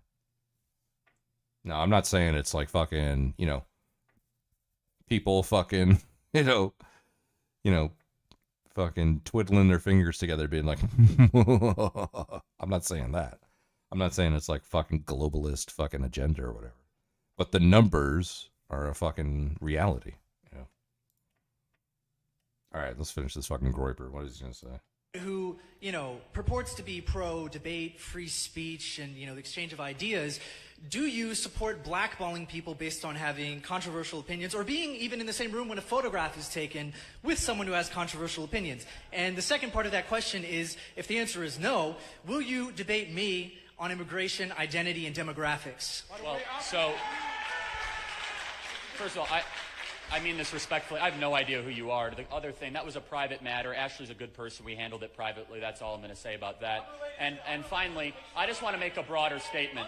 I want to make a broader statement. My stance on Israel, I'm not going to back away on it. My stance on immigration is a mainstream position. And I think it's really incredible, because the amount of people that have been here tonight that have shown hatred towards Rob, that have been shown hatred towards his ideas, is pretty incredible. And so I really don't know who you are, and the fact you're getting as upset as you are. I agree with that, XN. Hey, you guys, who likes Cardi B? Cardi B? She has that song, Shout out People do anything for clout. That Cardi B song, People do anything for... Anyways, whatever. Fucking Hassan calling Gavin Newsom's son a groiper is fucking embarrassingly fucking dishonest, bro. 2 years, once one day. The point is the point, which is you are making a damn dent. Thank you. I'm kidding. Of course, no, but I know, but I appreciate that. I mean, it's the reason you're here, because I think people need to understand your success, your influence, what you've been up to, and the fact that you're on these college campus doors. And to your point, man, you just open up. I mean, you're like, ask me anything. Anything. Challenge me, whatever. When did this whole thing? When did you start putting this together? I've been at this for 13 years, and it's been a wild movement. Really, bro. I feel like I'm losing my mind. The fact that he's glazing Charlie Kirk is insane. I will say this. I responded to his tweet. I know his comms team saw it, saying like I would go on. Okay. Having said that, I think legitimately that Gavin Newsom is happier having his 13-year-old watch this incel content, okay, than his 13-year-old getting radicalized by someone like myself. And I think that is at the heart of the problem within the Democratic Party. Imagine thinking you're so fucking influential that you radicalize people. I mean, I will say, Hassan has fucking 30, 40,000 people watching his stream. The numbers are in his favor that he could possibly radicalize somebody. But is Hassan really like radical? Is Hassan radical? No, he's not fucking radical, bro. These people would rather have their children advocate for the most insane right-wing positions than to go outside of the permissible boundaries of neoliberalism. You can go as far right as you want, but God forbid you actually end up on the left. God forbid you outflank the Democrats. It's very frustrating. Accelerated once President Trump kind of came on the scene. Right around, I'd say 2021, we had a goal. Could we move the youth vote? Son doesn't radicalize people, but even he admitted during the Deprogram podcast that he's the first step in the pipeline to getting people into the radical. What? Yeah, right. I don't even know if that's true. Where are they going to go from him? I guess, maybe. You know, like, it's, if somebody watches Hassan, you know, in 2 years, will they be in Antifa or something? I guess, maybe. I guess it's possible. I'll give it's possible. 10 points over 10 years. And was it literally you sat down and put that numerical together? Yeah, like, can we move it 10 points over 10 years? Ish, you know, approximate. Yeah. Because our whole hypothesis was, and we did this alongside President Trump and his great team, was that this demographic is disproportionately to the Democrat side. We believe Democrats were taking them for granted. We think that your side had no message whatsoever and an ideological monopoly. We saw some of the fault lines there. And to President Trump's credit, he also harmonized with the strategy by going on podcasting and using TikTok. But yeah, I mean, we did it in 4 years, not 10, large in part thanks to you guys. And we'll get to that, and I sincerely get to that, because I want to stress test some of those fault lines as relates to the reality of our party and where we are today, vis-a-vis your ascendancy, not just individually as an organization. But where was that sort of moment for you? Because it's interesting. I mean, you're such a young guy, so it's not like deep biography here. It's not like 20 years in the wilderness, writing his first book, getting a TV show that was canceled, coming back. It's more just this immediacy. You know what I will say though about this? I think. All right, I think I saw a little bit of this earlier. I think Gavin Newsom is actually good in this format. I think it's I still think the attempt at it is desperate and grifty. But to be honest, Gavin Newsom is good at doing this. Like his style of conversation. Oh, God, I'm recoiling, cringing, even saying this, but it's refreshing. Like, he's actually good at just being a person. You know, is he corrupt? Probably. You know, is he fucking a nepo baby? You know, more than likely. You know, I don't know. Whatever. There's a bunch of things that I could certainly, especially if I knew more, criticize him about. But he is good in this format. I will say he has like the style down. Of ascendancy. Was it, I mean, you're sort of born and bred within. A lot of Dems are slamming him for talking to Kirk. A lot of Dems are slamming him for going against trans people in sports. Yeah, so the two things about that. One, yeah, they're probably slamming him for talking to Charlie Kirk. But you know what? Fuck them, because they don't know what they're talking about. They're out there singing, "Which side are you on? Which side are you on?" So they don't fucking get they have no clue. At least Gavin Newsom is trying. You know, at least he's doing something. But also too, I mean, I remember when like Chank went to go talk to Charlie Kirk at a Turning Point's fucking event and got fucking crucified for it. And to be honest, I think that's actually probably a better strategy than not. I think it's interesting, and if you don't find it interesting, then I think you're just probably like fucking. You don't have to find it fascinating, but it's definitely interesting to see. Like, you could be. Why do you think like Charlie Kirk goes on these campus tours? He wants to talk to anybody and everybody. He'll talk to the most insane leftist. He'll talk to fucking Christians and fucking centrists and whatever. He doesn't care, and that's what's fucking at least kind of cool about people on the right, is that they don't fucking care who you are. They'll talk to you. Whereas you don't see that kind of thing. What progressive or left-wing figures are going around campus to campus talking to everybody? They're not, because they think everybody but them is a Nazi, right? So at least Gavin Newsom's trying. And any Democrats that are fucking criticizing him for it can fuck off, because they're all just fucking singing "Which side are you on?" You know, somewhere in D.C., and then they leave there and they go talk to their lobbyist afterwards. You know, Chang's kind of a dumbass. He prepared for this, yeah. But I also think he probably has a natural style for it too. You know, how well this came across does not come just from preparation. I think he's actually good at doing person to person thing. You know, I do think that he actually can be a genuine person. I just think that but then again, I mean, it's crazy too, because I think in this interview, Charlie Kirk pushed him on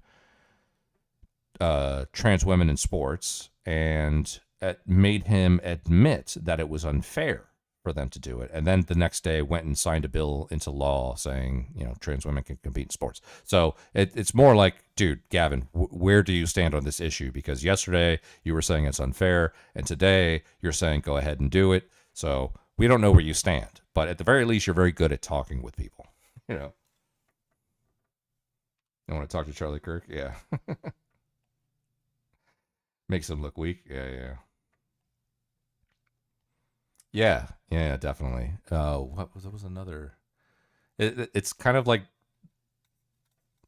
Zelensky like, in the sense that, you know, Zelensky was totally fine to appear like he was standing up to Trump and JD Vance in the Oval Office, but then, you know, when he went to go fucking do an interview with Sean Hannity later on at the Fox News desk, it was very like, oh no, we're very appreciative of the American support during this troubled time for Ukraine and blah blah blah. And it was like when you were in the Oval Office, you were fucking, you know, not talking shit, but you were like, you know, fucking talking smack a little bit. You were fucking appearing. I mean, it's one thing to defend yourself. That's, you know, anybody can do that. But, you know, you're in the most important room on the planet with the guy that wrote the book The Art of the Deal, and you're trying to fucking, you know, fucking bob and weave around his bullshit. And then meanwhile, you go to Sean Hannity, or not Sean Hannity, it was Brett Baer. It was Brett Baer. And are like very just appreciative of everything that's been done for you, and very like, you know, it just came across as weak, you know. His opinion doesn't matter when it comes to California government. Yeah, the whole Zelensky thing was all about ESL and nothing else. Miscommunication, maybe. I don't know. I thought he actually did really well in that respect. I was actually pretty impressed about how he handled himself in terms of the language barrier. But you know, obviously, that's, you know, it probably, you know, played a factor in it. An ideological mindset, or were you more open-minded and you started to realize a lot of BS was out there? Yeah, I've always been conservative. Obviously grown in that over the last, you know, 10-ish years. Was more libertarian, I'd say, in the first couple of years, right, as to be expected. As I got married and have kids, become more conservative. But no, look, just one of the things we saw in the last couple of years that the Democrats... Never forget that Charlie Kirk was an anti-Trump Republican on Fox News initially, and very quickly turned around and has been an unstoppable glazer. Democrats completely ignored, and your side was basically not acknowledging what was happening, was the crisis that young people were experiencing. Right. That, I mean, it's the first time in America's history that a 30-year-old is going to have it worse off than their parents. Right. It's a breakdown of the social compact. Right. They are the most alcohol addicted, most drug addicted, most suicidal, most depressed, most medicated generation in history. Right. And the message that was largely being fed to a lot of young people was lower your expectations. You're not going to have the same American dream that your parents would have. Mm-hmm. And we saw this as an opportunity, especially with young men. And again, this got ridiculed a lot by the press that, oh, you know, they're creating this manosphere thing. Look, they're half of the population and necessary for any society and civilization to succeed, which is to have both strong men and strong women. Yeah. And we went about that in a very unique and creative way. And again, the president became a cultural phenomenon, right, where no matter what you threw at this guy, he rose above it. You even have to give him credit. I mean, facing 700 years in federal prison. Yeah. Don't forget, I despise Republican political operatives. I would categorize someone like Theo Vaughn or Bradley Martin in an entirely different spectrum. Okay, on the political spectrum, they're somewhere very different. They open up the funnel and they have the broadest audiences, and it's important to go to where they're at and communicate with them and have a charitable back and forth. But a guy like Charlie Kirk is a party machine guy. He is a party propagandist. Okay, he's not interested in having a normal back and forth. He does not have a well-defined worldview. He does not. He just will always defend whatever the party position is, okay? So when someone like Gavin Newsom chooses to have him on and basically seemingly agree with him throughout this entire process, this is a deliberate attempt by the likes of Gavin to actually say, the direction I'm heading in for 2028, what's up, Kason? The beard is bearding, thank you. The direction that Gavin Newsom is heading in for 2028 when he runs for office eventually is going to be this weird neoliberal, but like kind of right-wing adjacent on social policy position And that in and of itself would absolutely cause, unless the Republican Party collapses in its entirety, which is very likely, would cause for the Democrats to lose again. You know, states try to kick him off the ballot. I know you spoke out against it, but California did have a faction that tried to kick him off the ballot, right? That's right. And despite all of that, of course, being shot, and that was kind of the crescendo of all of it, he kind of became this figure of an American comeback story. So he personified what a lot of young people, especially young men, wanted back in their politics, which was an ascendant rebel attitude against these institutions that have failed them so miserably. It's interesting. So what and you keep saying we. It's so funny because it's like, I'm not gonna lie. Maybe people will say you're self-glazing, but I think I have a better understanding of why Trump won than Charlie Kirk. And I'm sure Charlie Kirk has a decent understanding of why Trump won, but he's obviously trying to present it in a different package here in front of Gavin Newsom. But no, it's not because it was a comeback story. It's like completely and utterly devoid of the real material reasons as to why Trump won and what the Democrats failed to do in the moment. It is deeply frustrating that we got guys like this becoming more and more prominent as right-wing politics becomes more and more prominent. It always has been, and it's getting worse. And I think the consequences for regular discourse are going to be impossible to comprehend. Which is interesting. And that's the organization that you created. We would be like conservative movement, MAGA. But yes, I have Turning Point USA, Turning Point Action, Charlie Kirk Show.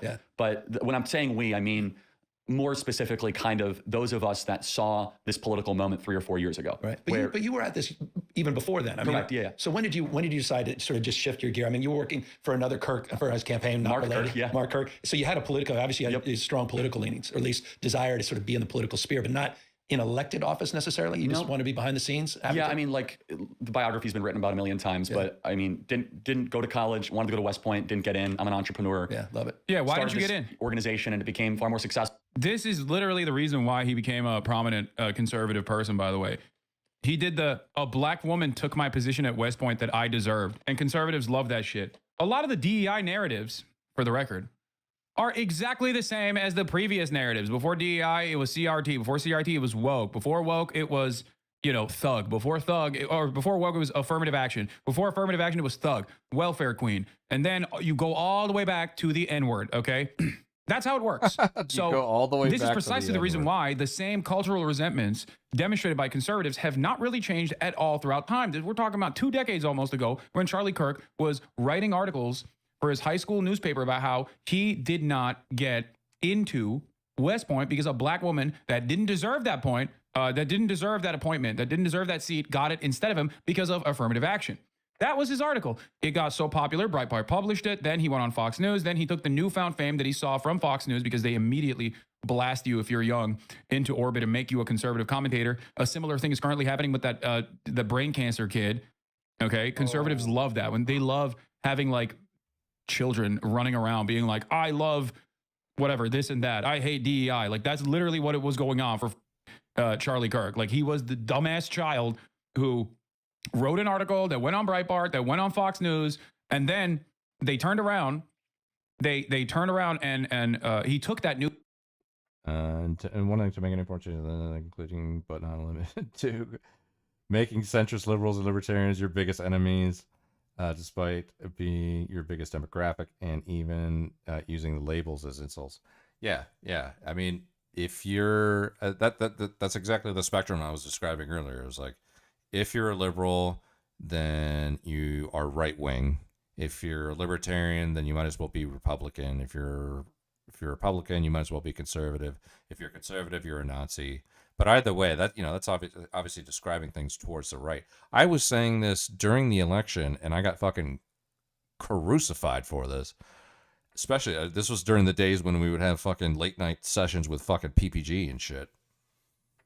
And to be honest, I mean, I have to give credit where credit's due. The only person that actually fucking made sense on this issue was PPG. And fucking there was many times where I would be in a fucking Discord call with a bunch of people that weren't Republicans and weren't conservative, and were either, progressive or democratic socialist or even further left than that, where I would say, you guys isolating liberals is not a good thing, because if the worst thing that could happen is a Trump administration or a Nazi fucking resurrection or any of that shit, if that's the bad thing, then you need as many allies as you can get. And fucking, you guys fucking just like pushing liberals to the side and saying fuck them is the worst thing you could do if you really think that the bad guy is that politician on the right that's going to get elected soon.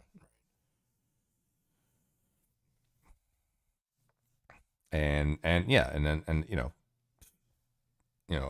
Hassan would go around describing himself as a leftist. Vosh goes around and describes himself as a leftist and mocks liberals, and so does Hassan, mocks liberals, and everybody mocks liberals. And I mean, whatever. If that helps validate your identity, I have no problem with that. That's absolutely fine. But as a political strategy, it's not fucking advantageous if the worst thing that could happen is somebody like Trump could get elected, or somebody worse than Trump could get elected.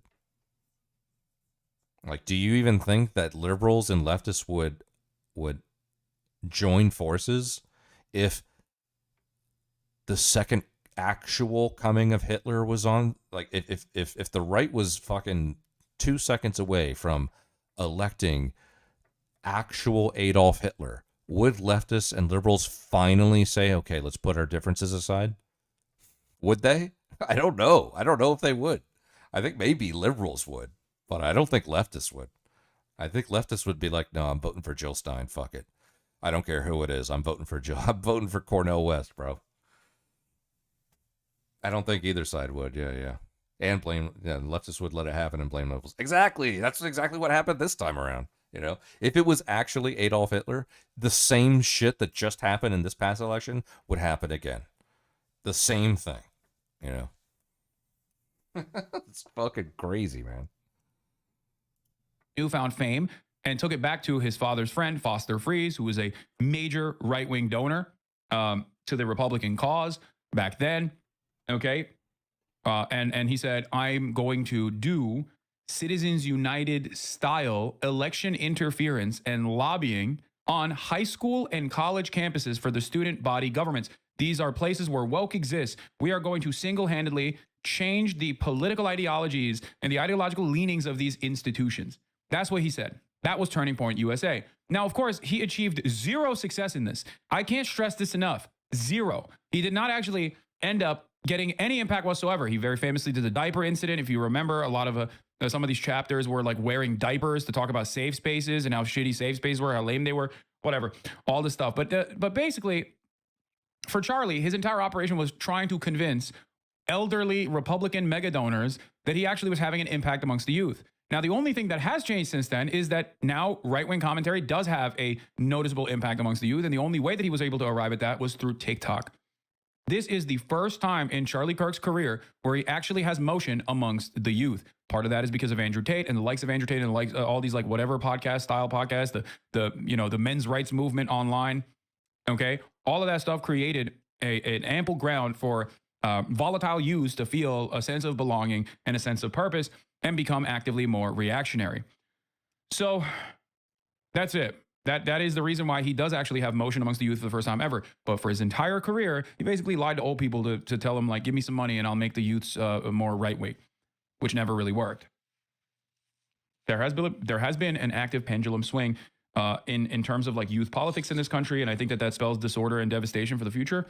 But you know, that is where we're at. Than I ever could have realized. And the kind of as we started to grow the organization, I recognized that there was a ideological imbalance on a lot of these college campuses, and we wanted to go about trying to offer a counterpoint of conservative, pro-freedom, pro-liberty, America First ideals. And you saw the college campuses as sort of the underbelly of the opportunity, or is it just more experiential in terms of your own sort of animus towards Well, I mean, the both. institution? I mean, you have a sitting population of about 20 million kids that are there for 4 years. There's that. And also, again, you had nowhere to go but up. I mean, 70%, when we started in 2012, 75% of kids on college campuses would vote for Democrats. Yeah. Now, fast forward to today, this last election cycle, Democrats lost the youth vote in Michigan, nearly lost it in Wisconsin, nearly lost it in Arizona. So our goal was, hey, let's move it 10 points. We moved it 13 points. And this is important for your audience to know and for Democrats to reckon with, of which I see no signs that Democrats care at all that they're losing the next generation. We're drawing record crowds. Our ranks are expanding. The most support that President Trump has is voters under 30. 60% of voters under 30 support President Trump. That's according to Rasmussen. You might say that's a little rich. It might be, but it's directionally true. Yeah. And one of the main reasons that this has all been happening is that baby boomers have actually seen their wealth increased the last 4 years. They don't buy into this whole idea that our institutions are broken or that they're in need of massive bottom-up revolutionary change. Okay, he's right about this. Oh, Like, he's not wrong about this. It's just that his solutions are, this is the problem with the Republican Party. Look at that's so fucking petty. He's right about this. Wait, sorry, no. He's not wrong about this. That's so fucking petty, bro. Maybe I'm being overly critical, but fuck, dude. You can't just say he's right. Most leftists are accelerationists. They wanted Trump to get elected because they think it'll turn people more to the left when they see him enact more conservative and borderline fascist laws. But the reality is, if you don't believe the leftist framing, then most of it won't affect you in your day-to-day life. And as a result, it only makes the left look more irrational when people's lives don't get significantly worse. Yeah, I don't disagree with you, especially on that first part. Turn people more left when they see him enact conservative and borderline fascist laws.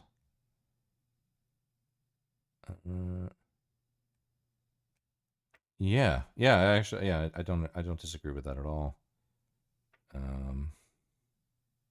I don't even remember having like many conversations about how evil Trump was, before and during the election. It was more, I think we talked about Joe Biden more than we talked about Donald Trump for that entire year. That entire year was like more conversations about Joe Biden and Kamala Harris and the DNC and Cornel West and Jill Stein and third party and all that shit. We talked about that stuff way more than we talked about Trump, man. In today's echo chamber filled internet, there's no way two sides come together unless it's some sort of natural disaster. So, yeah, exactly. Yeah. It would take like a big. It would take. Yeah. It would have to be something big.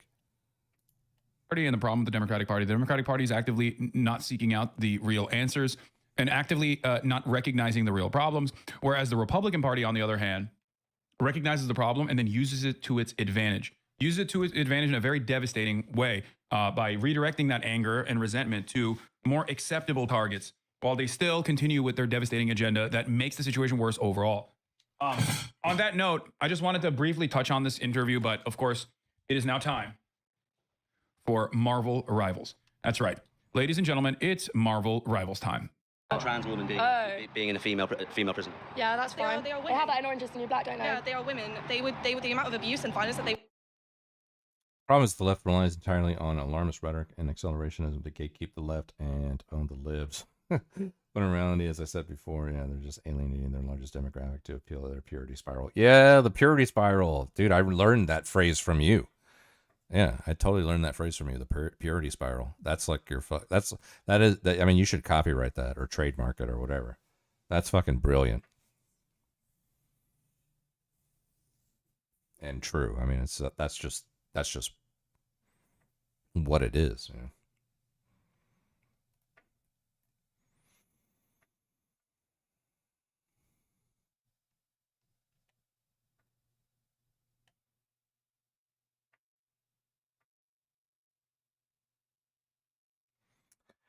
This is ever seen The Line? The Line. I don't know most of the figures on The Line, but Matt Dillahunty's one of them. This doesn't have Matt Dillahunty in it, but it says unhinged caller. Halloween is causing society's downfall. So I'm sure this is going to be some reasonable progressive people on a Discord call with some fucking batshit crazy Christian about Halloween. So let's see. Let's bring in Imperious on the line. Oh, maybe it's a fucking groiper. Imperious? Somebody named Imperious? That's Hey, Imperious, you are... Hello, you are live with Eve and Alyssa. How are you doing? Doing pretty good. Getting closer to the weekend, right? Yeah. So what did you want to talk to us about tonight? I see that you wanted the discussion of women and Halloween, but what exactly is your stance or your argument? Well, I would say that the secular, I would suggest, or I would say that the modern day secular Halloween is not a good thing. That Okay, would be what my would you assertion. define modern day secular Halloween as, and why? Video. Some ideas speaker presents. I mean, grand designs. Here's what I'm going to tell you about any more videos that I'm going to take from chat. If it's fucking brain rot and slop, then yes, I'll watch it. If it's something super serious that I need to pay attention to, and like it's like a very serious topic that's, you know, has geopolitical implications, then no, I don't want to watch it. I would save those for next time. I'm always more willing to watch those videos towards the beginning of my stream. But if it's like something super serious that I need to fucking focus on, then no. I'm in fucking full on slop mode. I've been streaming for 7.5 hours, so it's critical of EU. No, it sounds too serious. Save it. Cue it up. Next time you come in the stream, be like, hey, let's watch that EU video. I'll be like, all right, let's go. Let's bring it. Right now we're in culture war mode. All right, we're shit talking Hassan, that kind of thing. Singapore diplomat speaks. Nah, way too serious. Way too serious. Save it for next stream. Next time you come in, just be like, hey, let's watch this EU video real quick. I'll be like, all right, cool, no problem, we got it. Right now it's just slop mode. All I want to do is talk shit. That's all I want to do.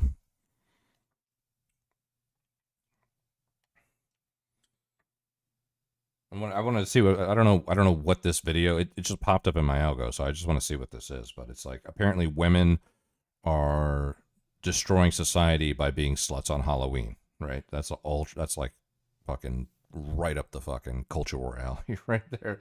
So let's see. I want to see what they're talking about here. The modern day pagan ritual of dressing up as nonsense and giving candy out and pretending to scare. What are we defining as nonsense? I've actually had these conversations unironically with my reborn family lately. Especially because now I have a nephew, and I'm hoping that my nephew has a relatively normal life and upbringing. You know, playing baseball on the streets with his friends in the neighborhood, fucking Christmas, Halloween, 4th of July, these kind of things. But these things that I just spoke of are of man, and my family is in a completely different direction now. So I don't know, but the flavor of the conversation, the type of conversation it sounds like this guy's about to get into is exactly the kind of conversation I've had unironically with my family in the past. I'm a cat, and I have a cat outside. Well, yeah, anything like that. Yeah, any dressing up. So dressing up at all. You know, yeah. I mean, I can see, you know, little kids, because, you know, I think, you know, kids 8 and under they can dress up and play whatever they want anytime they want. You know, they can go. Sure. You know, let's get really specific. Soldiers, or, you know, but I'm saying I would imply that. Hey, Imperious. Let's get really specific. So is what Alyssa and I are doing right now, do you think this is bad? Like how we're both dressed? Yeah. Okay. Yeah. Would love to hear why. Well, it's first of all, it's comical. As adults, we shouldn't be dressing up as, you know, fanciful nonsense. We should be happy with what we are, and we should have. Wait, why can't we have fun and be comedic as adults? Why is that bad? Is it fun to pretend and play pretend like kids? Yes, it is. It actually is, which is why kids do it. And playfulness is an essential part of being a human. It actually helps your mental health. It helps you connect with other people in society. It creates comedic relief, for example, with the stress of elections and everything going on. So I would say it's not only a good thing, it's essential. Alyssa, you were about to say something. I agree. I think that that in almost every other area of adult life, we have to be so serious. Why not have fun in the small opportunities where we can? Okay. I don't disagree. If a grown adult wants to, you know, dress up on Halloween, that's absolutely fine. But if you're one of these fucking people that celebrates Halloween for the entire week, 7 days before Halloween, you're dressing up. 6 days before Halloween, you're dressing up. 5 days, 4 days, 3 days, 2. If you're one of these people where fucking multiple days of the week is Halloween, which is a fucking thing now apparently, then fuck you. Okay. But if you're an adult and you want to do it on Halloween, yeah, go ahead. I mean, that's a little different than what I would say. I mean, I like to have fun all the time. I'm hanging with buddies. We have friends, you know, go hunting. I'm at work. Is that okay for us to find that it's fun and you to not? Is that okay? Like, you don't have to dress up. So is it okay for us to do it because it's fun for us? No, but it reflects a juvenility of our society. I think we're in a time where we need to stop focusing on the excesses, the peripherals, and the tertiary things for entertainment and fun. We've had enough fun for the last 40 years. That's so why our you're country's advocating where to it not is. have fun. You're advocating to not have fun. Yeah, the Chinese aren't having fun, guys. The Chinese are not having That's fun. right. Having That's fun. right.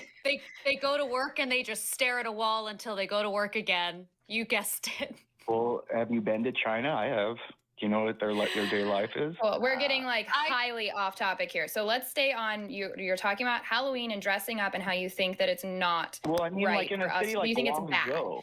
So can you tell us why it's bad? So I'm going to ask you again because I'm going to tell you we're staying on topic. So why is it bad? You've expressed that you don't think people should be having fun. I don't think that's an argument. Can you demonstrate to us why it is bad for us to have fun one day a year dressing up for Halloween? Yes. I would say that the focus on fun and entertainment in our society is every day of the year. And on Halloween, it's just you called in to talk about Halloween. So we're talking about Halloween. I'm not advocating for people to dress up every day. I'm talking about one time a year for fun. Ma'am, I think you're spurging out a little bit. Hold on. I just referred it back to Halloween. Bro. Can't understand why anyone would choose to have to care for toddlers in this day and age and adopting kids who can understand the world around them. This is supposed to be an atheism show. Yeah. So this channel's called The Line, and they do a lot of like atheism debates, trans ally debates, why Donald Trump sucks kind of debates, but there's a lot of atheism content for sure. And there's a lot of like progressive creators getting together, contributing, having these shows and, just debating guys like this, this guy's something else. Yeah.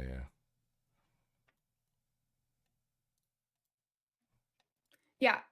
You just said you don't think it's. You said you think we have too much fun all year, and so then Halloween is just an excuse. I'm asking about this day. No, I said, ma'am, I don't agree that people are dressing up every year. Ma'am, calm down. Calm down. Oh my God! And I'm just gonna warn you. This guy knows what he's doing. First of all, he said, it sounds like you're spurging out. So he's already like subtly throwing insults. Now he's saying, "Calm down, calm down." He knows he's kind of is a little bit of a troll going on here. You should smile more. Yeah, this is exactly that kind of guy. Yeah.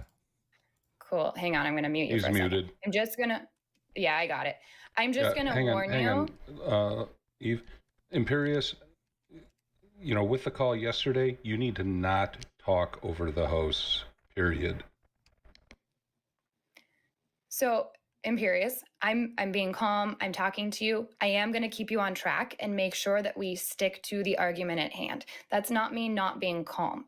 So, if you can answer stuff and then not turn this into ad hominem sort of things where you make it about trying to claim that I'm being emotional, then we can stay on track. We can actually address your argument, which is what I'm wanting to do. So let me restate. Let me push us back to where we were, which is you're saying that you think Halloween is an excuse to continue this rampant fun that we're just having all year. And that's not what I'm talking about. I'm talking about Halloween one day a year where we have fun dressing up. And what's the problem with that? Watched a lot of Matt Dillahunty on the Atheist Experience when I was young. The only thing that I've ever seen from Matt Dillahunty is the debate that he had with Andrew Wilson, or the debate that he was supposed to have with Andrew Wilson at the, not the last debate con, but the debate con before that, where they did their intros, and then right after the intros, fucking Matt Dillahunty was like, "Fuck this, I'm out of here. You're insulting me and my wife, and you're talking about trans stuff when we're supposed to be talking about Christianity or whatever." That's the only thing I've ever seen of Matt Dillahunty. Otherwise, I haven't seen shit that he's ever done, dude. You're unmuted now. Okay, can I answer the question now? First. Yep, that's why I unmuted you. You first said we don't have fun the rest of the year, and I was expressing counter to that. We have fun all the time. Our society is focused on fun all the time, and Halloween is the most egregious express of indulgence of that. I was never off topic, man. You just got upset about what I'm saying. Like that, Is that there was a my limit? Okay, that I don't like saying these fucking skibbity fucking Gen Z words, but that is fucking gaslighting right there, bro. Yeah, that is gaslighting if I've ever heard fucking gaslighting. So let's sum up your argument then. Let's stay on topic. That's not So even you my think there argument. should be a limit? Then let's try to get to your argument. So what is My your argument argument is exactly? If you wanted to summarize it multifaceted, man. in one, let's hear it. No, my argument against Halloween is multifaceted. You just asked about what you guys were dressing as, and we started there. The argument about Halloween itself is much grander. There's a tapestry much bigger than that about why. So we don't have all day. This is a call-in show. So you need to be able to present your. It is not a philosophy show, nor have we ever advertised it to be that. It is a call-in show where we have casual conversation, sometimes goes into the territory of debate about different topics. You're welcome to present to us your argument and we'll tell you what we think about it. So let us know. You have to summarize it. That's part of the ability to be able to be on these shows, is that you need to be able to succinctly express your argument so that we can talk about it. Okay. Again, I'll condense my argument into 2 sentences. Halloween is a reflection of a dying society that lives on excess, hedonism, and expresses that throughout the world. As a result of Halloween and the continuance of it, it continues the downfall of our society by promoting the very things it promotes: an anti-religious, agonistic, secular altered day. Which religions are you okay? Because you just said this was pagan. So which religions are you okay with being promoted on Halloween? Are we going to stay with the topic of Halloween, or are we now going on the topic of paganism? If you interrupt me again, I will drop the call. So I just finished my sentence with the word Halloween. Would you like to answer it, or do you not remember what I said? Yeah, because you were talking. I remember what you said. I remember the only valid religion is Rome. That's it. So let's be really clear. You're okay with anti-religion about every other religion. You're not actually advocating for the. There are other religions. Cults. They're cults and heresies. They're not religion. Can you tell me the difference? Can you tell me the difference between a religion and a cult? Yes, a religion is ordained by the one true God. Everything else is a heresy and a cult. How would we determine if the one true God ordained a religion or not? We can go into that. Would you like to start? This goes into nice fun topics. I just asked you a question. Well, you can answer it, or I can hang up the phone. Ma'am, are you going to answer? Are you going to get upset? Or are you going to let me answer? I just asked you a question. It's your turn to answer, or I can let you go. Okay, yeah. Well, this guy's a dick, bro. This guy's a dick. Now, if he's a content creator, then look, honestly, I don't blame him. But he doesn't sound like he's creating content right now. It sounds like I think he wants to flex how religious he is. Either that or he's a really good troll. One of the two. Ma'am, you can let me go whenever you want. This is your show. I'm not holding you hostage. Thank you. Do you want to answer the question, or are you trying to buy time? Yeah. I'm not biding any time. The question first is, you can trace back to the one historical person, the Lord Jesus Christ, okay, who by historicity standards has never been contrary, has never been refuted. Okay? You look at historicity. We haven't refuted anything else either, if you're going to go by those standards. Are you going to let me answer, or no? Did you want me to answer? That's my job as a host. It is my job as a host. So you talk over people as a host. Interesting. Cool. Literally, that's our job description, is we're supposed to interrupt people, or else we would have people that make this their platform and go on and on and on, and nobody else would get to call in. If I didn't talk during the other call, then you might not have gotten a chance to call in now. That is my job as a host, is to interrupt you when you're continuing to make point after point after point without getting the first one addressed. So it's my job to keep the call going quickly. I can give you one last chance. I can already tell that this is going to end up not going well because you keep interrupting and you're upset that I'm running the show the way that we're supposed to run the show. Here's your last chance to answer the question.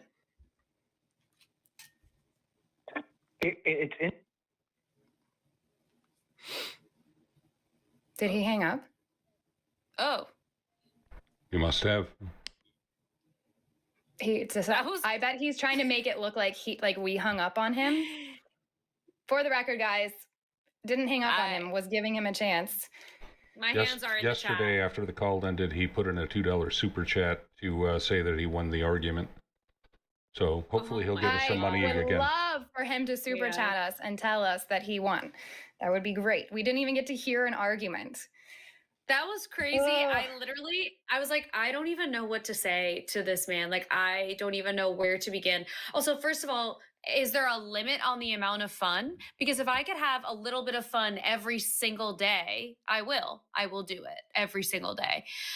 Why would I not dress up on Halloween? Why would I be like, whoa, too much fun, reel it in? What the hell? Truly an interesting, I don't know. That was such a weird thing.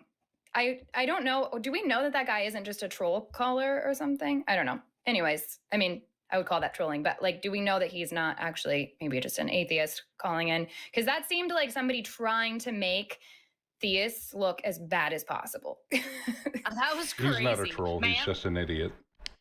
Damn. Yeah, that was calm. When he told me to calm down, and then he progressively like kept getting louder and more. I mean, whatever. I do think that guy was fucking truly religious. You know, is he a good Christian? Probably not. I don't know, but definitely truly religious. But people that are deeply spiritual, deeply devout, and possess conviction will try in the best possible way to bring the people that they're talking to their side. And that's not what this guy was trying to do at all.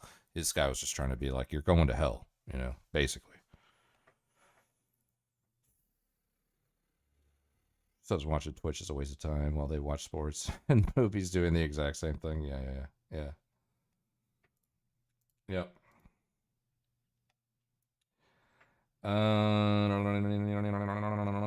Okay, whatever. I'm fucking done. I've been 7.5 hours here.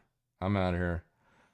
Thank you guys. Melkaz, Shang, Grand, Maida, EC, Terry, XN, fucking everybody. I'm out of here. I'll see you guys later. Yep. I'm out. Peace. Going back to Chud. Yeah, I might go to Chud for a little bit. Just hang out in the chat. All right, cool. All right, I'm out.